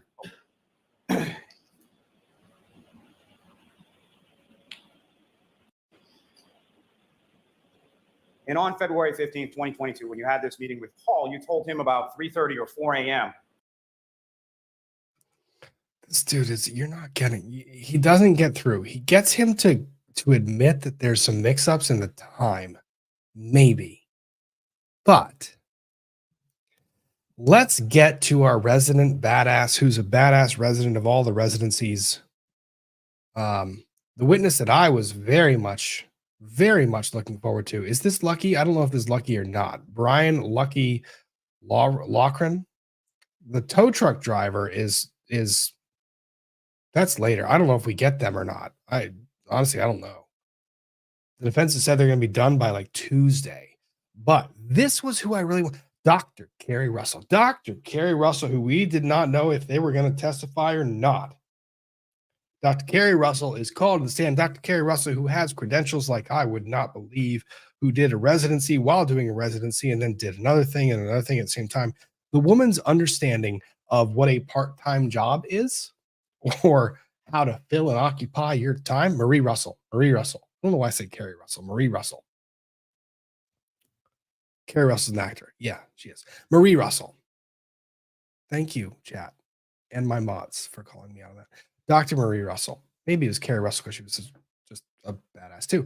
But Marie Russell, who legitimately, and honestly, I was thinking like Dr. Russell is all I kind of thought of her as the entire time, doesn't understand what part-time is and doesn't understand what like one job is. So she just did all the jobs. And somehow becomes a dog bite expert. Oh, Princess Coyote, imposter syndrome in human form. Oh my gosh, that sounds aggressive because I don't know what medical residencies anyone else in this chat has engaged in or partaken in, or the fact that this person's done autopsies beyond anyone's credentials or has worked for the LA jail, coroner's office, LA medical. I mean, I don't understand why people hated her so much. Really hated her, man. Yeah, people in the chat right now hate her. She doesn't understand the assignment. There's no assignment. For those of you who might remember, this channel started, honestly, because during the course of a certain trial, let me pull this out real quick. During the course of a certain trial, a dumb lawyer, me, trial lawyer, was watching testimony that was being offered in a case in Fairfax, my home jurisdiction. And in the course of that testimony, a particular witness said something about a piece of furniture that I, as a hobbyist woodworker, knew was not physically possible based on how it was said. Didn't matter how I figured that out. It just honestly I just heard it. I was like, that's not what that would do. Well, what that did to someone whose brain works the way mine did was it sent me down a rabbit hole of looking through all the testimony and saying, how is this testified to and how does this make sense? And when I was going through that whirlwind and trying to figure out what the hell was going on, at some point in time, my brain was like, no, this doesn't make sense. This isn't how it would happen. I have to find a way to explain this. So I made a video. That video went viral, and that's where the channel came from. So that's how the video came to be. I wasn't looking for a moment of anything in a trial. I was just not going to let bullshit stand for bullshit and with being projected out in the world as being completely inconsistent with what I saw and knew.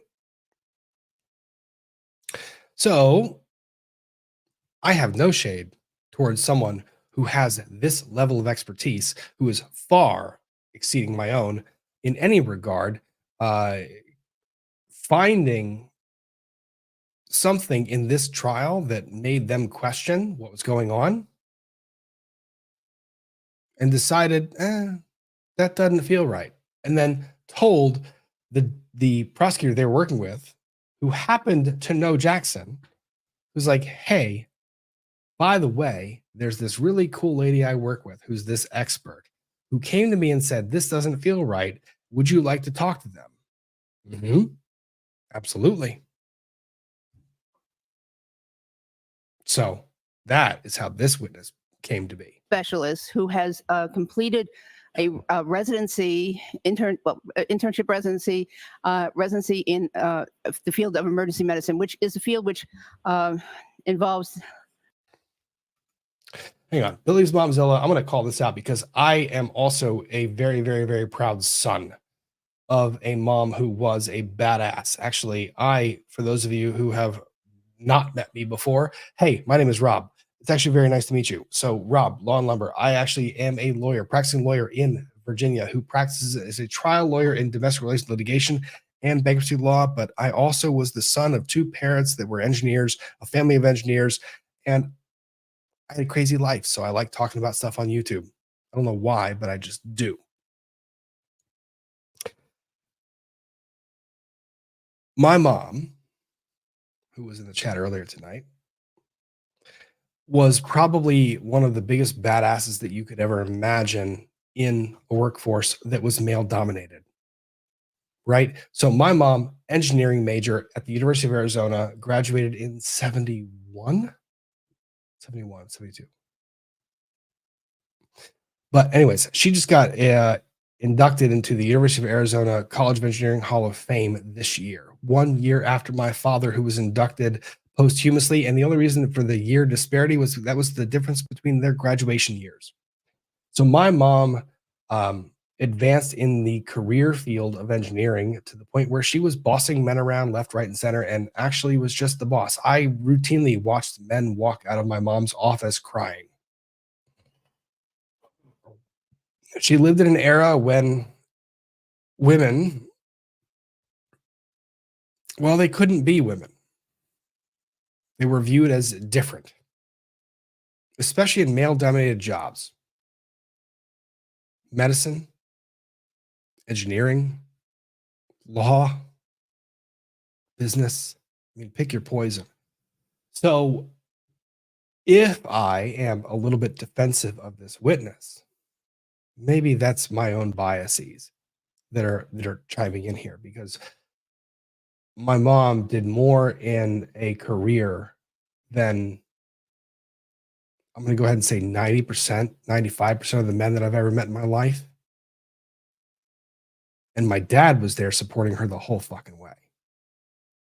Not only that, but I actually had the benefit of having my mom, and because my mom went to work when I was, I think 3 months old, 6 months old, a woman that raised me, my niñera, Yadira, from Panama, who raised me from that age as a live-in person, and not just live-in because it was something that was beneficial for my mom. No, Yadira said that she would be unable to care for me after a certain period of time because she had to take care of her sister who was having a baby. My mom said, well, what if your sister and your sister's newborn, would they like to come and live with us? Yadira stayed with my family and so I have mom 1 and mom A. I don't have mom 1 and 2. I have mom 1 and mom A, and I have dad. And they all stand kind of in equal fucking position. Yadira stayed with us until my sister, who is 4 years my junior, went off to college.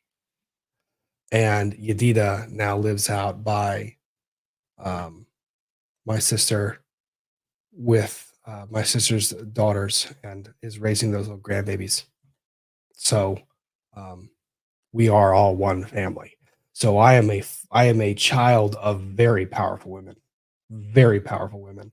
So I do not appreciate people that talk down to women, especially women of this era and this generation who had to put up with ungodly amounts of bullshit to get through what they had to get through to get to where they were.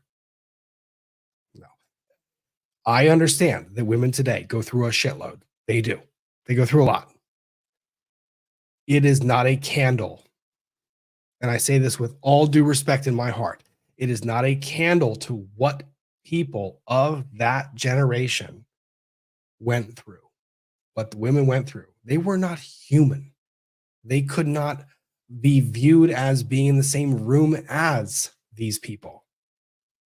So when I see someone like this witness who did residency after residency after residency, graduated medical school in the 70s.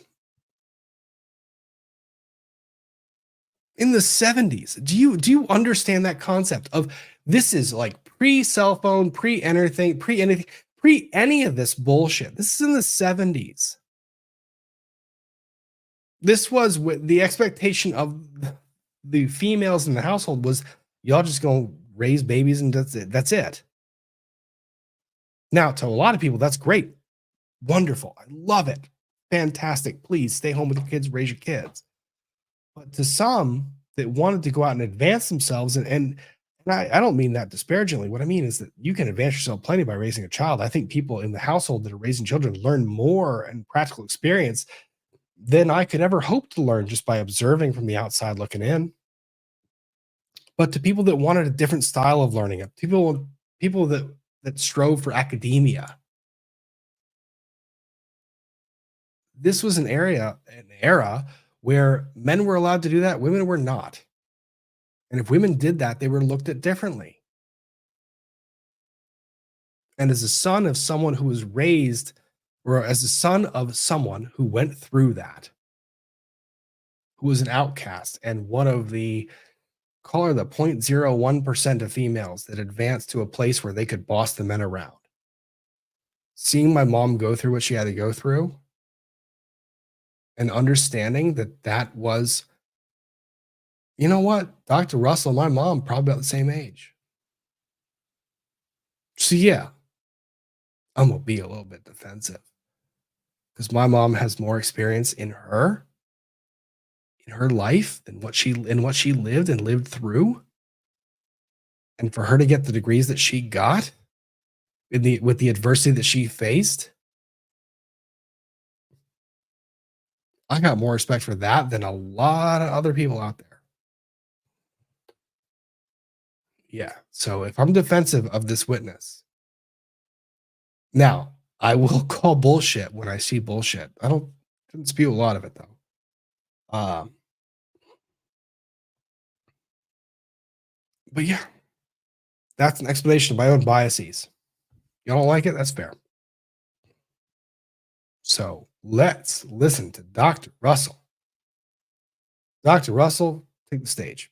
taking care of patients that are sick or injured and go to the emergency room.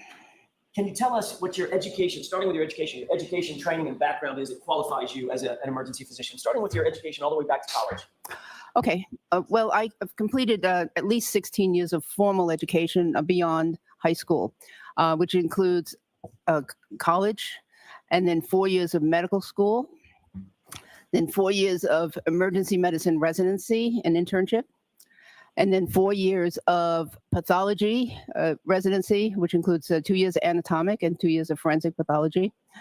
And then I treated, I've taken a bunch of other courses and attended seminars. Let's start with your college. Where'd you go to college?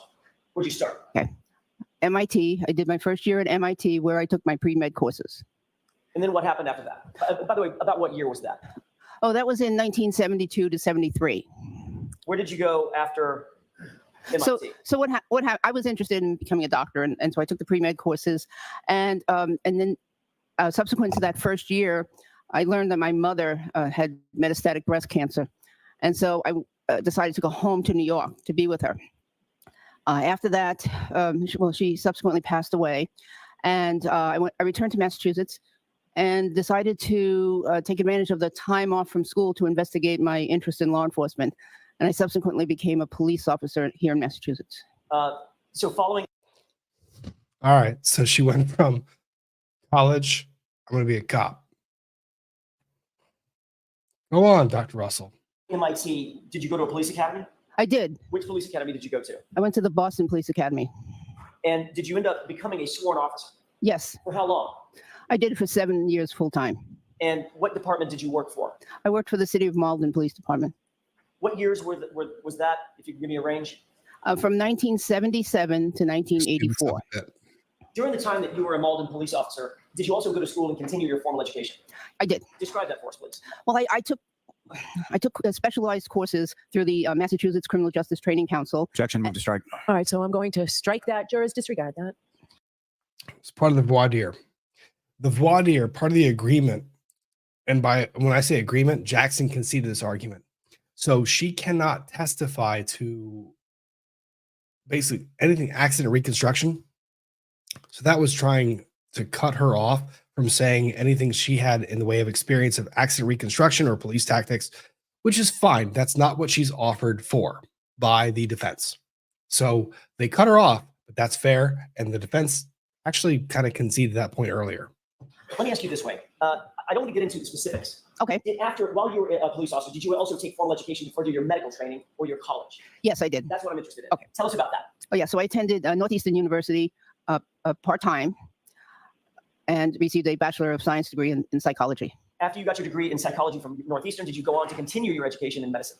I did. I attended medical school at the University of Massachusetts Medical School from 1983 to 1987. Also known as UMass? Yes. Did you ultimately end up with a medical degree? Did. Doctor. After you became a doctor, did you engage in a residency? Yes. What years were the residency, that first residency? So the first residency was from 1987 to 1991, and that was in Los Angeles at the Los Angeles County University of Southern California Medical Center. Is that also?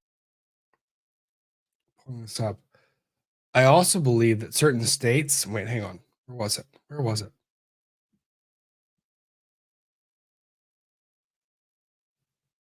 Hang on. Don't run away. Deirdre, people need to remember that in the 70s, a woman could not have her own credit card in her own name.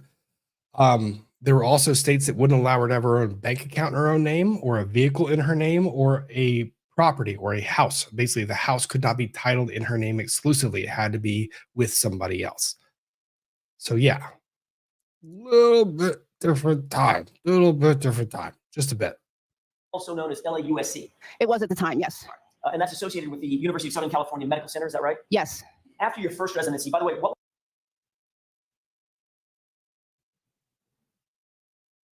I see the chats pouring in. You guys are amazing.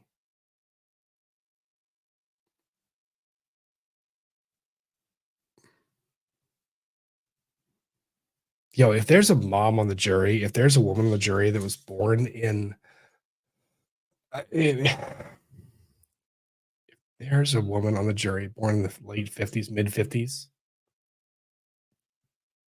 The way Lolly treats his witness is going to be a fucking problem. Los Angeles. You had separate responsibilities as a professor in that role. Yes, Were you also teaching legal medicine and forensic medicine in that capacity? that is correct. It was a master's level program. How long were you an ER physician in total and an attending physician for Los Angeles County USC Medical Center? 29 years in total. 4 of those were in training and the rest were as a supervisor. And Of your 29 years, 25 of your 29 years, you were supervising others, correct. meaning other doctors, Other doctors, yes. teaching other doctors, and teaching medical students. Yes, and seeing their cases. Once they examined the patient, they would present their case or tell me about the case, and then I would go in and see those patients in addition to my patients. That was my next question, doctor. In addition to teaching, were you also specifically assessing, diagnosing, and treating patients of your own? Yes, not all the time. Some shifts I didn't have to do that, but much of the time, yes. For the bulk of the 29 years that you were an ER doc, an emergency physician, in other words, were you also attending to patients as well? Yes.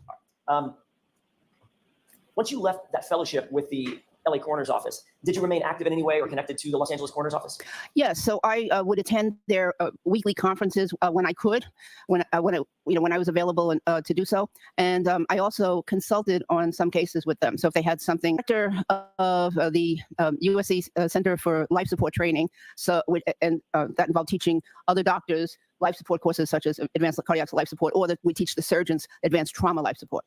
I'm sorry. Well, go ahead. Were you also a director for their quality improvement in the early 2000s? Yes, for the emergency medicine department. What was the reason for the quality improvement program, if you will, for LAUSC? Well, for any program, it's ideal to have a quality improvement component, because what you want to do is look at cases that were treated and see if there were any errors, and if so, correct the errors, teach the doctors that involved, what went wrong, and try to make systemic improvements or teaching improvements to prevent those errors from occurring in the future. How do you think that went over? I'm sorry. Oh God, that was terrible. This is harkening back to my prior conversation. How do you think it went over when Dr. Russell came in to what I am imagining was a largely male staff of doctors and was like, so let's go over what you did wrong and how to improve it. Oh, all right. Well, I'm just living for that visual in my head. Were you teaching basically best practices for emergency room physicians as well as trauma physicians and surgeons? Yes, we tried. And you were the director of that program, correct? Yes. Did you also become the director of LAUSC Jail Medical Services? Yes. What is the connection or the tether between the jail system in Los Angeles and LAUSC Medical Center? Well, LAC Jail Ward was established about 70 years ago, and it was a place that the officers from various agencies, such as LA Sheriff's, LAPD, California Highway Patrol, or any of the municipalities around, could bring people that they arrested who were in need of medical care. So the jail system, very large jail system, I'm guessing, in Los Angeles, correct? Correct, yes. There have to be medical attendants to that jail system, correct? Yes. And you became the director of the jail medical services for the entirety of that system? For the hospital component of it. Understood. In California, you're obviously licensed in California. Yes. There is a state medical board in California, correct? Yes. And did you ever do any work with that state medical board? Yes, I worked with them for about 7 years part-time as a regular employee embedded in their enforcement unit. And what that involved was examining cases that were referred to the medical board because of substandard care or illegal activities of the providers. It was for physicians and physician assistants that we regulated. Let's speed up. And coming to your opinions and conclusions, did you also review a toxicological report? Yes. And a neurology report, neuropathology report? Yes. As well, from the Commonwealth? Yes. Based on your review of all of those materials, I don't want to know what your opinion or conclusion is yet, but were you able to come to an opinion or conclusion concerning the injuries specifically to John O'Keefe's arm? Yes. Or his right arm? Were there any documents in furtherance of your review from UC Davis? Yes. Did you review those as well? Objection. Sustained. With court's permission, may we display exhibit 19, please? Okay. Doctor, I want to show you a photograph and ask you very quickly, have you seen this before? Yes. Is this one of a number of photographs that you reviewed in furtherance of your evaluation of this case? Yes, it is. Yeah. I'd like to just focus your attention on this for just a quick second and ask you, does this accurately reflect the wounds or injuries that you saw on John O'Keefe's right arm in coming to your opinions and conclusions? Yes, it reflects the injuries that I saw in photographs. All right. Now, based on your review of all of the data that you've talked about, all of the information that you were given and reviewed, what is your opinion or conclusion about how these injuries were sustained? I believe that these injuries were sustained by an animal, possibly a large dog, because of the pattern of the injuries. Could you describe for the jurors, please, on what you base that opinion? Yes. Well, may I use the? Sure. Okay, thank you. There's a number of patterns here. There on the upper part of the arm, there's parallel lines, and those were inflicted by either teeth or claw marks. So there's a number of patterns that could be teeth or claw mark. And so this is one set right here. This is the one further down, closer to the elbow, is another set of parallel marks. Again, probably most likely from teeth marks. And the reason I say that is, in addition to the parallel marks up here, down here, there's also little punctate, incomplete puncture marks here, little round marks right there that were inflicted by the actual point of the tooth. Okay, that was my question. All right, let me take a second to kind of let me see. How can I do this? Yeah, okay. Let's try to break down some of this because I have a different view of some of this. So Dr. Russell didn't have the benefit of actually seeing the body. And the ME testified that these were abrasions. Abrasions meaning essentially non-puncture, but like a scrape, like a scraping of the skin, enough to cause a bleeding and a scraping. Like if you imagine like a nail running across, right? So that is what the ME testified that these were. Which, if you had a doctor in the room, they could see if they were puncture, abrasion, lacerations. I mean, there's a distinction there, right? So the way that Dr. Russell is testifying to this, there's a bit of an assumption that there is a tear, like there's an actual laceration here. But what the report shows is an abrasion. Let me tell you why a lot of this doesn't matter. Here's why everything I just said doesn't matter. Because this and the two conflicting narratives I just gave you is the definition of reasonable doubt. That's the very definition of reasonable doubt. If you could discern an abrasion and say, is this an abrasion, something that's a scrape, or is it a laceration and something that's a cut? And you have an ER doctor who's seen photographs of this stuff in the past and says, no, that's a laceration caused by an animal. Is the doubt that you have in the Commonwealth's theory reasonable? Answer would have to be yes. So that's why I pause here. And the other thing is about the lateral version, or the version of these things being kind of in parallel with one another. So when you look at the abrasion of the cuts, they're all in parallel, right? Now, if you had an arm that was stagnant in one possession, and you had a tail light that had like sharp edges sticking out going across that arm that was stagnant, it would create parallel abrasions. That's one narrative.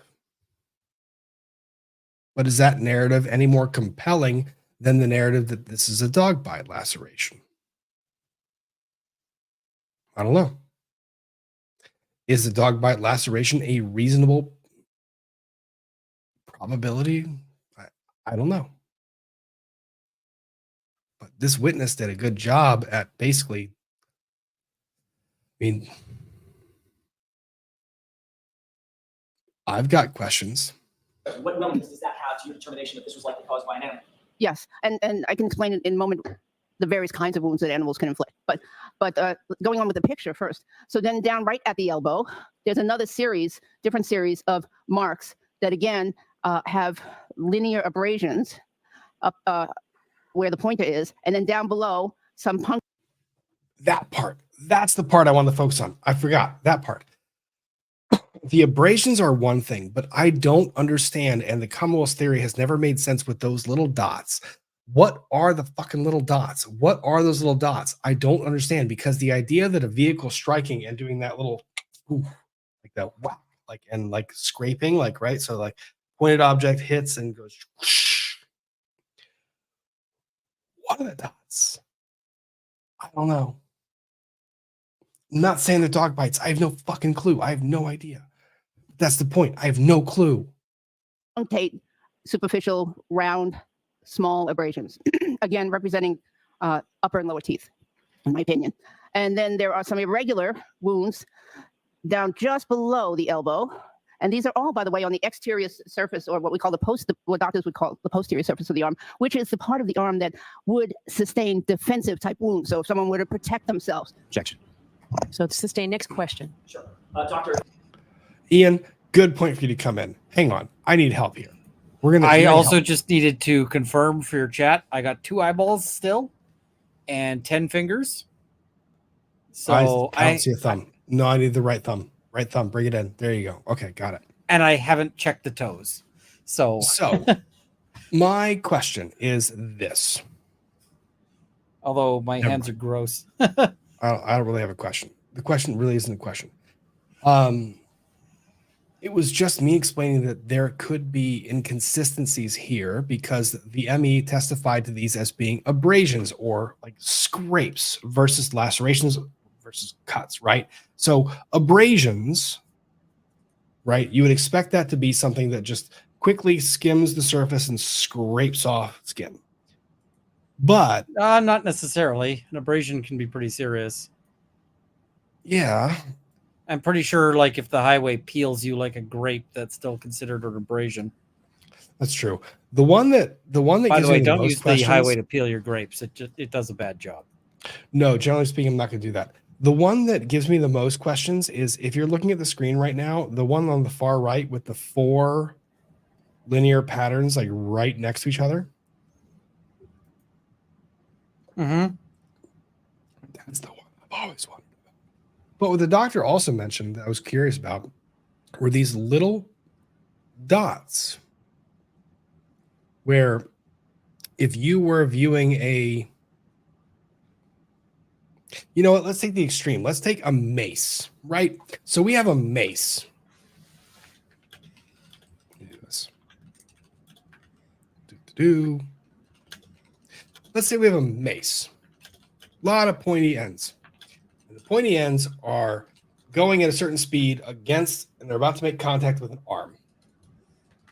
They're about to go this way at 24 miles an hour. Mm-hmm. In what set of facts do any of those leave little dot marks?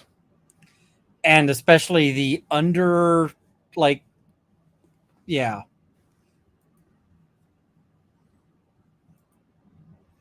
Like the things that look like the lower jaw bite marks.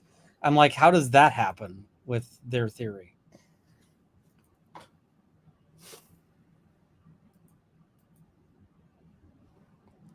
All right. You missed me talking about mom and the badass women of this era who decided they wanted to go out and do this shit. I also sent you a, what is it? What? I sent you an image. Oh. That's pretty good. You know, let me see if I can't blow that up and find a way to crop that down for a moment when I need it. Let's forward it across a little bit. Let me see. There's injuries to just one aspect of one part of the human body for the victims of dog attacks and dog bites in those cases. Nope, that is way aggressive. Okay, so by the way, Lolly decides here. He's like, I'm going to choose. Does he choose violence with, like, you know, grandma badass?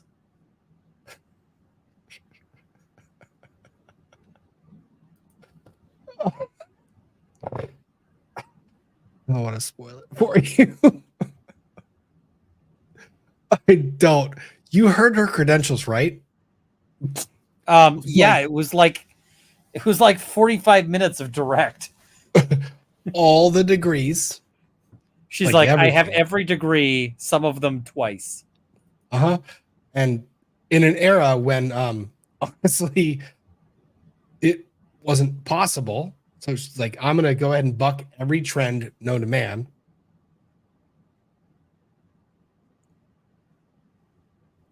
Lolly comes out swinging. I can't look at. Spoke to.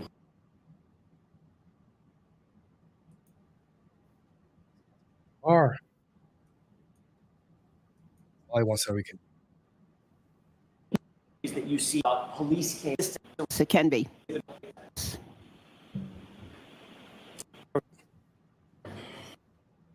Yeah, Lolly goes sidebar before he starts cross. Hey, John. Like, what can I get into? He's like, "Can I have permission to go after Grandma?" And the judge is like, "If you want."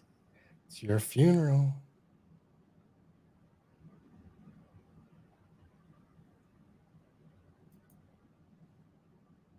Hang on, I'm saving it.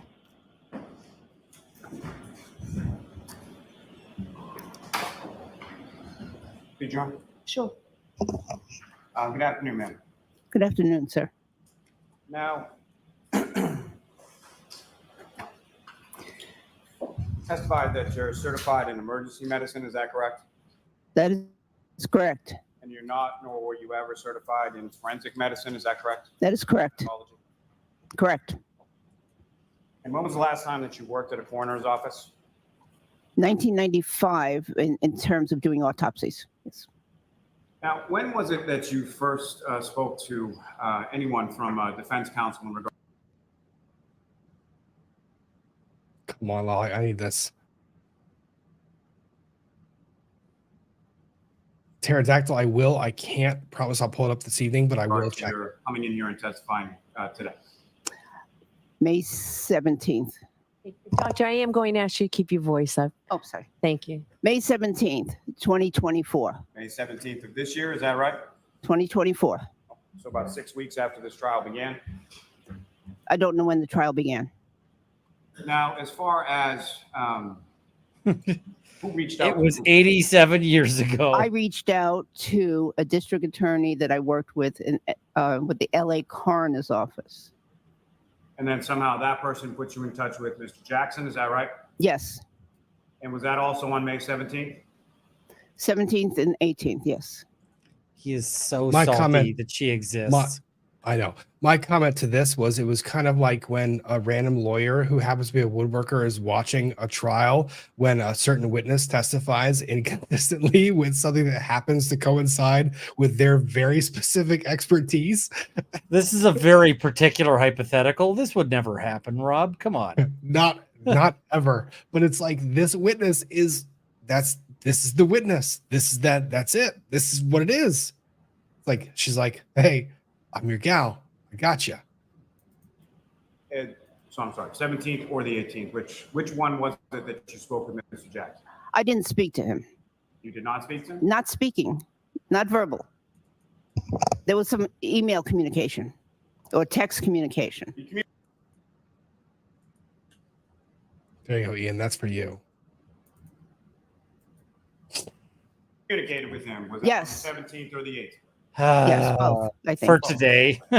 And when did you render this opinion as far as what you've testified to here today? Shortly after he sent me the files. Now, in regards to those files, you testified in this court a couple days ago, correct? I did. You were under oath at that point, is that correct? Excuse me? You were under oath at that point, is that correct? Yes. Okay. And when you were asked specifically what materials that you had What'd you review? marks or bite marks or anything else? No. Hang on. Other wounds at high risk for infection, correct? Correct. But we also put a disclaimer in that article. I'm not Oh, wait, asking wait, you about no, any no, disclaimer. no, I'm asking this you is- about that's what the type. Oh, come on. I need this. So, ma'am, you're I not need you to familiar hear with this. that report specifically as it applies to forensic odontology? Okay, Ian. Pop quiz. A report that a criminalist or a criminal defense attorney or a prosecutor would use regarding forensic odontology and the use of evidence of bite marks at trial. One, what are your opinions, if any, of the use of bite mark identification?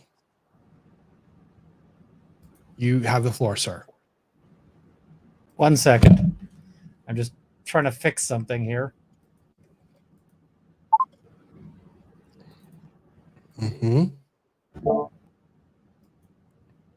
Discord. That sentence had too many syllables. Apologize. No. It was rude. It was rude. I got lost halfway through your question. Good. We're gonna play this. We're gonna play this real time. You're gonna listen to this play out, and you and I are gonna have a discussion.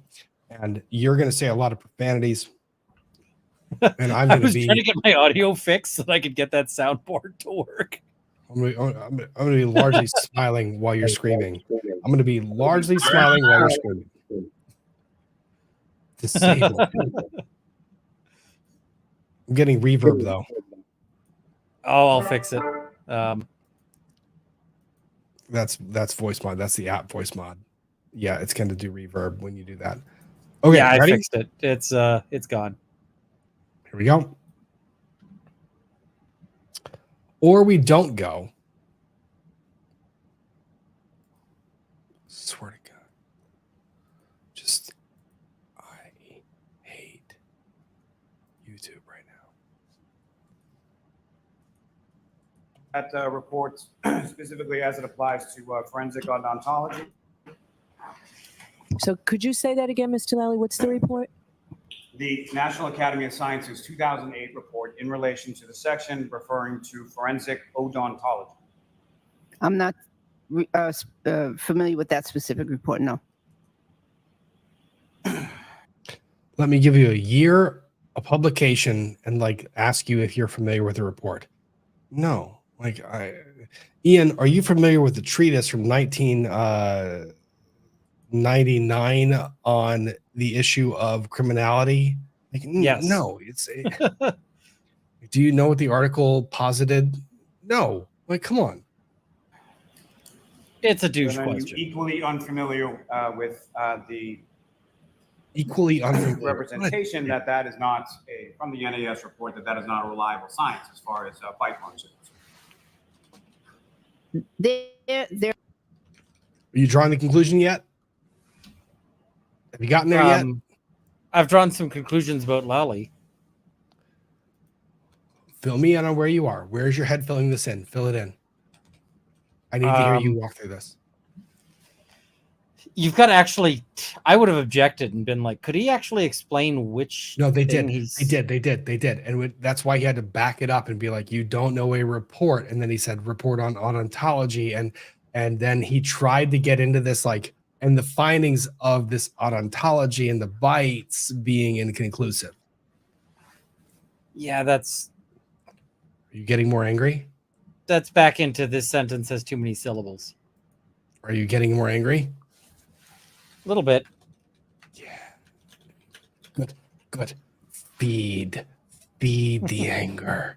It's going to get worse. There are certain aspects of bite marks that have been deemed not reliable. And that I believe has to do with saying that this particular person or animal inflicted this particular bite. But that's very correct. specific, and that's what I'm aware of, that recommendation. You're not aware of any findings in the NAS report that has led to questioning of the value and scientific objectivity of such evidence. Oh, baby. He's really mischaracterizing that. Like a motherfucker. Oh my God, it's so bad. Oh my God, I lost my fucking mind. The second I tell you, the second I saw him doing this, I'm going, are you fucking kidding me right now? He's about to use the defense lawyer's argument. This is the defense lawyer's argument. No, this is just the dishonest argument. Correct. Ian, I will allow you the opportunity to explain why this is a dishonest argument. Okay, so what he's talking about is forensic bite mark analysis in the sense of matching. So let's say some dude leaps out of the shadows and goes and leaves a bite mark. And then you want to match that bite mark to the dude.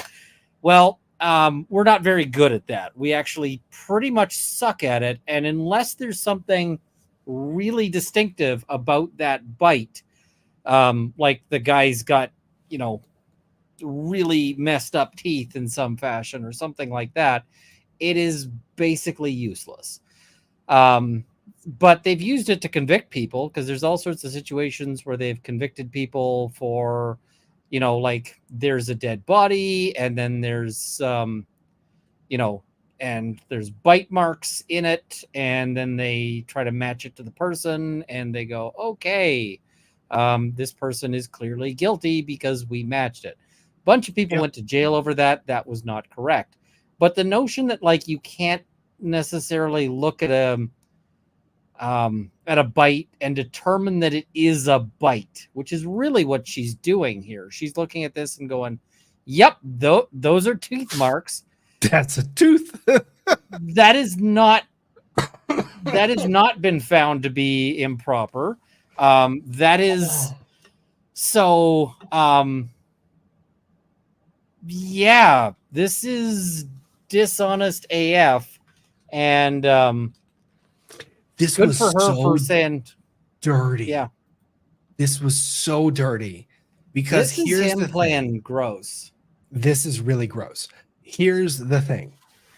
When Ian and I have talked about a bunch of cases where you talk about tool mark analysis or a fabric analysis or bite mark analysis of this type, which is something is visually similar to this other thing, right? But in those contexts, what you're trying to do is you're trying to prove that this person who had this feature did this thing that has this marking, okay? And we have talked about how that is fundamentally flawed. Like you cannot do that type of analysis and expect it to hold up to beyond a reasonable doubt when you have, any number of things that could change those. Also, if bite mark matching to say that a bite mark is a bite mark is bullshit, then equally claiming that you can look at those marks and determine that they came from a broken taillight is also going to be bullshit. Yep. And therefore, Lally deserves to be swatted with a rolled up newspaper, metaphorically speaking. No, I mean, physically speaking, I will find a newspaper and smack him over the fucking head because this was the most dishonest. Defense attorneys have been arguing this issue because prosecutors will always, every prosecutor I've ever run across will always, they love the consistency in the tool marks, the bite marks, the fabric analysis. They love that. It's phenomenal. They love it because it helps and get it's all people to bullshit. this understanding. It's bullshit. It's complete bullshit. And slowly that stuff gets rejected over time. I like this comment. Big difference between a dog bit him and that dog bit him. That's the thing.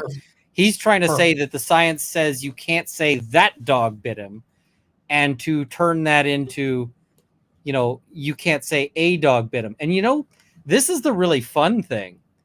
I'm guessing that she got all the stuff, saw the bite mark history for Chloe the dog, and went, We're not there yet.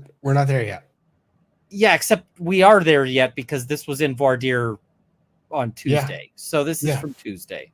Because she said I didn't look at that, right? That was not something I considered. And the thing is, I bet she saw that there was bite mark analysis for Chloe the dog and said, this is irrelevant to me because I can't match it to a specific dog. That would be improper. And now he's trying to be like, oh, well, he was actually No, hoping that she would fall into that trap. Wait, just wait. He's going to try and bait her. And just wait. Oh, I mean, Trust me. he is a master at that. Oh, I will actually concede part of that point there. The point is waiting for him to get it.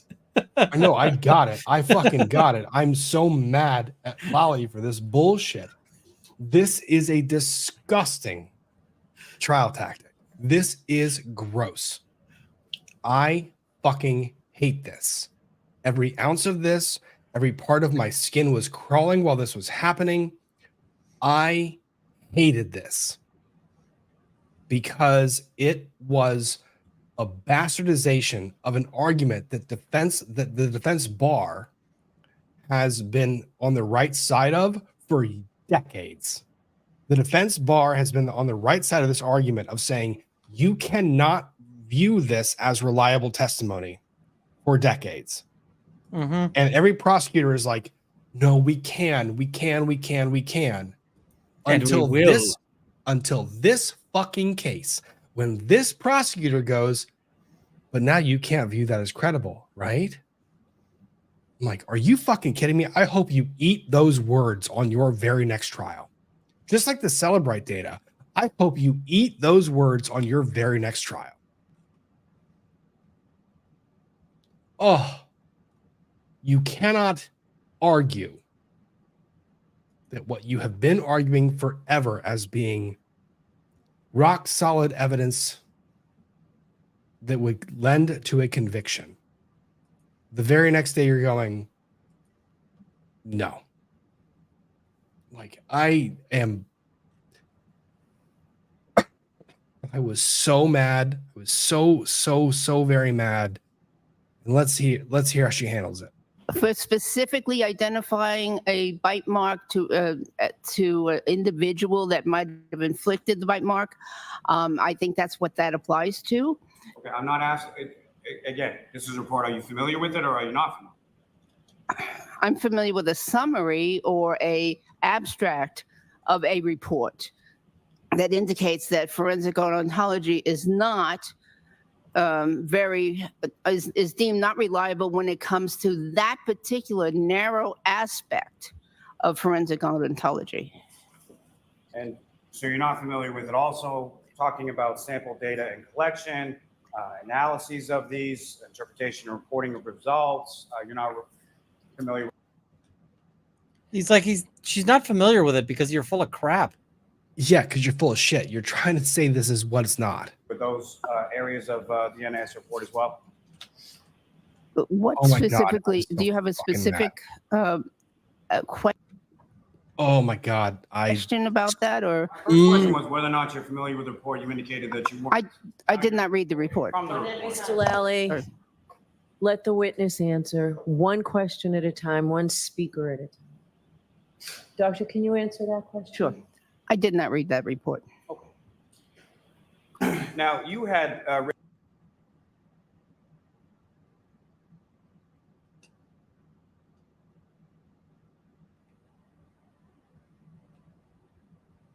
written some articles that you were asked about in reference to dog bites or canine dog bites in the emergency department. Is that correct? Yes, co-authored. Something that you published or authored or co-authored sometime in the late 1990s. Is that right? Correct. And in that instance, you talk about law enforcement dogs and a bite and a hold technique, correct? Yes. Now, part of the reason in writing that article had to do with sort of the applied forces and the unique spectrum of injuries from those kind of dog bites. Is that correct? Yes. And that spectrum of injuries would include deep puncture wounds. Is that right? They can, yes. Severe crush injuries. Is that right? Yep, they can. What did Chloe fail at, Ian? Remind me. Being a police dog. And bite and hold, right? Did we actually hear that? We didn't hear that, but failed at being a police dog.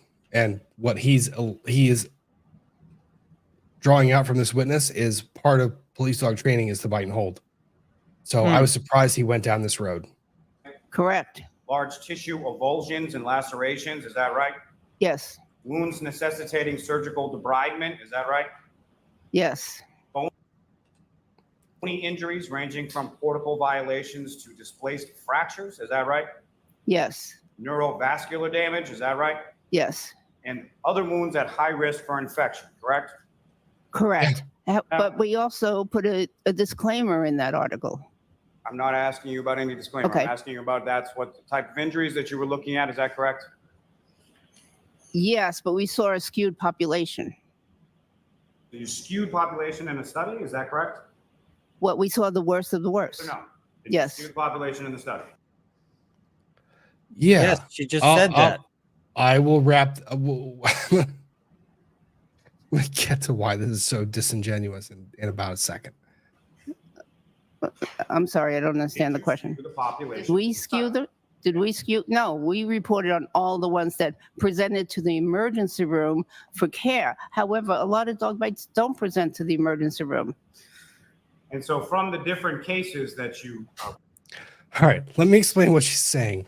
So, my future brother-in-law is a canine sergeant. He's a canine cop. And I thought you this were just going to damn say he's a dog- canine, and I was like, he's not a all canine. right, well, nice work if you can get it, I guess. But this damn dog, Belgian Malinois. Oh, that's a big doggo. Fast doggo. One is given a very special diet of what they're allowed to eat, and it's all soft food because you cannot have hard food that would otherwise grind down the teeth. You have to leave them maximally sharp. Two, the smartest damn dog I've ever seen in my life and fastest damn dog I've ever seen in my life.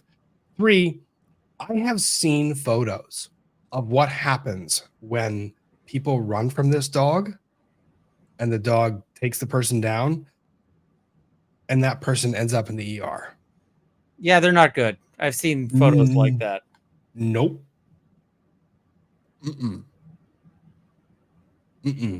Like whole broken fucking bones. Like the bone is broken. Or you can just see the bone through the rip openings. See that too. The thing is, what she is testifying to is a report that she did of people presenting to the ER after a canine unit, canine trained dog took down a suspect. She's reporting about the treatment of those individuals and the wounds that you see with that. That's a very specific area of the population or subsect of the population. You're talking about people that ran from cops with canines. Canines tracked them down, grabbed them, secured them, held them, got them detained, and now they're at the ER. Mm-hmm. I would expect like shark size, like missing parts from like calf muscles. Not to be too graphic, but that's what those You canines could be a little do. more graphic. Broken bones down to the bone, lacerations that were shredded. Like, you want to talk about a canine that is trained and used as a police dog in an actual argument. Now, here's the flip side of this argument. That same canine, I was playing a game with this Belgian Malinois and throwing a toy up in the air. Really fun game until you realize how smart the fucking dog was. So here was the game. I was launching a toy or a stick out into the field. The dog would take off with the stick. And I had the dog's favorite toy, which is a little bunny. And the dog would be running back and I would hold the bunny up. And as the dog was approaching, in order to get the dog to release the stick, because the dog only speaks a certain language, which I'm not going to reveal here, I would toss the bunny in the air and the dog would leap. And now seeing a Belgian Malinois leap in the air. Huge money on it being German. No, it's not German. Okay, it's often German. You lose the big money. I'm not going to say it because the reason why they train these dogs in that language is so that people running away from them don't know how to say like release or any of that stuff. Yeah, but the dog doesn't listen to commands other than from its trainer anyway. They actually do specifically like train them to ignore everyone else. So Storm does pretty well. So Storm is the dog's name. Launch the bunny. Belgian Malinois like starts flying through the fucking air. I've never seen a dog jump like this before. Just flying through the air, gets this bunny about, I want to say about 8 feet in the air. So we continue this game. Throw the stick, dog chases, bring it back, throw the bunny, dog releases stick, bunny goes up, I go and grab the stick while the dog's chasing the bunny in the air. Well, I didn't realize how smart these dogs were. it just learned that it could take you down. No, she was timing me. She was timing me and figuring out what I was doing. She was figuring out what I was planning. So when I threw the stick, ran out, got the stick, started charging back. And the second I started raising my hand, she hit a gear that I didn't think she could. Like it was this new gear, this new speed I had not seen before. And all of a sudden my hand is going to release this, her favorite toy. And what does she do? She meets the toy at my hand. Like boom, right across. Gets it right there. And when I say those teeth are sharp, immediate cut and bleeding. Now she didn't mean it. Released immediately. But that laceration, actually, there's still a little scar. Kind of funny. A scar, like right there. A little laceration. She meant it a little bit. Like a little alligator chomp, like a on off. Those dogs are so well trained that when they are trained to bite and taught to bite and commanded to bite, they bite. When they're commanded to release, they release. And when they're commanded to, well, when they're not commanded, they hit a point of confusion. They don't know what to do. And they do the bite release. They do the alligator. Boom. I don't know what happened. But I will say that trying to bring out this study of these dog bites for this very specific population to try and discredit this testimony for a dog that the prosecution very much wants you to believe is not a cop dog. Prosecution wants you to disregard anything about this being a canine unit trained. Like, not at all. But also we know that they failed out. But also we know they had a history of biting. But I don't know.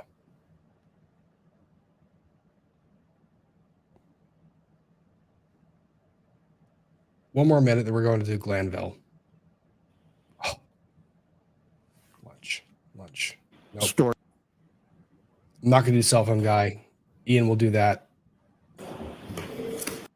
Where there's a scratching of the skin to where there's actually a pulling away pulling away.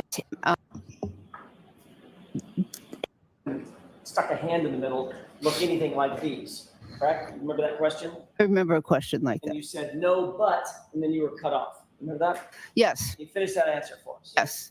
So that's where redirect is amazing. Animals and dogs in particular can inflict a wide variety. Well, yeah, it sounded like you wanted to say more there. Would you like to say more there? Yeah, let me give you the opportunity to finish the sentence that the douche Baggins did not let you finish. And when you have an expert like this, it's like, doctor, would you like to go further? He's like, I would actually. I actually would. This is a great opportunity for me to explain exactly why I'm making my point. Variety of injuries on the skin, from just individual puncture wounds to abrasions where there's a scratching of the skin to where there's actually a pulling away pulling away of the skin from the underlying tissues. ripping effect. And so there's a variety of wounds that degloving or injuries, patterns everyone's that one can favorite see kind. from an animal attack. It depends a lot on the thickness of the skin, the movement of the between. She's basically saying, I can tell you it's a dog, but I can't tell you anything beyond that. Also, if you value your sanity, do not look up degloving injuries. No. Because ew, why would you say that? Because I want people to not look that up. You said it out loud. Yes, but they should not look it up. That's important. Between the victim and the animal, and also the power of the animal and the training of the animal. Yes. So in other words, not all wounds inflicted by a particular animal are going to look exactly the same. Correct. Very dynamic situation, isn't it? Objection. Yeah, that was the argument of AF. So the point is made.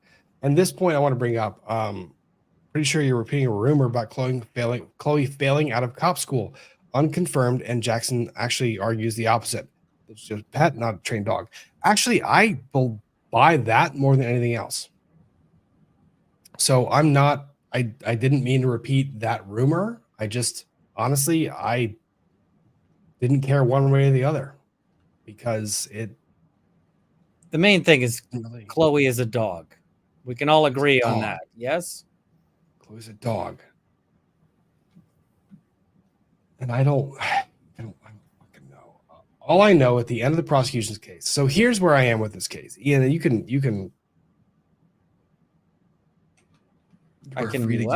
you are free to give your opinion how you want. I will agree that Chloe is a dog. Yeah. Defense has no burden whatsoever. None. Correct. So I don't care what they prove or don't prove.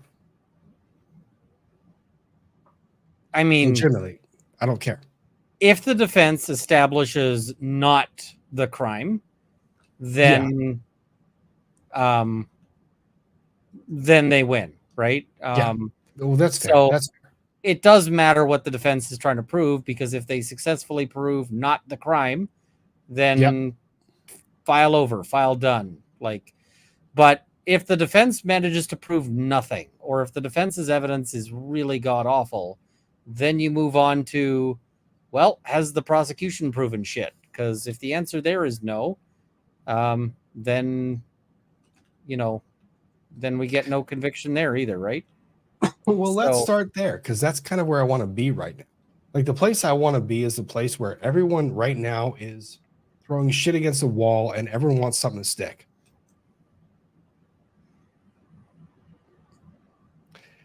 I believe certain facts are more proven than others, but that's my belief. My personal interpretation of the evidence doesn't really matter because I'm not on the jury. However, let me express it this way. If the prosecution's responsibility is to prove beyond reasonable doubt that what transpired is what they convey to the jury, and the defense has no burden whatsoever and can actually only score points and not lose points, I don't see a world that is founded in reality where Karen Reed at this stage should be convicted of any of the alleged crimes. Yep. Was that a summation that will, does that meet the scrutiny that? Fair enough. I don't think a conviction should result here. And that's even if the jury is going, we're pretty sure she did it. Yeah. We think she did it most likely. And that's the problem this runs into, of course, is that pretty sure ain't sure enough. Now, let me be the cold, wet blanket to a lot of people. Oh, the jury might still convict anyway. That one. A jury can convict, and the conviction would be upheld.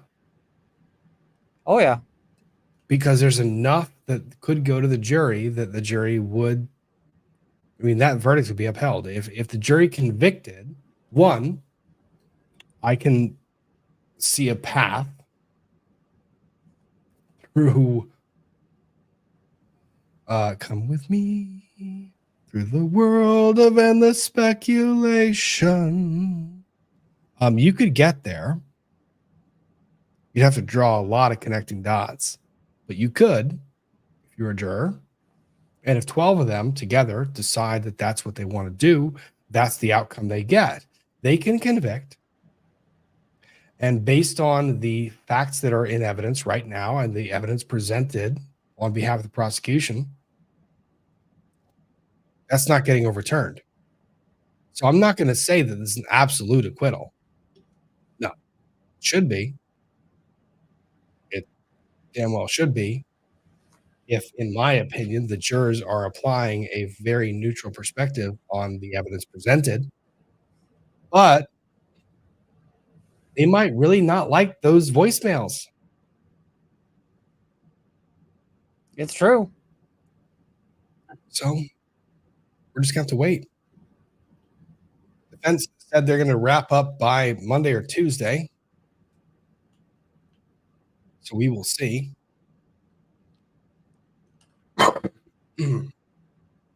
I have a lot of chats to get through, but what a problem to have. every Friday and the Rust hearings. Now, I can give the very general synopsis, or you can give the more thorough. Which one would you opt for? Do you want to preview your Rust analysis, or do you? There was so much talking. A lot. They went through every single. Morrissey is a dog. Morrissey is. She's something else. Morrissey went over things so much that she got Baldwin's defense team to basically just like, we're just going to stipulate to some stuff because we don't want to be here forever. Yep. Wait, so, hang on, let me swoop.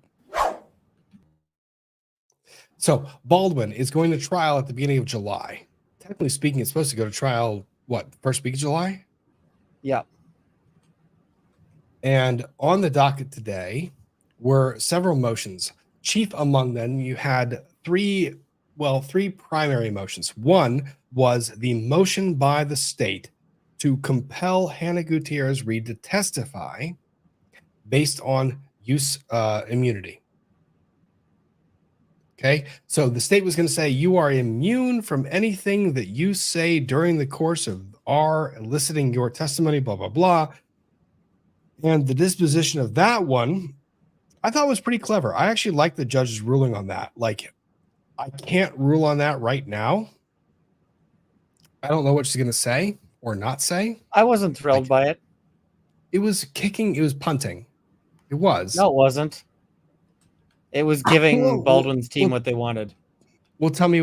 So walk me through the ruling from your perspective. She said because Hannah doesn't want to testify, we're not giving her use immunity. So, yeah. Also said that Morrissey can arrange for her transport and have her present in the courtroom and ask her the questions or push the issue. Yeah, but that was available in any event. I know. Did you think the use immunity would be granted? I mean, why wouldn't they allow it? Okay, so was this splitting the baby, or was it the judge just being kind of a pushover? I think it was the judge just going, I don't really want to hear from you know, I don't really want to deal with this headache of Hannah. Do you blame the judge, though? Especially if it comes to bowls? Yes. But really, because bowls is a lot. I think the judge made a mistake Yeah. because now Hannah's going to be there and you're going to have Bowles every 10 minutes going, plead the fifth. And it's like, and then they're going to have an argument over every invocation of the fifth as to whether or not it's actually a proper invocation of the fifth. So videos are in, though, right? Videos are in. That's not a question. Yeah. So videos are in. And the only question is whether you can compel her to testify against her interests. Now, the problem is what might be a problem for testifying. And I think that there was a very optimistic, what do you call it, view of what she could call. Because she was saying like, we could certainly ask if Baldwin was paying attention during the training. And I'm like, I would plead no, the fifth on because that. that's speculation AF. How's it speculation when she's the one training? Like, no, but she's training. But how can she tell if he's paying attention or not? Like that well, I mean, question. she like can break get, it down. like, Break it down. Get yeah backwards but from I'm there. just, Yeah, you can get there. You can I'm get not there. doing the Yes. full cross here, right? I'm just doing or the full examination here. I'm just going like, hey, you know, she can ask these questions and then, you know, but I would argue that like it goes toward her getting convicted if she was improperly supervising Baldwin. Oh, you're thinking secondary charge, like an additional charge.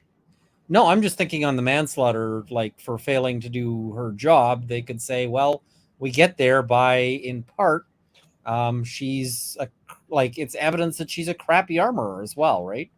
So, well, like to the extent that she prevails at the Court of Appeals and it gets remanded, which and is not going to happen. But like for all of these things, we have to assume that she's winning at the Court of Appeal. Yes. And I mean, you know, and I know that the Court of Appeal is going to tell her that go pound sand. You're like there's no prevailing argument there. Yeah. So, yeah. So no use immunity. They have to call her and try to drag out statements. Now, I don't think they need her though. That was part that I really didn't understand. Like why Morrissey wanted her that badly. Well, because no, never mind. I take that back. Because Baldwin's going to point the finger at her directly. Oh, he's definitely going to. And Morrissey wants to get ahead of that. That was actually one thing that was really interesting was they confirmed on the record that there's no joint defense agreement. I thought they said there was, though. I know, but there isn't. Wasn't that proffered earlier, like way earlier? Uh-huh. Like represented by counsel, like in a statement to the court, like in a pleading that could be sanctionable if it's not true? I think so. I don't know what's going on with this at all. Okay.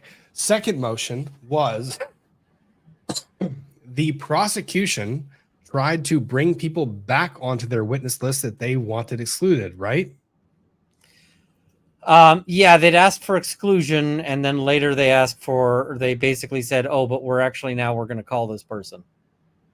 Yep. And the defense was like, no, you can't take inconsistent positions in a case. And the judge was like, they can bring them. And you want to know why they allowed it? Yes, I do. So basically when they'd said we're going to call all of these people, they'd said, plus anybody on the defense list. Yes. They'd put a blanket anyone else on the defense list. My favorite thing in the world. And the judge said, listen, these people were on the defense list And so therefore, when you tried to, like when you said we're dismissing them and the prosecution words. says, oh, we're still calling them, you already had notice. You know, I had that shoved back in my face in a trial once. Really? With an exhibit. So I had on my exhibit list bank statements by the other person. Their bank statements. And they were trying to introduce them. And I said, no. And I said, no, they are hearsay. You can't get those bank statements in. You are not the, you are not the administrator. You can't testify to the authenticity of those statements, blah, blah, blah. And the judge was largely agreeing until this pain in the ass attorney on the other side, good attorney, by the way, good attorney, goes, but Your Honor, he states he has them on his witness list. And I said, Your Honor, it is my prerogative to offer my evidence as I see fit. I don't, just because I list it on my witness list or exhibit list does not mean I have to offer it. And it does not give them free reign to say that me, who gets to choose how to marshal his evidence, has to introduce this particular exhibit. Judge agreed. But then opposing counsel said, but he also has on his exhibit list everything identified by the plaintiff on their exhibit list. And there was no objection. I was like,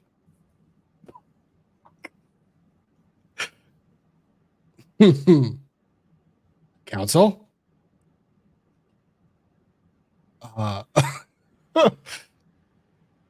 Guess who stopped putting that language in the end of their frickin' lists? Yeah, this guy. So I can see that. Last motion on the Baldwin case was the motion to dismiss all charges because, my gosh, the weapon was destroyed. How'd that go over? Ian, focus. The MTD, motion to dismiss. Oh, denied. Summarily, like pretty quickly. Oh, I mean, that was, they knew that was going to be denied. Yeah. So. Yeah, that was going to be late. All right. So the last part that I wanted to cover this evening, because we've been going for 4 hours. Well, let me get this question first. George says, Ian, you mentioned during the week you got a gun paid for by the Alberta Firearms Commissioner. Thought self-represented litigants don't get costs. Greetings from Tasmania. So there is some case law to the effect that self-represented litigants can get costs. You know, basically they didn't want to argue that, you know, thoroughly. So, yeah. Yeah. That's it. So they agreed to pay me some costs. All right. Luna Dewdrops, my German Shepherd, used to leap over my 8-foot backyard fence like it was a tiny step. She used to go visit our friends and her friends all the time. Dogs are dogs. Lucy Fair, a kid once projectile vomited in my... I can't. Are you reading that? No, you're not. You're looking at the game. Mm-hmm. A kid once projectile vomited into my mouth, and it was more tasteful than Lolly's Krause of Dr. Russell. Okay, follow that with Paul Farrell saying fur missiles. I'm just going to say, don't let kids projectile vomit into your, like, that just seems like a bad idea. Nope. A remarkably generous super chat by Drama Llama. Hey guys, I haven't been able to join in a long time. Good morning from South Africa. Really love hearing Runkle's take on the Reed trial, and now yours too, Rob. This trial has been wild and frustrating. Frustrating is absolutely the case. Wild is, depending on the day, an overstatement or understatement. Some of the days are super boring. Some of the days are just like, have I really processed what just happened? So this trial has been, for me, a big, how are we here? Why are we here? What the hell is happening? I mean, I'm we know what the heck is happening. I'm lost and confused all the time. Literally all You the shouldn't time. be. It's just a cluster F. That's it's not hard. It's just The stupid. thing is, people want to ascribe malice where stupidity can suffice. And in this case, like, I don't know where to draw the line. People want to say malice all over the place. They want to say malice, malice, malice, malice, malice. And for me, a lot of this is just going, but really, like, this just feels dumb. I mean, and that is accurate because it is dumb. Yeah, it is. Very dumb. One more topic. Ready for it? Sure. It's the bad judge. The bad judge. Bad judge. Quickly.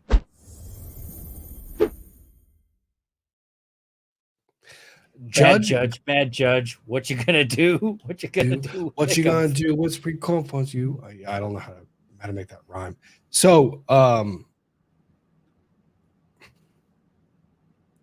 let me see if I can't find this. Judge Glanville. I love that I type in Judge Glanville, and you know what YouTube auto fills? Judge Glanville corruption. What's that? God. I type in Judge Glanville, and Judge Glanville auto populates, like as I'm typing it in, Judge Glanville corruption. Wow. That's a career highlight. So that's a thing. It's a real,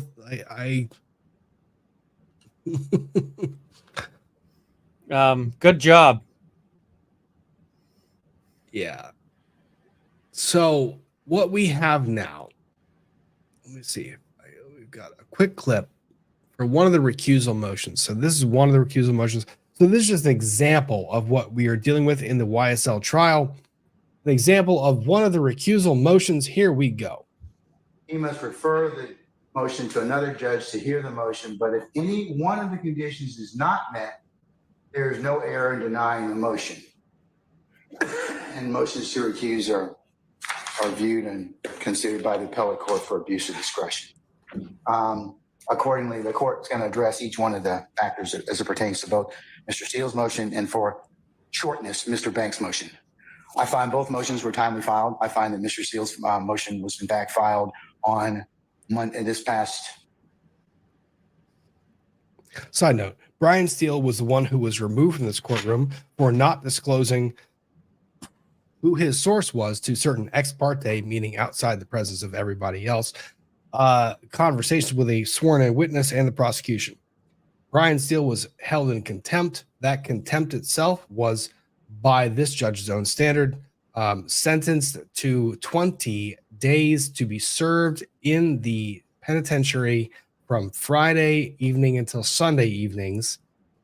Brian Steele then says, no, I would like to serve those with my client so that I can do work. Then proceeded to take off his coat and get incarcerated or put back in the jail, only to be brought out back again when the judge realized that by removing him from the courtroom, he deprived Brian Steele's client of a Sixth Amendment privilege to have an attorney with him. Then judge doubled down and said, no, you're going back 20 days every weekend for the next 10 weeks. But, impressive. Well, I know. And then the judge said, and by the way, you can't appeal this because this is my decision. And you can't. Yeah. How's that likely to work out? There's always an appeal. Let me get to that part. You can't appeal this because it's my decision, and you're not going to get a bond because, again, this is my decision and it's summary contempt, and you cannot get a bond because this is not a bondable determination. So what does Brian Steele do? Appeals it, and the Court of Appeals says, wait, this is a felony matter, has to go to Supreme Court. Supreme Court says, hold my beer, let me grab this. We'll grab that. Mr. Steele, here's your supersedious bond that keeps you out of jail. You are no longer jailed, sir. You go about your business while we determine whether or not this is proper.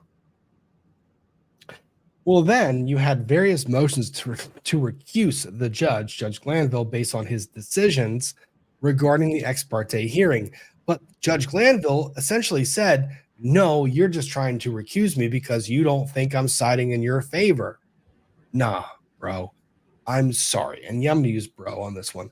I'm sorry. We're not appealing you or to recuse you because you're not deciding in our favor. We're trying to recuse you because you had an ex parte meeting with a sworn fucking witness. And that's not okay. And then when you found out about it, or when we found out about it, you sought to hold one of our brethren in contempt for telling you about it. Mm-hmm. So the judge was like, no, denying those motions. And this week, oh my God, the second all this happened, I was going, I can't wait for one word, mandamus, writ of mandamus. Please, someone petition. We're going to see it at some point in time. And we get there this week. So, not to be confused with the writ of Matt Damon. No, writ of Matt Damon is far less significant. It is still significant, though. I have not had the opportunity to request a writ of Matt Damon yet, though. Have you? There are moments when I could use Jason Bourne. For what? I mean, if I had a writ of Matt Damon and I could use Jason Bourne, just be like, I think I'm going to win this trial because everyone will be dead. Your Honor, on your desk is a writ of Matt Damon. A writ of Matt Damon. And I'm going to get a copyright strike for saying the word Matt Damon too many. All right. So Judge Glanville can't copyright his name. That's true. Very true. Judge Glanville hears these motions to recuse himself as the judge in this case, which is a necessary step. One of the things people don't understand is why are people asking him to recuse himself? Because you have to. That you cannot go immediately above and say recuse this judge. You are required under the law to ask for the recusal from the judge themselves, and the judge is supposed to employ a very neutral standard in determining whether they should or should not recuse themselves. Which happens, I guess, theoretically, sometime it has to have happened. You know, I was giving you a longer pause because I knew that you'd be there. I knew you were waiting, weren't you? You saw that coming. Good job. But yeah, so the odds of a judge recusing themselves from a case? No. Supreme Court does it all the time. Appellate courts do it all the time. They actually do it quite often, more than you would think. People talk about how the Court of Appeals and the Supreme Court is all like corrupt, etc. No, they recuse themselves quite a bit. This judge, however, thinks that all of this turmoil is about, well, you just don't like how I decided a certain thing. No, Judge, I don't like how you decided to have an ex parte hearing meeting with a fucking sworn witness and talk to him about his testimony. Like that's it's what like, I no, like. Judge, you just actually just suck. That, yeah. So, like, off the bench you go. But anyways, here's the disposition of those motions. Monday, which would have been the 17th of June. I find that Mr. Banks' motion on behalf of Ms. Bumpus was timely filed as it was filed on the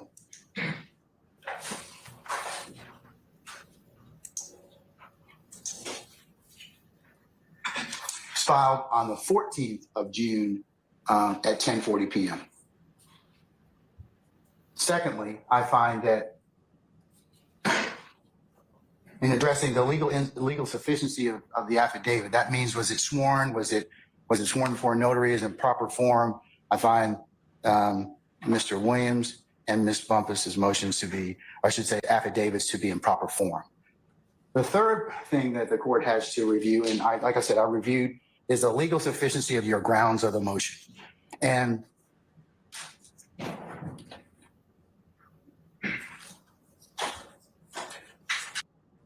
Ian, are there like cheers outside of your bedroom? Like, can you hear loud noises? No, but I'm also pretty residential. Well, because apparently Edmonton just tied Florida for Stanley Cup. So I guess we are going to like a game. Is it game 6, game 7? Where are we? Well, it must be. I don't. Why are you asking me? I don't know.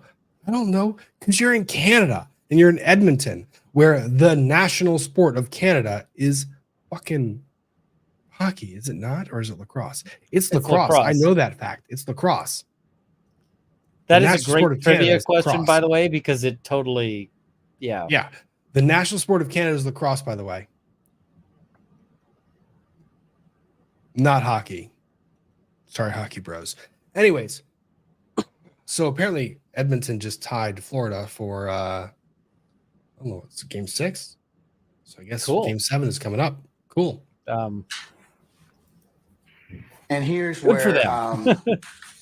the court finds that upon a review of Mr. Seal's motion and affidavit, as well as Mr. Banks' motion and affidavit, that both contain assertions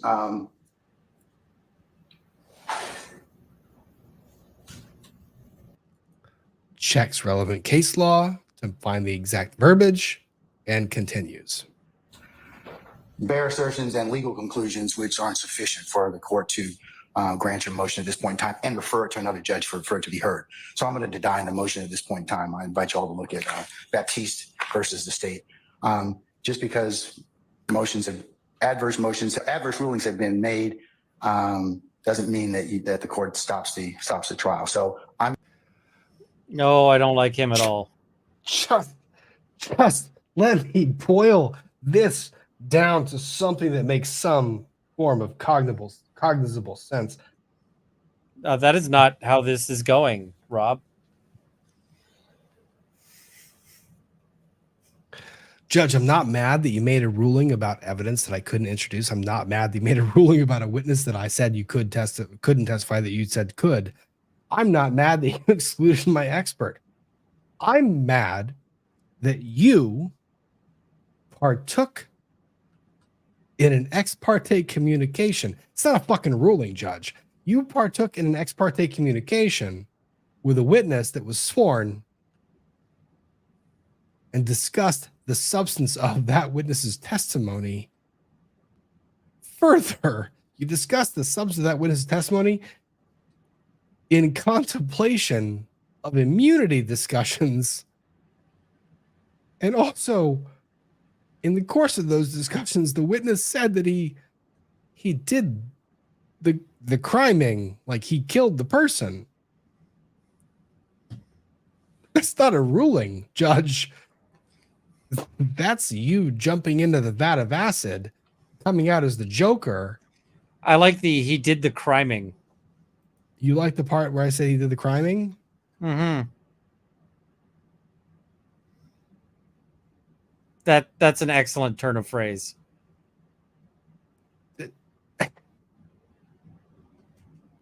My brain has stopped processing how much bullshit is spewing off of the bench. It's like at least 3 bullshits. I've seen a lot of shit as a lawyer. Ian, you have too, where a judge is just, they're going to rule against you and you know they're going to, right? Yep. And you hear them appeal proof their ruling and you're so fucking mad because you're listening to this judge who you know heard all of your evidence and understands the weight of your argument, but you hear them articulate the facts in a very different way. And they are very clearly appeal proofing their rationale. They are saying, I am going to articulate the facts in such a fashion that when my opinion or decision is reviewed on appeal, no one could possibly say that I was abusing my discretion. You've been there. They clearly are. Yeah. And when that happens as a lowly trial attorney, oftentimes you have to eat the shit. You have to literally sit there and know exactly what the judge is doing and explain to your client how you can't do anything to prevent it from happening.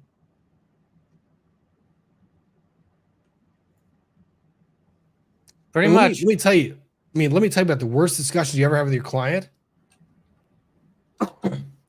I was right. The judge was wrong. The judge hated you. And the judge was going to do everything in his power or her power at the end of that hearing to make sure that I wouldn't have a say on appeal.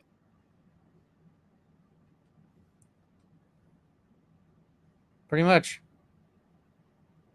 So that's what this judge is doing and has been doing. The problem is the judge that not many do. The judge stepped in it. And stepped in hard. Hard. The judge is like... He didn't just step in it. He's like dancing in it. Like, I want all the smoke.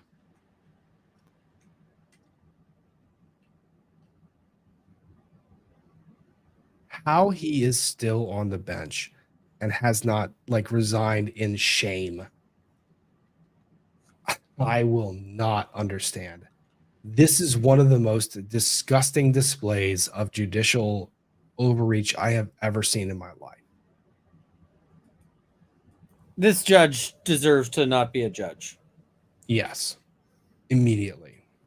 I'm going And to make those. really, in a better world, there would be a higher court just stepping in, possibly just sua sponte, hey, we've seen the shit on Twitter. We watched the video, and on our own motion, you are being recused. Well, it's funny as Petty White says, people are referring to this judge as Suge Knight. Okay. I'm not going to tell you there's a lie there because I don't think there is one. We're going to get there. So there has been a request of the upper court, which I thought was going to happen based on the initial part of the shenanigans. It took another week, which I'm not disappointed about because you know what? It needs to be fucking heard. This is some bullshit. Georgia taxpayers, y'all paying money for this. You're paying money for this. Not just money. And good money. Big money. Big dollar money. Like millions and millions of dollars for this prosecution. Not to mention how many cases are put on the back burner because you have dedicated a judge, courtroom, and whole judicial staff to one fucking trial. But don't worry, he's going to make sure there's a conviction. That's what I mean. Is this worth it? And with this many mistrial motions, do you think this conviction will ever stand up? Not a fucking chance. Oh, No this goes up chance to a in higher court. It's hell. just like... And the rationale that the higher court's going to kick it back down for one reason or several?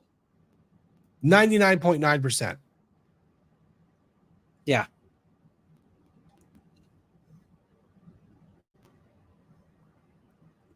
So these are your tax dollars. This is your tax money. This is what you pay. And this is why you vote in elections for prosecutors. This is what you're paying for. Congratulations. I hate to say it that way, but if this DA is not voted out of office next term, the taxpayers cannot write the check that she is or cannot cash the check that she's writing. The amount of money this prosecution is costing. Oh, it's all the money. Everything. Millions and millions of dollars. For what? I mean, I honestly mean that. For what? For something that is a disaster. So you convict this person, you convict Young Thug, which, let's be honest, in a RICO case, by the way, in a RICO case, you can always pick off the little ones. You can always get the smaller pieces. They're there. The reason the RICO cases exist is because you can pick off the small ones, but you don't want the small ones. You want the big ones. You want the head of the snake, right?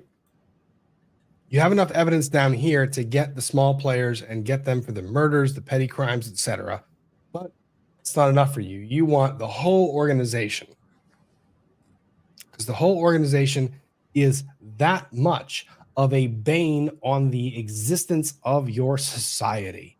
Now, in Chicago, the mob bosses, I got it, man. I understand that shit. They literally, I mean, they were buying politicians. They were doing everything that they could. So yeah, those RICO cases made sense. Yep. Tell me how this fucking makes sense. How is this necessary for the regular life of every person in Fulton County, Georgia? How is this something that we need a resolution on in this scale? You want the smaller guys off the street? Go get them. You got them. You have the charges. Lil Woody just admitted to murdering somebody. Good. Prosecute the fuck out of him. Put him in jail. Yeah. Well, instead they're like, if you say you murdered somebody, we're going to charge you with perjury. Oh my God. You know how long a murder trial would take with someone like Lil Woody? 3 days, 4 days, maybe 4 days. Also, who the fuck names themselves Little Woody? I don't hate it. I mean, it just, you know what it is. You don't? No, it's really fucking stupid. It's really stupid. All their names are stupid. Like, it's like Big Mac, Lil Woody, like all these little fucking things. Like, stupid names. It's not just stupid. It's like self-disparaging. But Ian, if you were to break off these 26 defendants and prosecute them individually, right? Like take Young Thug out of it, take him out of it, take Williams out of it. If you're going after little guys, each one of those trials is what? 3 to 5 days max, maybe 10 at the very, very outside.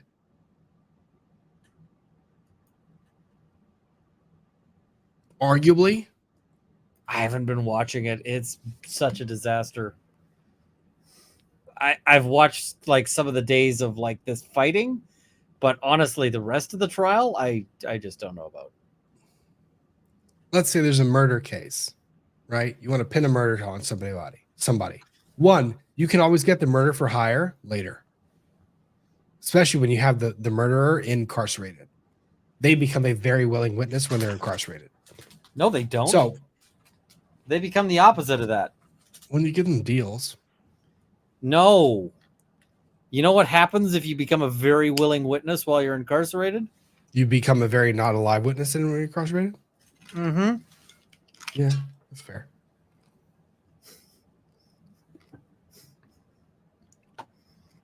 But let's say that you want to go after all of the street thugs. There are 26 defendants in this case. Let's say you get 10 off the street. And the cost to the taxpayer is, let's be conservative, $300,000 of attorney time, investigative time, cop time, $300,000 to $400,000. And that's individual trials. Now you throw them into a RICO case. Now we're in the tens of millions to try and get 26 and not just the 10. So how valuable are those 16? And could you have waited around to prosecute him for something else? Possibly. So Glanville, let's hear you reap what you sow. That I'll reduce both of the motions to recuse to an order, and I will file that so you can take whatever steps you need to necessarily after that. But I don't get into anything about the affidavit itself. Argument on that, I just have to read it. Those are only three things I do. And then if I find it to be not sufficient on its face, I go for it. We're going to play that part back at real time. I'm not going to get in the affidavit. Make that, I'll reduce both of your of the motions. The only to reason that's recuse, funny is just watching to your an facial order. expression every time the wheel starts. And I know. So disappointing. I will file that so you can take whatever steps you need to necessarily after that. But I don't get into anything about the affidavit itself. Argument on that, I just have to read it. Those are only three things I do. And then if I find it to be not sufficient on its face, I go for it. I just make the ruling at that point in time, let you all take it up. Side note, for those of you who do actually care about body language at all, there's a whole lot of self-soothing gestures and a whole lot of mouth guarding and a lot of defensive gestures.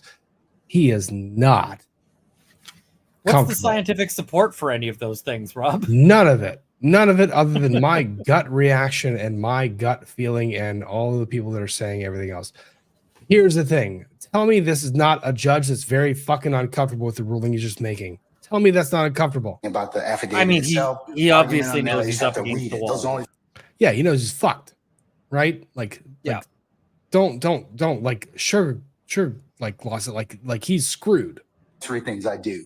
And then if I find it to be not sufficient on its face.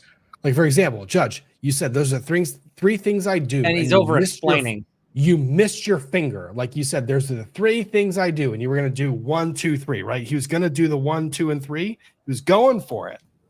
And he missed. Watch him miss. I will file that so you can take whatever steps you need to take the necessarily steps. Go after ahead. that. There you go. But I don't get into anything about the affidavit itself.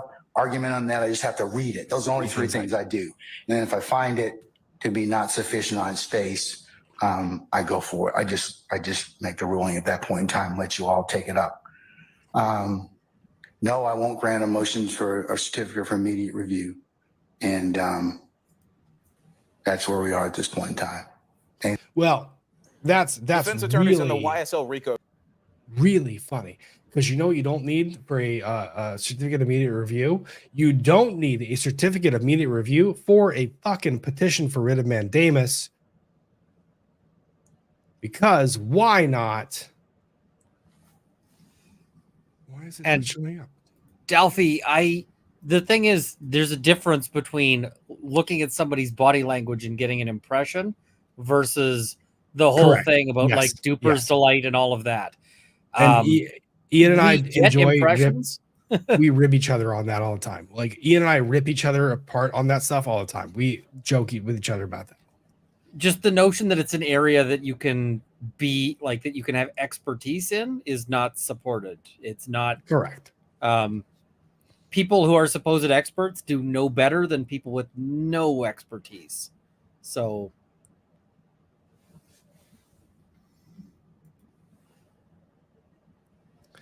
Astro, who are you? Oh, there you go. Bye, Astro. Oh, I can do it from my end. I didn't know I could ban people and block them. There were trolls I saw earlier. I didn't know I could do that. Anyways, so you know what doesn't need a certificate of immediate review? This, which is Diamante Kendrick's emergency petition for writ of mandamus and stay of proceedings. Ian, you're familiar with what a writ of mandamus is, correct? yes. What is a writ of mandamus? It's basically an order of do this thing. So you've got different kinds of orders. You've got an order of certiorari, which is basically we approve of this thing. We've got mandamus, which is you must do the thing. And you've got prohibitio, which is stop doing the thing or don't do stop. the thing. So, yeah. Lawyers love their Latin. And you know what's great about the writ of mandamus is the writ of mandamus is one of those things that no matter if you understand Latin or We not, should just call it a writ of knock it out or knock it off, or writ of do this. yes, because if you understand Latin or not, mandamus is pretty clear to everybody. Like, you do this fucking thing, right? Like, yep. Here's the thing: you must do it. Thou shalt do thing. So where you typically are looking for mandamus is like, let's say you buy a new car. It's a fantastic new car, and you go to register your new car with the DMV, and you walk in and they go, no, go F yourself. And you say, why? Why can't I register my new car? And they say, yeah, it turns out you're dating my ex. So you're like, that's not cool. So you need some way to get your car registered. So you go to court, and because the DMV is a government body, the court has authority over them. And so the court will the court then can say, dude, register the freaking car. We are mandamusing that you register the car. And so then you go back and you're like, I got an order. It says do the thing. And if they don't do the thing, then you have a piece of paper that says they can go to jail for not doing the thing, which is, which might make you happy. you get to show up with federal marshals. And show up and be like, these federal marshals say otherwise. Yep. Or in the case of thing. like a state court writ, you show up with state troopers. The state troopers are like, no, you're gonna do this thing now, immediately. So this is a petition for writ of mandamus, which I thought was going to happen because this judge was just so out of line, and the whole like, you can't appeal me. The second you tell a litigant over and over and over again, you can't appeal me. One, the Court of Appeals is like their hair on the back of their necks going, I don't like this a lot. But some of them are like, it's okay because we have like unending appeals. And then you see it like 15 times. You're like, this is uncomfortable. And then you see a state court judge jail an attorney. And you're like, you're like, it's on like Donkey Kong. wait. Where's the mandamus? I want a stamp that says mandamus. I have it. It needs to be here on my desk. So you need a stamp that says Matt Damon. Matt Damon. The stamp of Matt Damon. The stamp of Matt Damon. Matt Damon compels you. So, Ian, your favorite phrase in all of legal jurisprudence is as follows. Comes now, Diamante Kendrick, the petitioner by and through undersigned counsel, and brings this emergency petition for writs, multiple, of mandamus and a stay of proceedings showing as follows. Jurisdiction, we don't need to hear that. We know what's going on. We have a bunch of trials going on. There's a lot of jurisdictional arguments being made. They're not relevant. The relief sought. As Glanville has found petitioner's motion for recusal to have been filed and presented in a timely fashion, the Weinstein affidavit to be legally sufficient, and the affidavit containing facts that, if proven, would warrant recusal. Petitioner requests that this court grant a writ directing Glanville to adhere to Rule 25.3 and thus assign the motion for recusal for hearing before an unbiased judge. Now, for those of you that we are having to play a little catch up with, let me see if I can't find this specific argument because it was actually made. And I love the lawyer for doing it, by the way. Young Thug motion for recusal. And this one was, I think this was, no,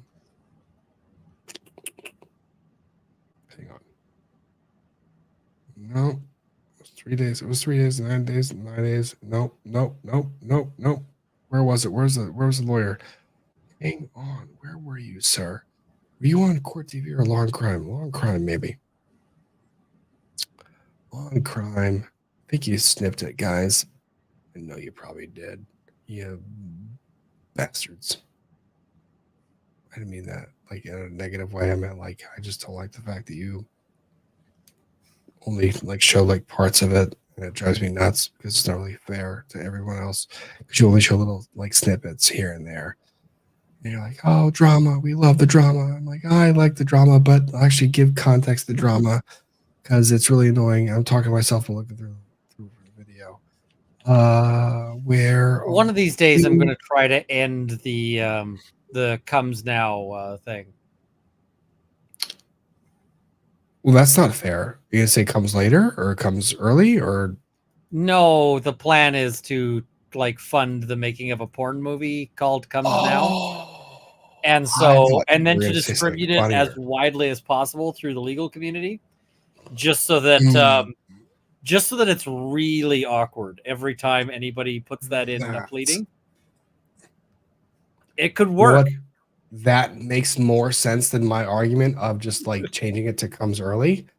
I think that's probably the better.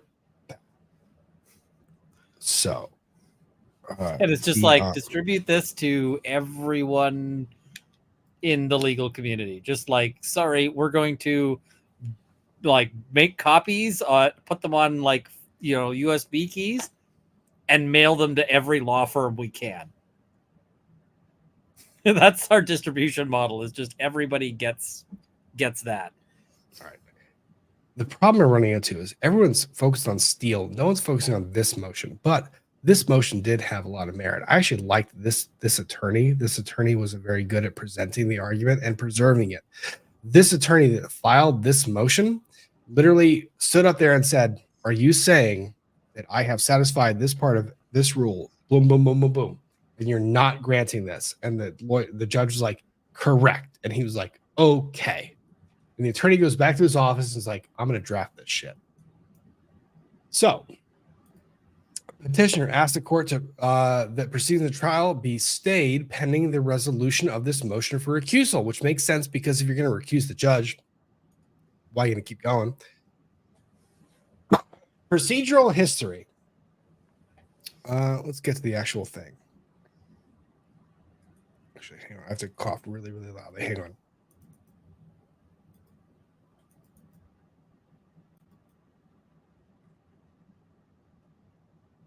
Sorry, I didn't want you guys to hear that. So, jury selection took more than 10 months with trial before selected jury beginning in November of 2023. Following the secret ex parte proceeding on June 10th, 2024, petitioner filed and presented a motion to recuse and accompanying affidavit from Douglas Weinstein to Glanville on June 12th, 2 days later. The motion to recuse was based on impermissible secrecy of the ex parte proceeding and the violations of the judicial code conduct that occurred during the secret proceeding. There you go. There's the judicial code violations. There it is. Good job. The motion was summarily denied. I need to use this word, instanter. Is that just without any consideration? Instanter, like instantly? Yeah. Just write that in there. Ooh, solid. I need that. With a formal order issued on June 14th. So the judge turned around and ordered. Good job. The secret ex parte proceeding.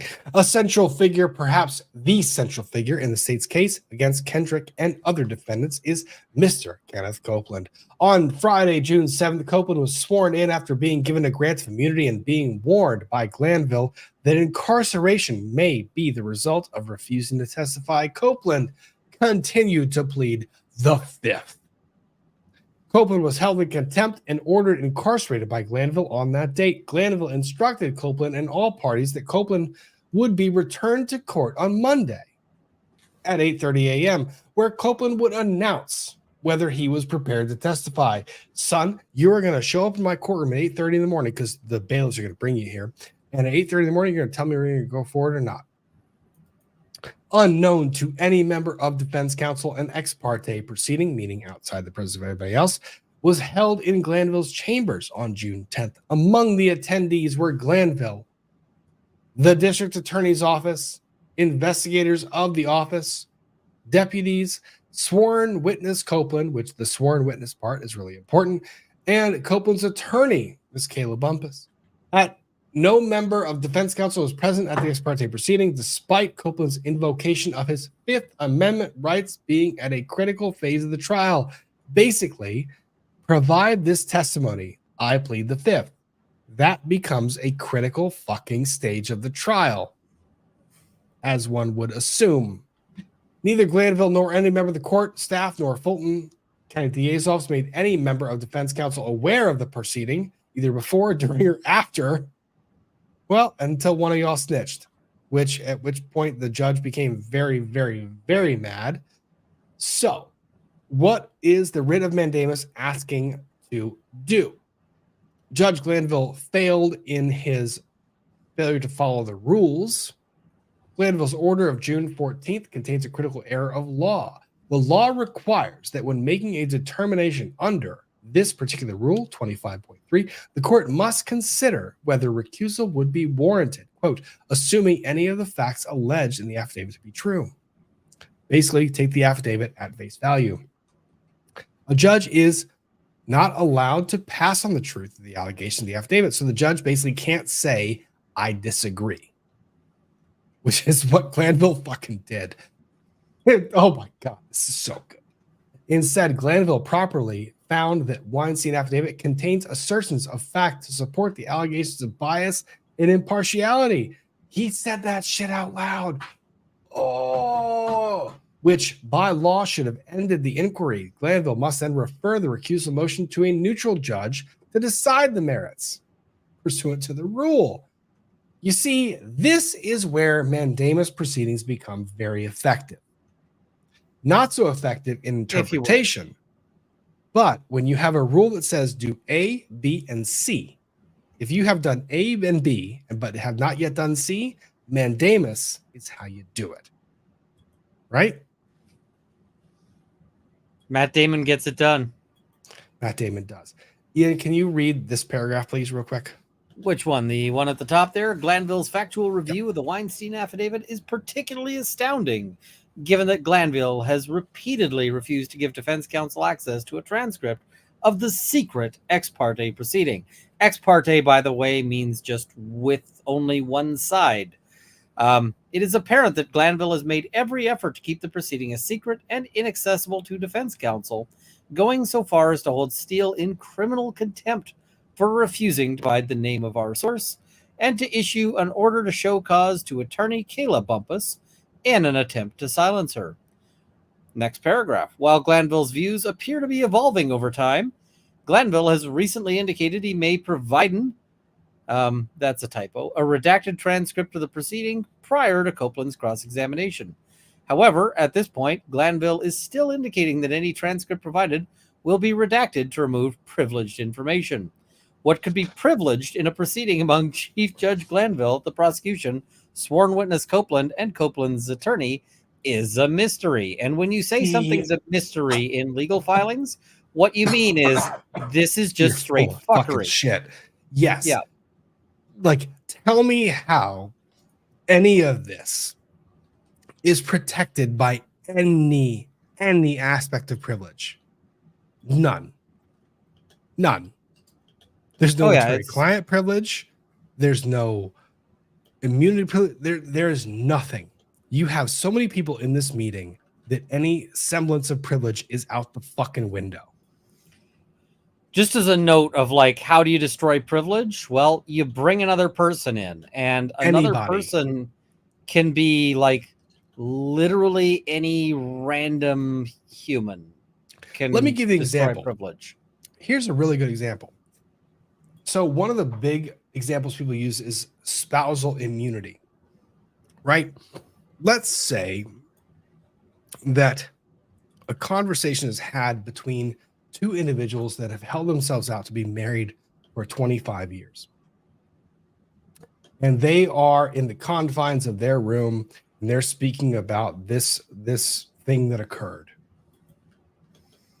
And they're talking about the criming. They're talking about the criming. And come trial, the prosecution wants to call the spouse. Now, generally speaking, there is what's called the spousal immunity, which means that I can prevent my spouse from testifying against me. There's some technicalities there. Let's say that that marriage was not ever legally cognizable. So on a technicality, you've been living with this person for 25 years and you believe them to be your spouse and confided them in that fashion, and you've held yourselves out that way. And Surprise! You've husband and wife. And surprise, because there's some legal formality that was not abided by in terms of your nuptials, that immunity no longer exists. That is how fragile the privilege is. Attorney-client privilege. If somebody else, if an individual walks into my meeting and overhears me and my client discussing something, them simply overhearing it breaks privilege. Gone. Depends. Yes, it does under certain circumstances. But let's say that the person was invited in. Yes, This is if my they're son, I invited trust in, them. yes. But if it's something like, like just walk in, a Yeah, rival that law break. firm has, That's fair. put and sometimes there are people who could overhear, like the sense of like your legal assistant or a translator or something may not break privilege. But, if you've got a situation where it's like, you're looking at, where, like, let's say you decide to live stream your meeting because you don't. Yeah, that invites third parties in, and that breaks privilege. Yeah. Don't do that, by the way. No, don't do that. I actually heard one creator say that they were going to live stream a thing with their lawyers. And then as it turned out, that never actually ended up happening. Like for some reason, they're like, that live stream never materialized. And I can tell you what the reason is. The reason is their lawyer went, "You want a what? Counter proposal. Y'all can go F yourself." So this was the smoke that I was waiting for. Glanville has violated multiple rules of Georgia Code of Judicial Conduct. Yep. I figured this part was fucking coming. And you know what else is coming? A complaint to the Judicial Ethics Committee. The facts alleged in the Weinstein affidavit must be assumed true when deciding whether recusal will be warranted. The details learned by Weinstein, including the holding of an improper ex parte proceeding conducted with sworn witnesses at Copeland, this violates Kendrick's rights to due process and fair trial. The secret ex parte proceeding with sworn witness Copeland, I love that they keep saying this, by the way. Keep doing it. I will say sworn witness Copeland forever. Was also a violation of at least Section 2.9 of the Georgia Code of Judicial Conduct. Footnote 7. 2.9, assuring fair hearings and averting ex parte communications. Well, it's funny because there's a Georgia Code of Judicial Conduct on point. Hey, judges shall accord to every person who has a legal interest in a proceeding or that person's lawyer the right to be heard according to law. Judges shall not initiate, permit, or consider ex parte communications or other communications made to them outside the presence of the parties or their lawyers concerning a pending proceeding or impending matter, subject to the following exceptions. What they mean by consider is like, let's say I'm in a hearing with somebody, and I send the judge an email, and I say, "Hey, judge, here's some stuff." The judge is going to send me back a letter saying, "I am refusing to consider your message because you were not supposed to have sent that to me." Well, so I made this point earlier. I have been dealing with a certain particular pro se other party. Pro ses are often fun. loves sending communications to the judge's clerk, even though the judge's clerk said no. And every email from the judge's clerk loops me back in. Like the judge's clerk is like hits like reply and then like adds me and goes, as a reminder, please see the bottom of my signature page, which says I cannot communicate with parties like individually. And plus, I'm not speaking as the bench or the court. Yep. These things are remarkably serious. People joke about them all the time, but they are remarkably serious. So, and yeah, the thing is lawyers can get into serious discipline troubles for failing to, failing to properly communicate. Because it's a big deal. Oh yeah, it is. So going on the rule in the footnote where circumstances require ex parte communications are authorized for scheduling, not it, administrative purposes, also not it, or emergencies that do not deal with substantive matters or issues on the merits. Well, here's the thing. I would say the testimony of a sworn witness is a substantive matter and an issue on the merits. Yep. But even then, the judge has to overcome this hurdle. The judge reasonably believes that no party will gain procedural, substantive, or tactical advantage as a result of the communication. False. Having a witness that says, I'm not going to testify. Mm-hmm.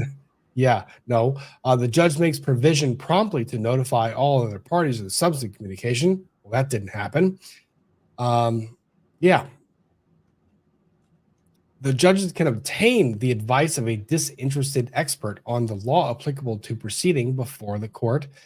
If they give notice to parties, well, that didn't happen here. The judge can consult with the court staff and court officials whose functions are to aid in carrying out adjudicative responsibilities or with other judges, provided the judge makes reasonable efforts to avoid receiving factual information.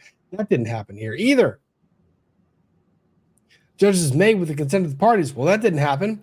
Judges may initiate, permit, or consider ex parte communications when authorized by law to do so, such as when entering or when issuing temporary protective orders, not here, arrest warrants, not here, search warrants, not here, or when serving on therapeutic, problem-solving, or accountability courts, including drug courts, mental health courts, and veterans courts, not here.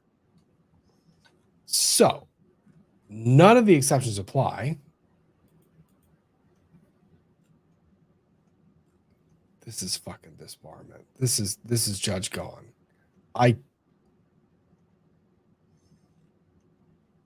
This is a gong show. I almost can't go further. Like, Glanville's actions offend public You know what? I'm going to read this last sentence. Glanville's actions offend public confidence in the independence, integrity, and impartiality of the judiciary. An appearance of impropriety and bias hangs over the present trial due to Glanville's failure to follow the law.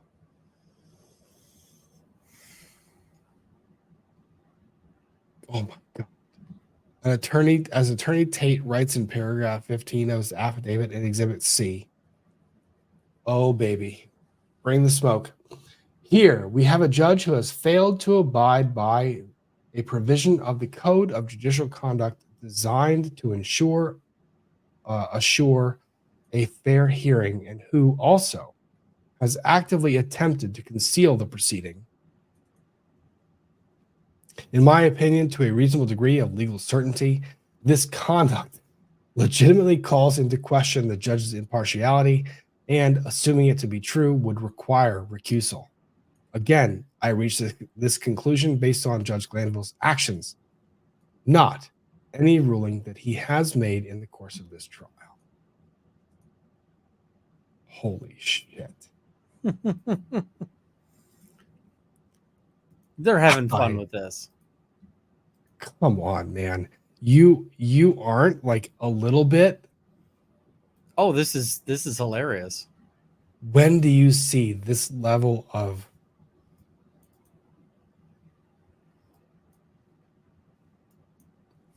we see attorneys step into it all the time. Like attorneys will step into it every day. Judges will do so from time to time. Very rarely do you see a judge like step into it to the point where they're like, I am smarter than every attorney in my courtroom. And all the attorneys are like that. Like, you want to bet? I got you, Judge. So I have a lot of super chats to catch up on. Ian, you are free to jump off anytime you want. We have hit all of our topics. We have. Ian, do you have thoughts on Judge Glanville? I want to hear those thoughts. I think I wish him all the best success as Citizen Glanville. You mean no longer judging anything ever? Correct. At the time? Well, you're largely in agreement. I've been in front of judges where I disagree, right? Like I was in front of one this week and I told you about this. I was nervous about it. Like a judge that I was going to be in front of, like, this judge doesn't like me. He and I don't get along. We fought and we argued and I got my points across and I won a lot of the arguments. Actually, the client was very happy. But I never thought at the end of the day the judge would ever do something to legitimately take one of my arguments and like deprive my client of like a liberty because of it. Like take something and take it out of my hands and be like, not only am I disregarding this, but I'm also going to take this and like I'm going to cast it aside and say it's not what it is, and I'm going to take your client and put him in jail.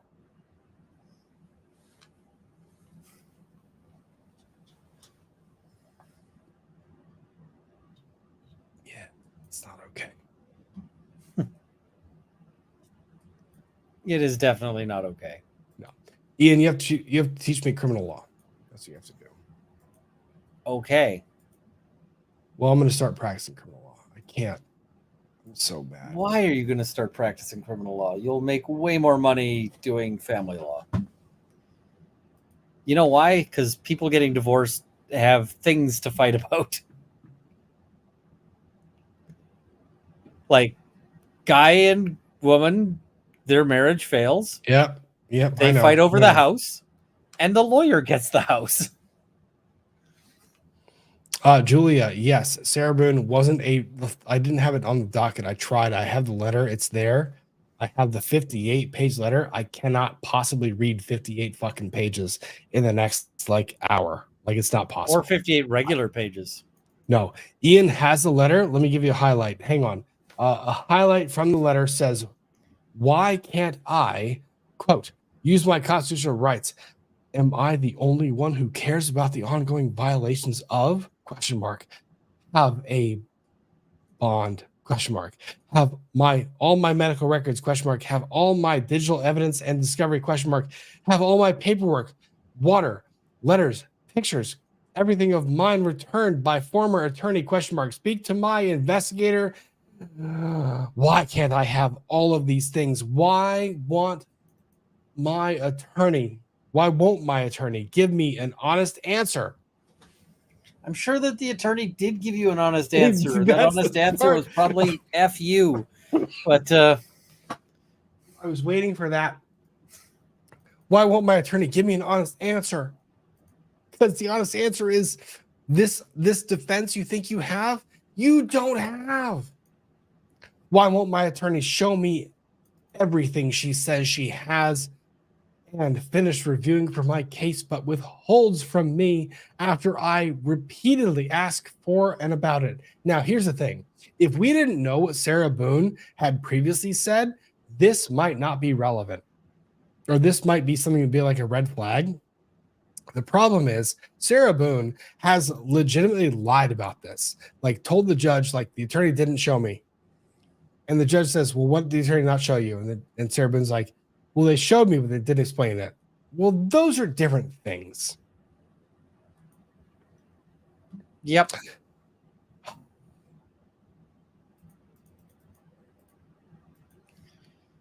She is, yeah, something awful. This is my favorite. Why won't my attorney, like the detectives in my case, stop putting words in my mouth?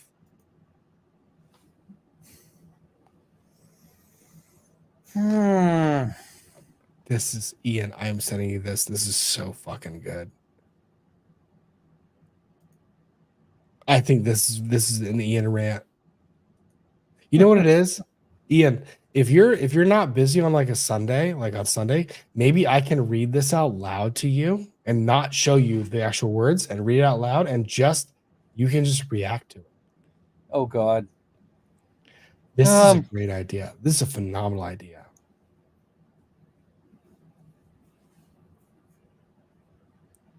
You're gonna scream. You're gonna be so mad. You'll be so upset. It'll just be like me running the goat, the screaming goat until it runs out of batteries. I'm gonna take that away from you. Take it away. You can't use it. How? You can't use it. You're not allowed to. It's not possible. I will mute you. You have to listen to the letter. The thing is, you cannot be like Sarah Boone's attorneys. You cannot be like her attorneys and just disregard everything she says. You have to listen. Ian, you have to listen and care. You have to care. Fun fact about that. The funny thing is, it's not a funny thing. It's a terrible fucking thing. This woman, yes, she gets her day in court. Is she going to prove any of the things that she thinks she's going to prove? No. The evidence is pretty self-explanatory. Like, I'm not one to judge beforehand, but there's a fucking video of her with the camera on the suitcase. Like, I'm just going to say, don't get into the suitcase, guys. Don't do it. Just don't do it. It's terrible. It's terrible. All right. Ian, you are free to jump off anytime you want. I covered the Boone stuff, covered everything else. I have to catch up on Super Chats, and I'm going to do that in the next 30, 40 minutes. Up to you, buddy. I can stick around a little bit. All right. XCDA, I had an amazing, significant personal win this week. Congratulations. Celebrating with a drink tonight. Also, love your legal practice stories. I like talking about them. I had a bit of a win. You had one win and one we're waiting on. I know you're concerned about it, but we're waiting on it. I'm concerned about it, but I'm waiting on it. We're going to be passively optimistic. And I'm going to pour some scotch. Good scotch. Crazy by proxy. Thanks for the distraction. Been a rough week. Okay. I'm sorry, Crazy by proxy. It's okay. Join in with Ian and Scotch Toast. Audrey Sova. My husband has the Creality Falcon 2 laser cutter and enjoys it. He got on Black Friday sale. So there you go, Ian. The Creality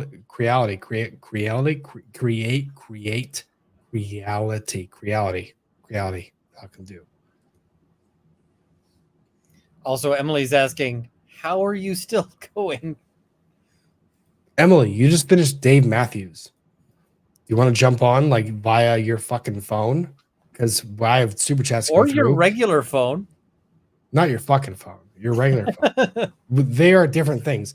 Is your phone tracking steps, or is it just tracking GPS? Are you going upstairs or downstairs? We don't know these answers. We will never know these answers. Also, is Judge Glanville just not going to be a judge anymore? Because I have opinions. Also, Rick joined us earlier today. So if you don't join us, I'm not judging you, but I'm kind of judging you. I'm also just teasing because it's just fun. Life is, Ian, you have to admit, we live a good life. We have a fun life, right? We're friends. We have a fun life. I mean, friends is awesome. Life is sometimes chaotic. It's going to be stupid busy in the next little while. Better with friends, though, right? Oh, absolutely. And I am going to share a decision. Because share. it's. Is this have you redacted appropriately? I don't really need to redact it because it's going to be publicly posted. Joy Daily, Rob is 5 hours and 23 minutes into a live stream that's supposed to be 3.5 hours. So, yeah. And I have Mrs. Hoeg Law and the Hoaglings showing up at this house in T minus 9 hours and 28 minutes. 9 hours and 21 minutes. I mentioned in this case. Point. Cannot read. Mr. Runkle's argument and affidavit of June 13th, 2024, document how Mr. Runkle, as an online YouTube commentator on Canadian legal matters, reported on the TCAN ABKB number 6 decision. Following that, Mr. TCAN communicated with Mr. Runkle to express his concerns. Subsequently, Mr. TCAN contacted multiple police services complaining of harassment by Mr. Runkle. In those communications to the police services, Mr. TCAN alleged that he was being intimidated as a justice system participant. No fucking way. Yep. So, this is the decision? Oh, yeah, this is the court decision. Ultimately, the complaints by Mr. TCAN to law enforcement concerning Mr. Runkle were rejected. The same occurred when Mr. TCAN attempted to have YouTube videos removed. He sent in a complaint saying that I was talking about his, that I was, disclosing personal information. And YouTube was like, yeah, we'll investigate that in 48 hours. And then they were like, no. So then on May 14th, 2024, Mr. Runkle received communications and a formal duty to warn notice from CPS indicating that reliable information indicates Mr. Runkle's safety is at risk of physical harm or death from Mr. TCAN. Can we pause here? Because the thing is, you downplayed this. You downplayed the F out of this. And I was so mad at you for doing so. For example, you downplayed this to the point where, like, you and I had a legitimate conversation about... Oh, we can't go into all of that because there's different. This is a separate issue than the stuff you're talking about. Really? So that, yep. Oh, yeah. That we gotta. How is this a separate issue? It's the same topic. Are you kidding me? It's different people. So, and the other one that one we'll talk about offline. All right. All right. That's fair. But, why are there different people who are having the same conversation? Well, because I'm a popular guy. There's more than one person who apparently wants to kill me.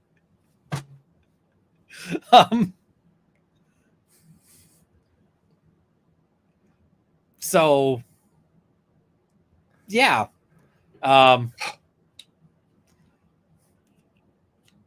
But yeah, they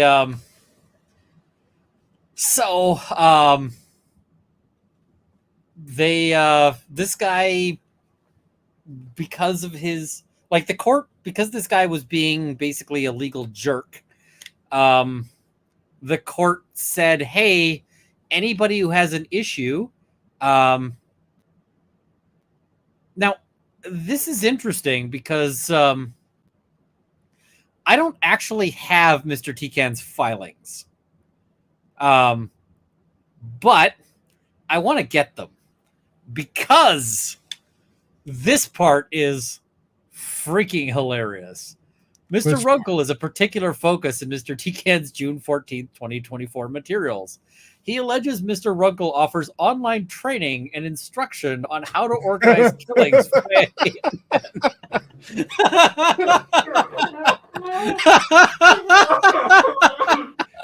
I'm sorry. No.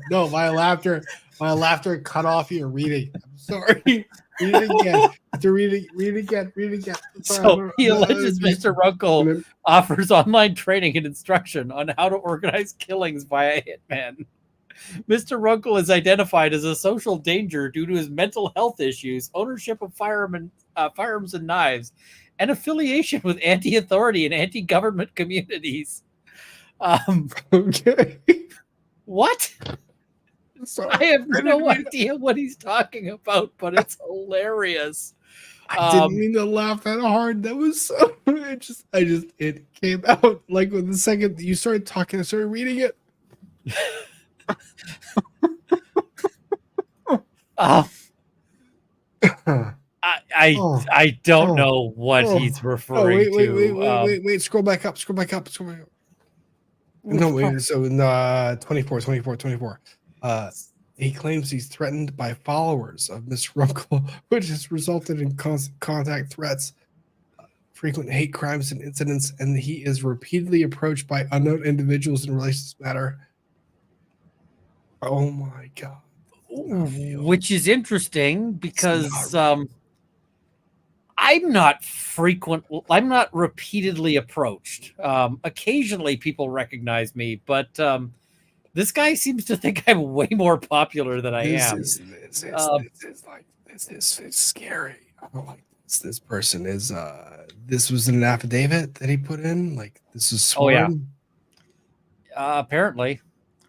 Also, he had a lawyer on this, from what I understand. So, I'm gonna have to pull... Wait, hang on. Pot. Wait, hang on. Pot. Leave the kettle alone. We're doing just fine. Yes, sleep is good.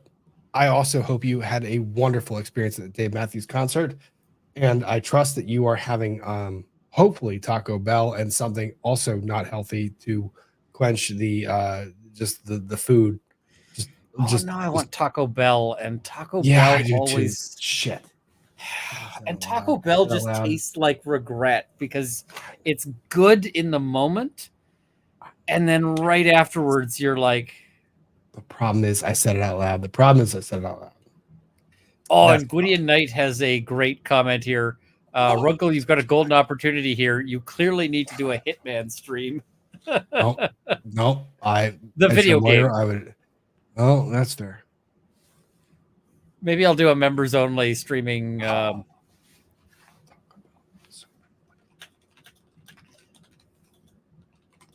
so mad at myself. Why did I do that? Yeah. Sorry, chat. That's my bad. That is my bad to all of those who just got the Taco Bell craving. Do I want to order the if you're gonna order the shit on the stream, I'm gonna be so mad at you as I'm looking up how to order it myself. Is it still available? It's 1:47 a.m. my time. It is 1:47 a.m. my time. Oh, I think they close. I can. Ooh, you lucky bastard. I think I'm probably out of luck. That said, I just saw a message from Mrs. Runkle. Are you in trouble?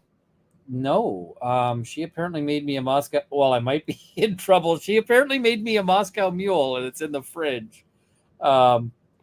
So now, if she's Corey Richins, then I'm in trouble. But no. Why don't you go and enjoy that?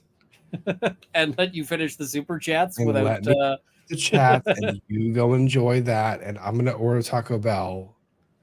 And I can't. So I will let you go. And but yeah, isn't this hilarious? He alleges Mr. Runkle offers on training and instruction on how to I didn't know I needed that. I didn't know I needed that level of laughter until I read that out loud. So that's what I'll say. I didn't know I needed to laugh that much until I actually had that displayed on screen. So this is my favorite thing of today. So I'm gonna let you go, and I will hang out in the chat. So I will catch you later. Oh, you take Ian. You will behave in my chat, right? I will hang out in your chat. Ian, say it. Say it out loud. No. Say it out loud, you son of a bitch. Say it out loud. You will What, you behave want in me my to chat. lie here on your channel?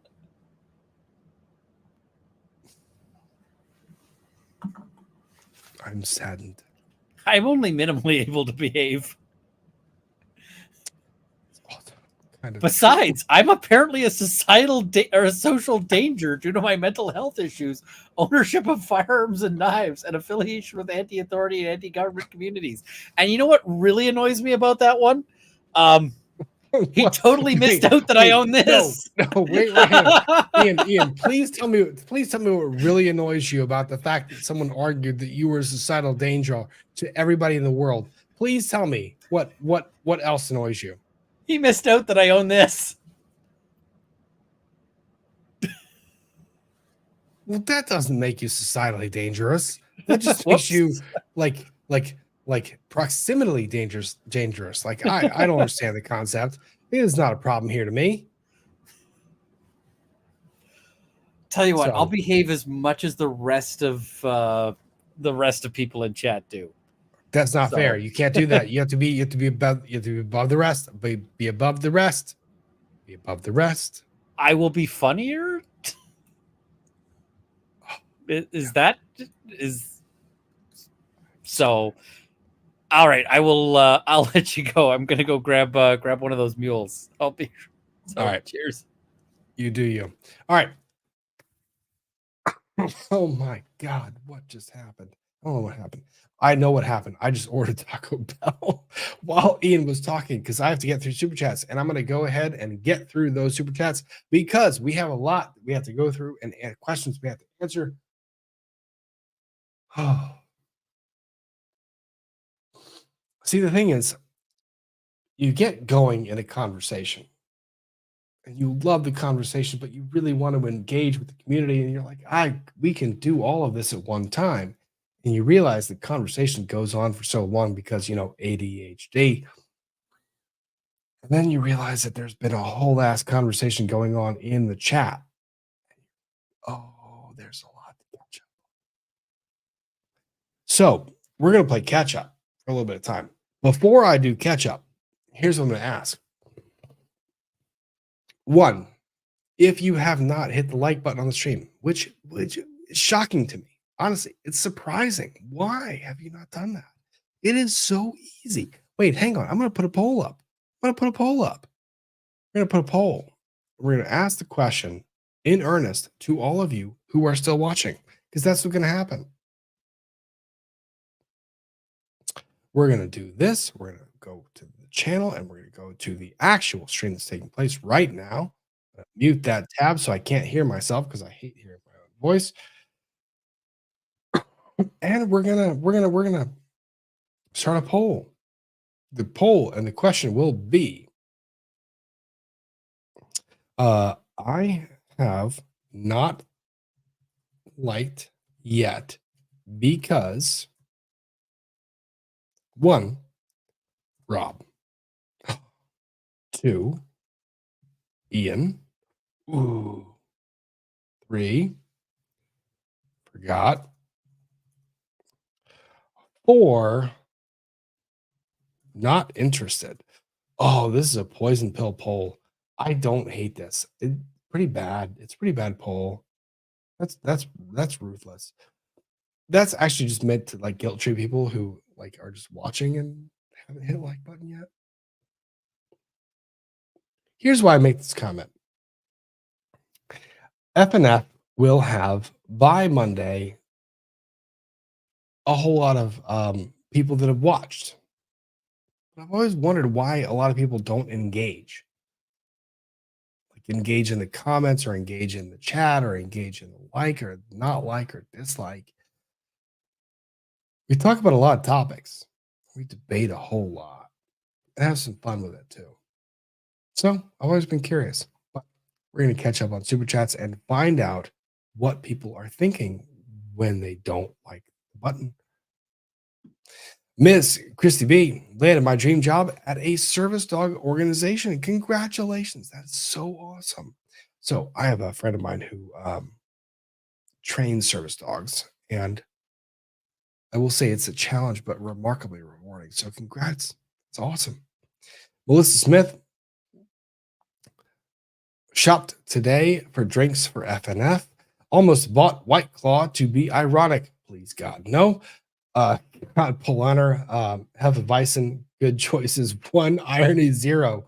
Solid choice, Melissa. Much appreciated. Torin 3, finished setting up my LLC. And day 2 of ADD meds. Torin 3, I was with you when you were talking about those meds. Congrats, my friend. I hope all is well. And I hope that went swimmingly. Lethal 5 string. Off work early and my band is playing The Gambler 500 in Redmond, Oregon. Gonna be a good weekend. So for those of you in Redmond, Oregon, check out The Gambler 500 and Lethal 5 string. So please check that out. Happy Sunshine. Why is it common for judges to favor prosecution? I don't understand why if every case is different with different facts. Love FNF. Google Maps, Team Rob. Yes, Ian is not here. Ian is in the chat. He is gone. Ian loses this argument because Rob is right. Google Maps created a product that was itself not fulfilling what it was advertised to do. Oh, yeah. Oh, that makes me happy. Ian's not here to be a pain in my ass about it. So he makes fun of me all the time when he's on his own live streams and I can't respond. So I'm responding now. Ian's wrong. Google Maps created a product that was inherently defective because what they advertised the product to be was to be a real-time map application, not just a paper map that one would see from year to year, but a real-time application that would display where roads were and where roads were not. I don't care about traffic or all the other stuff. I care about the existence of the roads that Google Maps said existed, with the added benefit of Google satellites that could confirm that, and Google reports, which 10 years prior reported that the road was not there. Oh, it feels so good to make this argument without him being there. To be a pain in the ass. Is he in the chat, like causing chaos? Because I really hope he's so mad right now.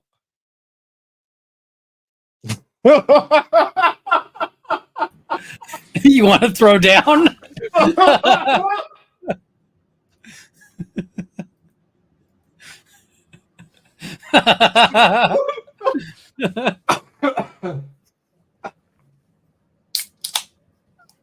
Lesson: do not give your friends the keys to your stream.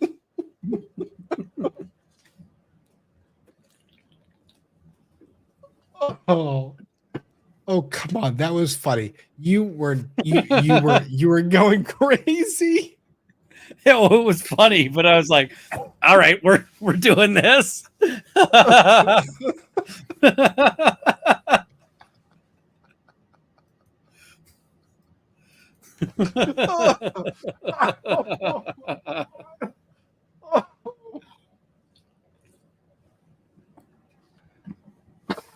I have to have that link. I have to have that link like saved for all time of the like you and I having the fight. I just have to have it so people can get context because it's so good. It's honestly the example of like lawyers like disagreeing to the point of like throwing hands, but then being best friends afterwards. So yeah, that's what that was. It's just, we disagree about stuff. That's what lawyers do. And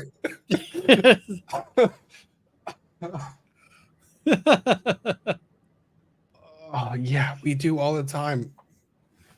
You don't have to. I promise I won't say Google Maps again.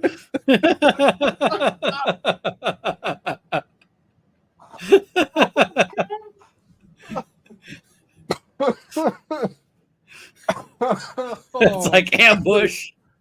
It was perfectly timed. Very well executed. Very well executed indeed.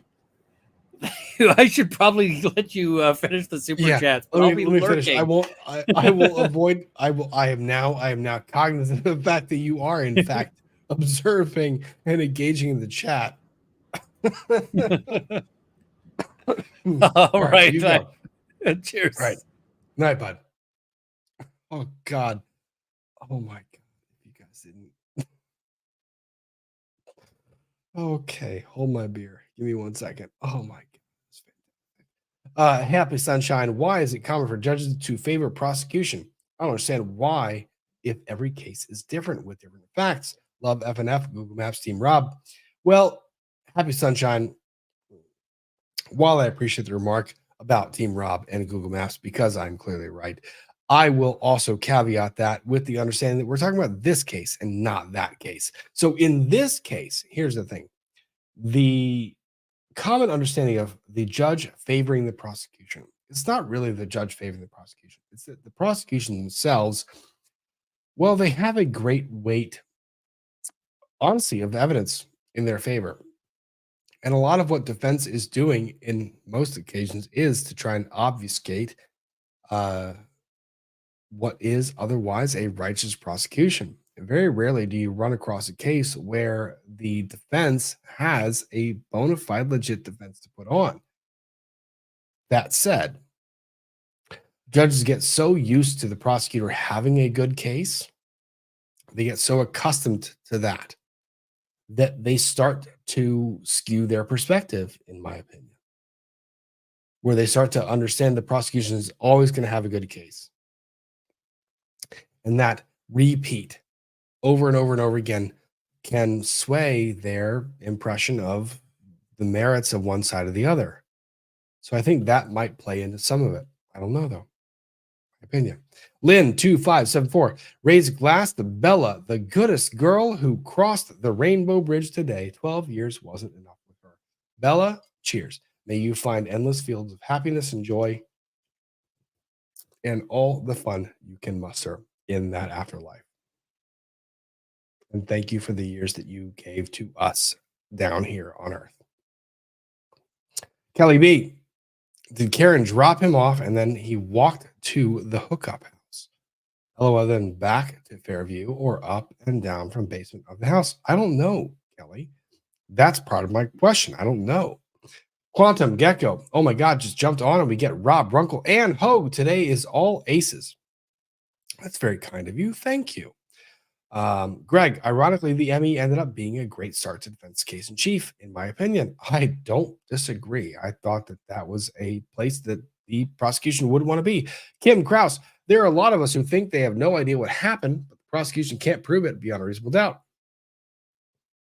With you.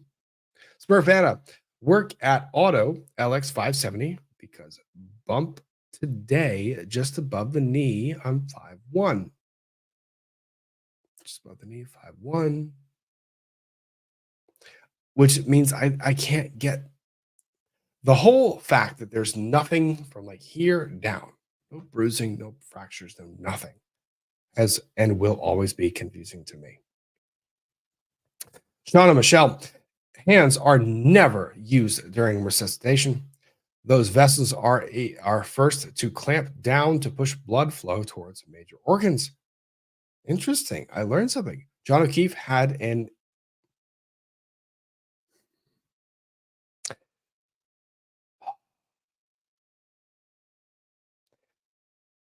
intraosseous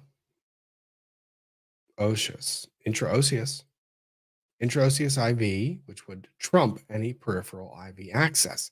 I hope I didn't butcher that. Probably pretty sure I did. Minnesota knows, according to Apple Maps, 34 Fairview and 1 Meadows are 2.3 miles apart at a travel time of 6 to 8 minutes. Of course, this is with clear roads, so probably 3 to 5. Who knows? Kim Krause, the pirouette is my favorite thing Jackson brought to this case. Cracks me up every time. Yeah, the pirouette into the snow is an interesting dynamic. Christine D, to be fair, the facts that seat up for the Commonwealth are so horrible. Wouldn't a rookie have been able to defend this easily? K-Rab, do we believe Yannetti is listed in Google as a DUI lawyer? Supposedly, someone hooked her up with Yannetti after this. I wouldn't be surprised, to be honest. Cabot Porter, why isn't the jury checked at halftime? if there's reasonable doubt at that time, why continue? Because the case isn't done. You can't impanel a jury. You tell a jury to listen to everything to the end because you have to give the prosecution the chance to make the arguments. It's not just the evidence, it's the argument on the evidence. The prosecution has the chance to make that argument at the end. And you haven't been instructed yet. So that's why. Mama Betts, how do they bring this to trial at all? They had enough to get it to trial. I think I struggle with the pragmatic decision of why bring it to trial. That's my question. Mary Coppola, the town calls him Lucky Loughran, and he wanted to testify for defense. He didn't care what the Alberts and McCabe said about him. Backstory, FYI. Interesting. I haven't been watching any of this stuff. Susan Ferry is super late, but was celebrating Celtics. This case is wild. It is indeed wild. Did the Celtics win? Hang on. ESPN.com. Let's see. Edmonton evens the series with the Panthers. My gosh, the hockey world goes wild. Now, to be honest, I like hockey. I actually really love hockey. I track it to the extent I can. When the Caps won, I was all freaking in. I love the Caps. So they're tied 3-3. They're going 7th game. The NBA. What did the Celtics do? The Celtics 106-88 against the Mavs. Holy shit.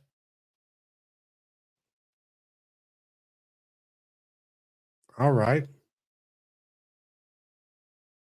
So, Celtics win. Okay. Good for the Celtics. Way to go. I don't get NBA basketball. Honestly, because I can't. It's not fucking basketball, guys. Have you watched some of the travels and the bullshit they do? It's not basketball. NBA is not basketball. NBA is like just NBA. It's NBA. Like, just call it a different thing. It's not basketball.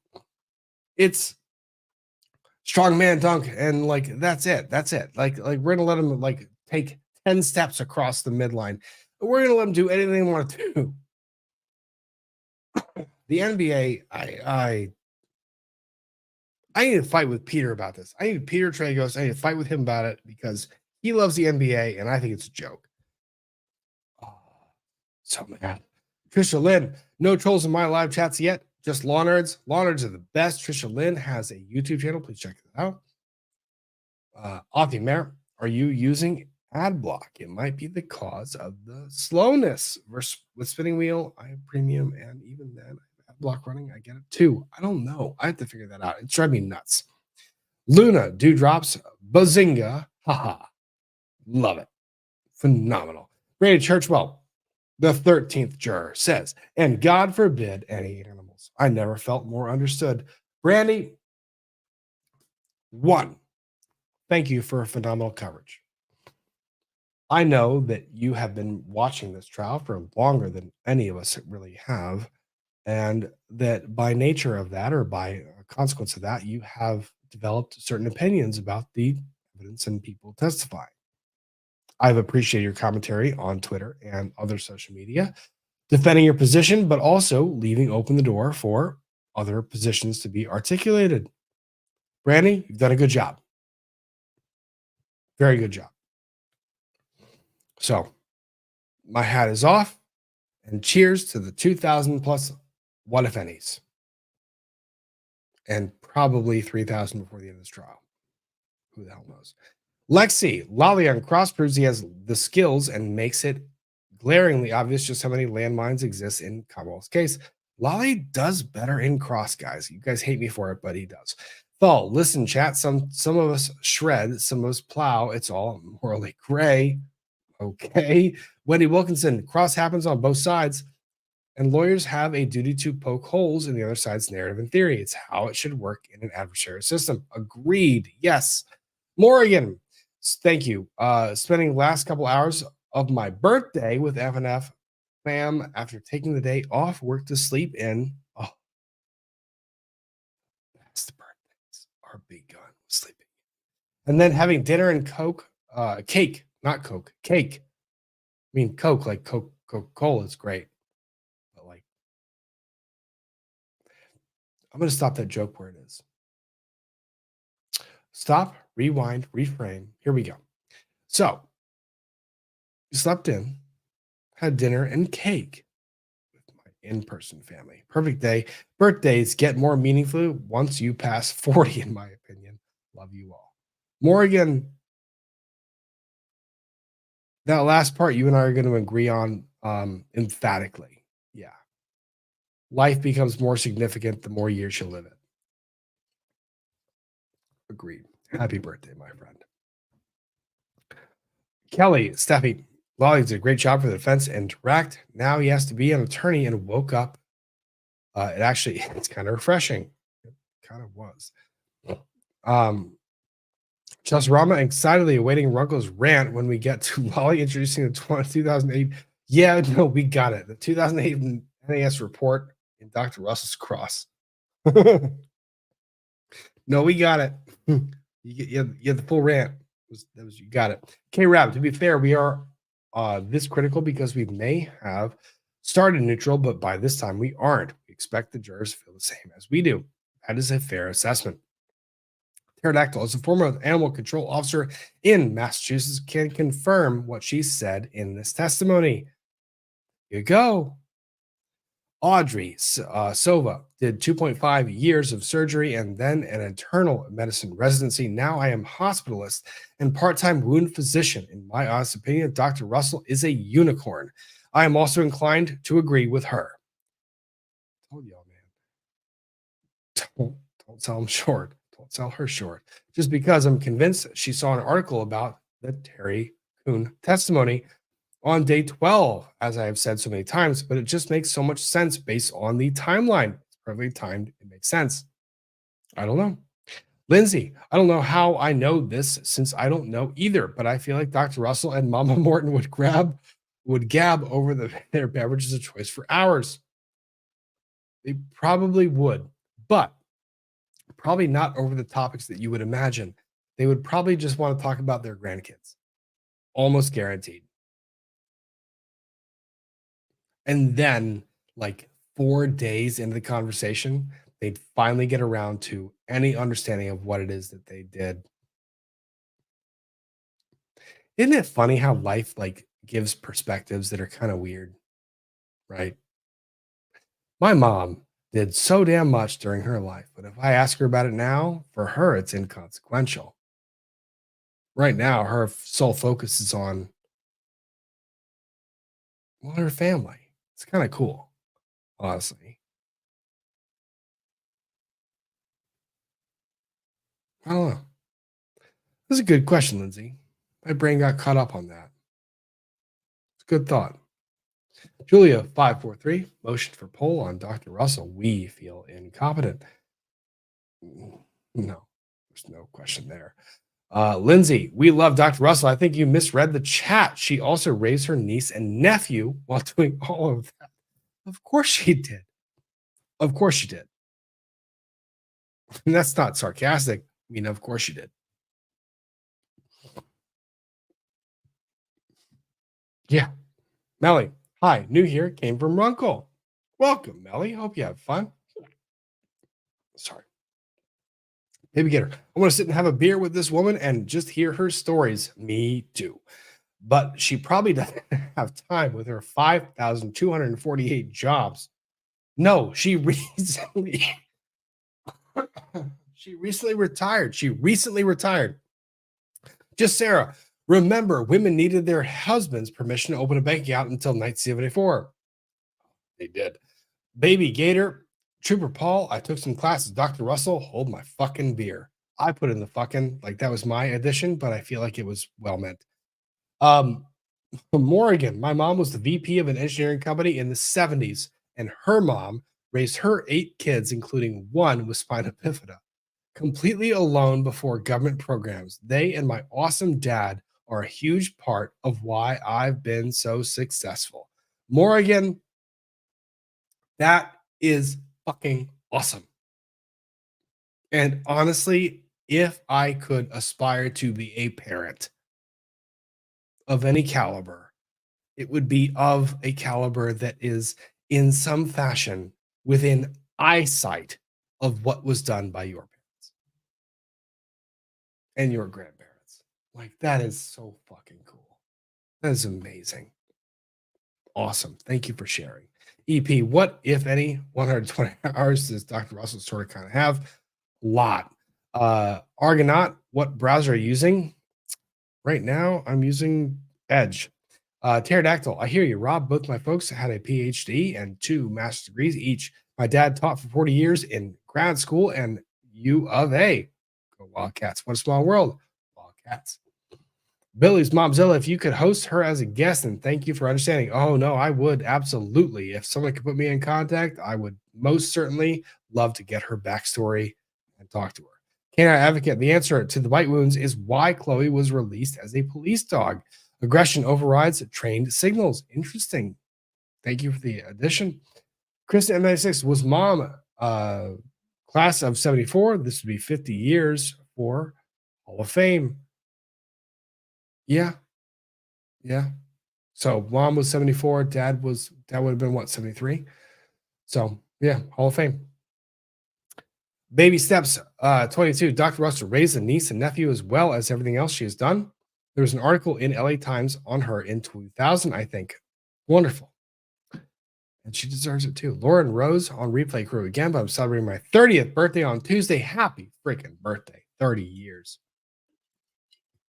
Every year on/around my birthday, I seem to miss your live stream. So I'm glad I was able to pop on for a little bit. Lauren, I'm glad you're here too. Here's the thing. Going into year 31. 1.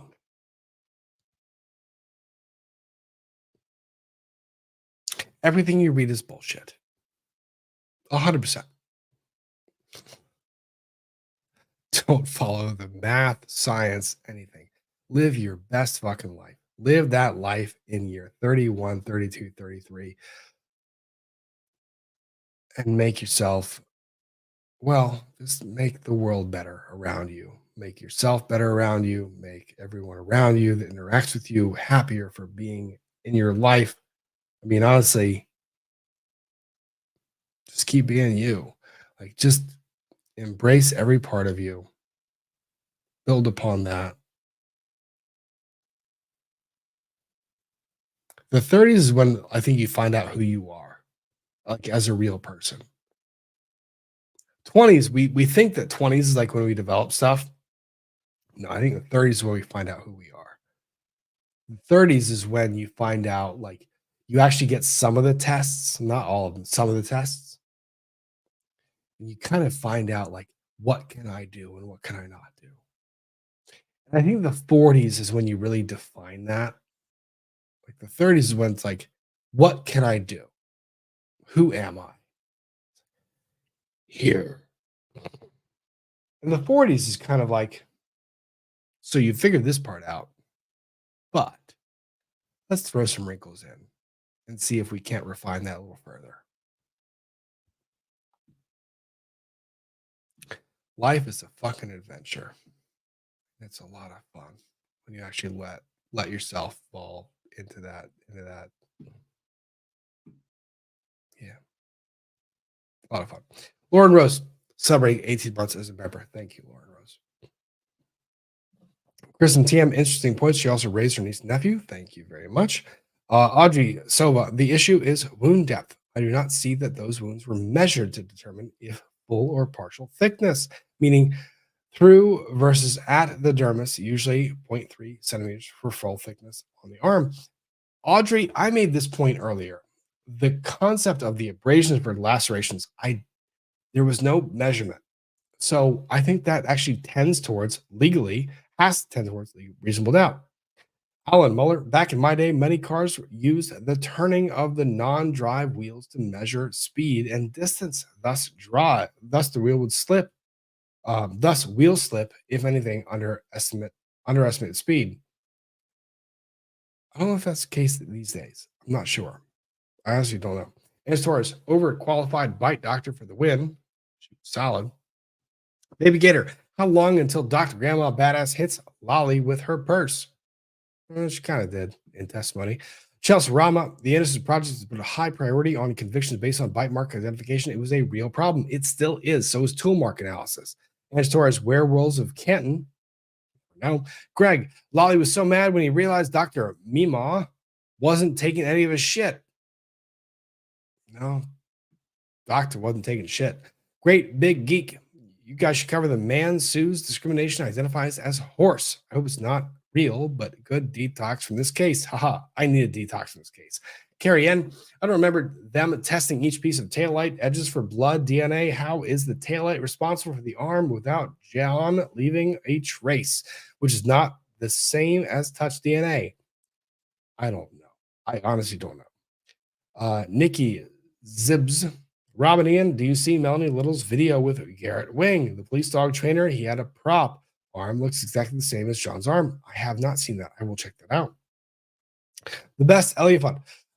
Get a materials expert. It's not a broken glass.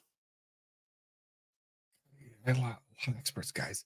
Bop it. As a canine handler, I was sometimes asked which dogs will bite. My answer, any of them that have teeth. Proper answer. Incorrect answer. Froggy Girl, I can send you pics of my son's degloving injury. Nervous about that. We were an hour away from the nearest hospital, up a winding mountain road. He tried to rock climb. Oh, no.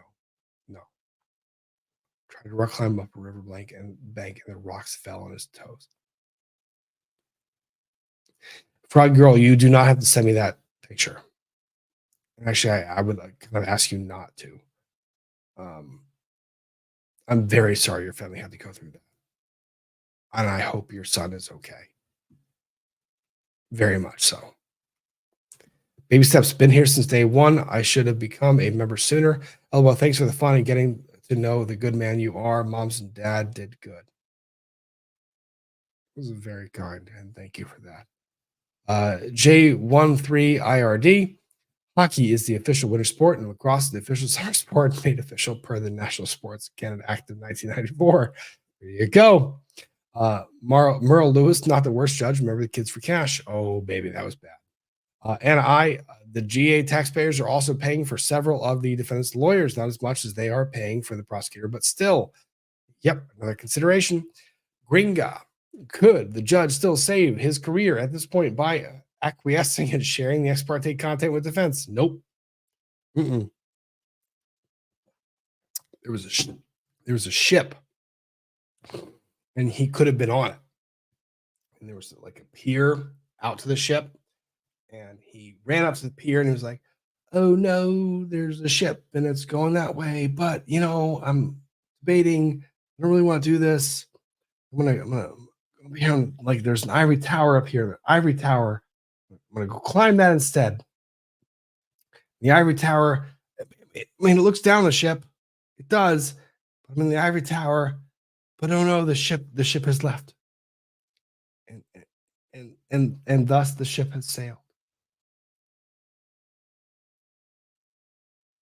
It's a sad day. The ship has sailed. Nope, the ship's gone. He's done. That was a bad choice. Bad move. Bad move, Judge. Pterodactyl. Do you think whomever told Steele about the ex parte meeting did the right thing? Absolutely. Yep. And I think they were required to. Even if it was Woody's attorney. And I think Woody gave consent to do it. What, if any, side quests are we sort of on? One, that screen name is essentially a question, but also awesome. And then two, is this lawful law? I don't know, but with Judge Glanville, no. Entry required. YSL is bad. Judges like this are worse for society. I tend to agree. Baby Gator, when Greg's mom passed away during my trial, judge didn't have ex parte meetings. One, Baby Gator, to be fair, I don't think that's a fair comparison. Honestly, I don't think it's a fair comparison. Two, I do get your point that it takes an emergent circumstance to allow or permit a hearing such as that. So I do get your point. And it was very emphatically made, but yeah. City Collins said, this guy plows. What a weird message to read after that last one. It just happens. Just because someone get ARCA to design his new seat. Maybe. What, if any, side quests are we sort of on? Thank you for the chat. Which would you rather your witness do? Ooh, good question. 1, plead the fifth, or 2, admit to being high while on stand. Shit.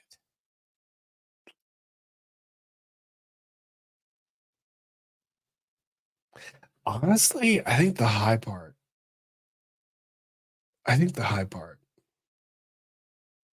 Because then I can kind of say, Josh, we can't believe anything he said. Now, if I needed the witness, excuse me, if I needed the witness really badly, I would want neither. But if I didn't need the witness, or if it was like adversarial to me, give me high on the stand all day. All day, every day. Braxton Heaps, wow, 12 months? Has it really been that long? It's been a long time. We've been together for a while. Barbs, can't keep up with the chat and time. You're always great, though. Thank you, Barbs. Stu begins. Rob, Ian, I'm going to replay, but jumping in right before Ian came back in was the best thing, and it's cheered me right up when I needed it. Thank you both for that. Y'all do more often than you know. Life's too short. Let's celebrate all we can. Thank you, Susan. Yo, it's a fun life. So here I am at 2:26 a.m. my time and 6 hours into a live stream and just enjoying my time with all of you. Talking about law and my interpretation thereof, life stories and challenges that exist.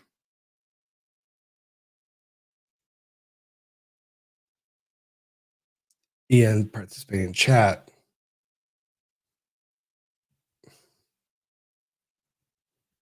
Snow Dragon, I think it's mostly tired. I've had one cocktail all night, like, to be honest. I'm waiting my Taco Bell too. So I haven't eaten since, what time is it? 11 a.m. So it's been a little bit. So tomorrow I entertain Mrs. Hoeglaw and the Hoeglings in what will likely be the last use of the pool at my house.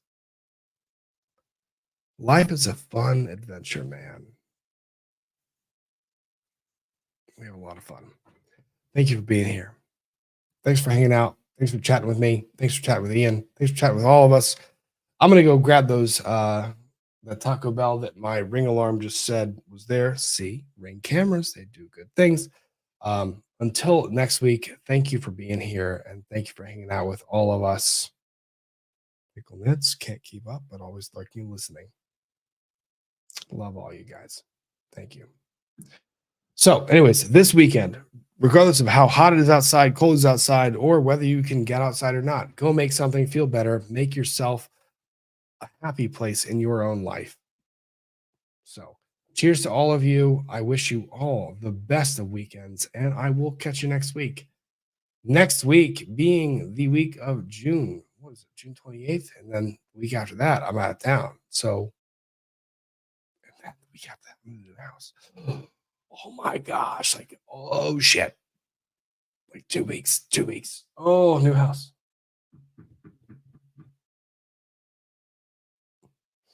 I gotta do some work. All right.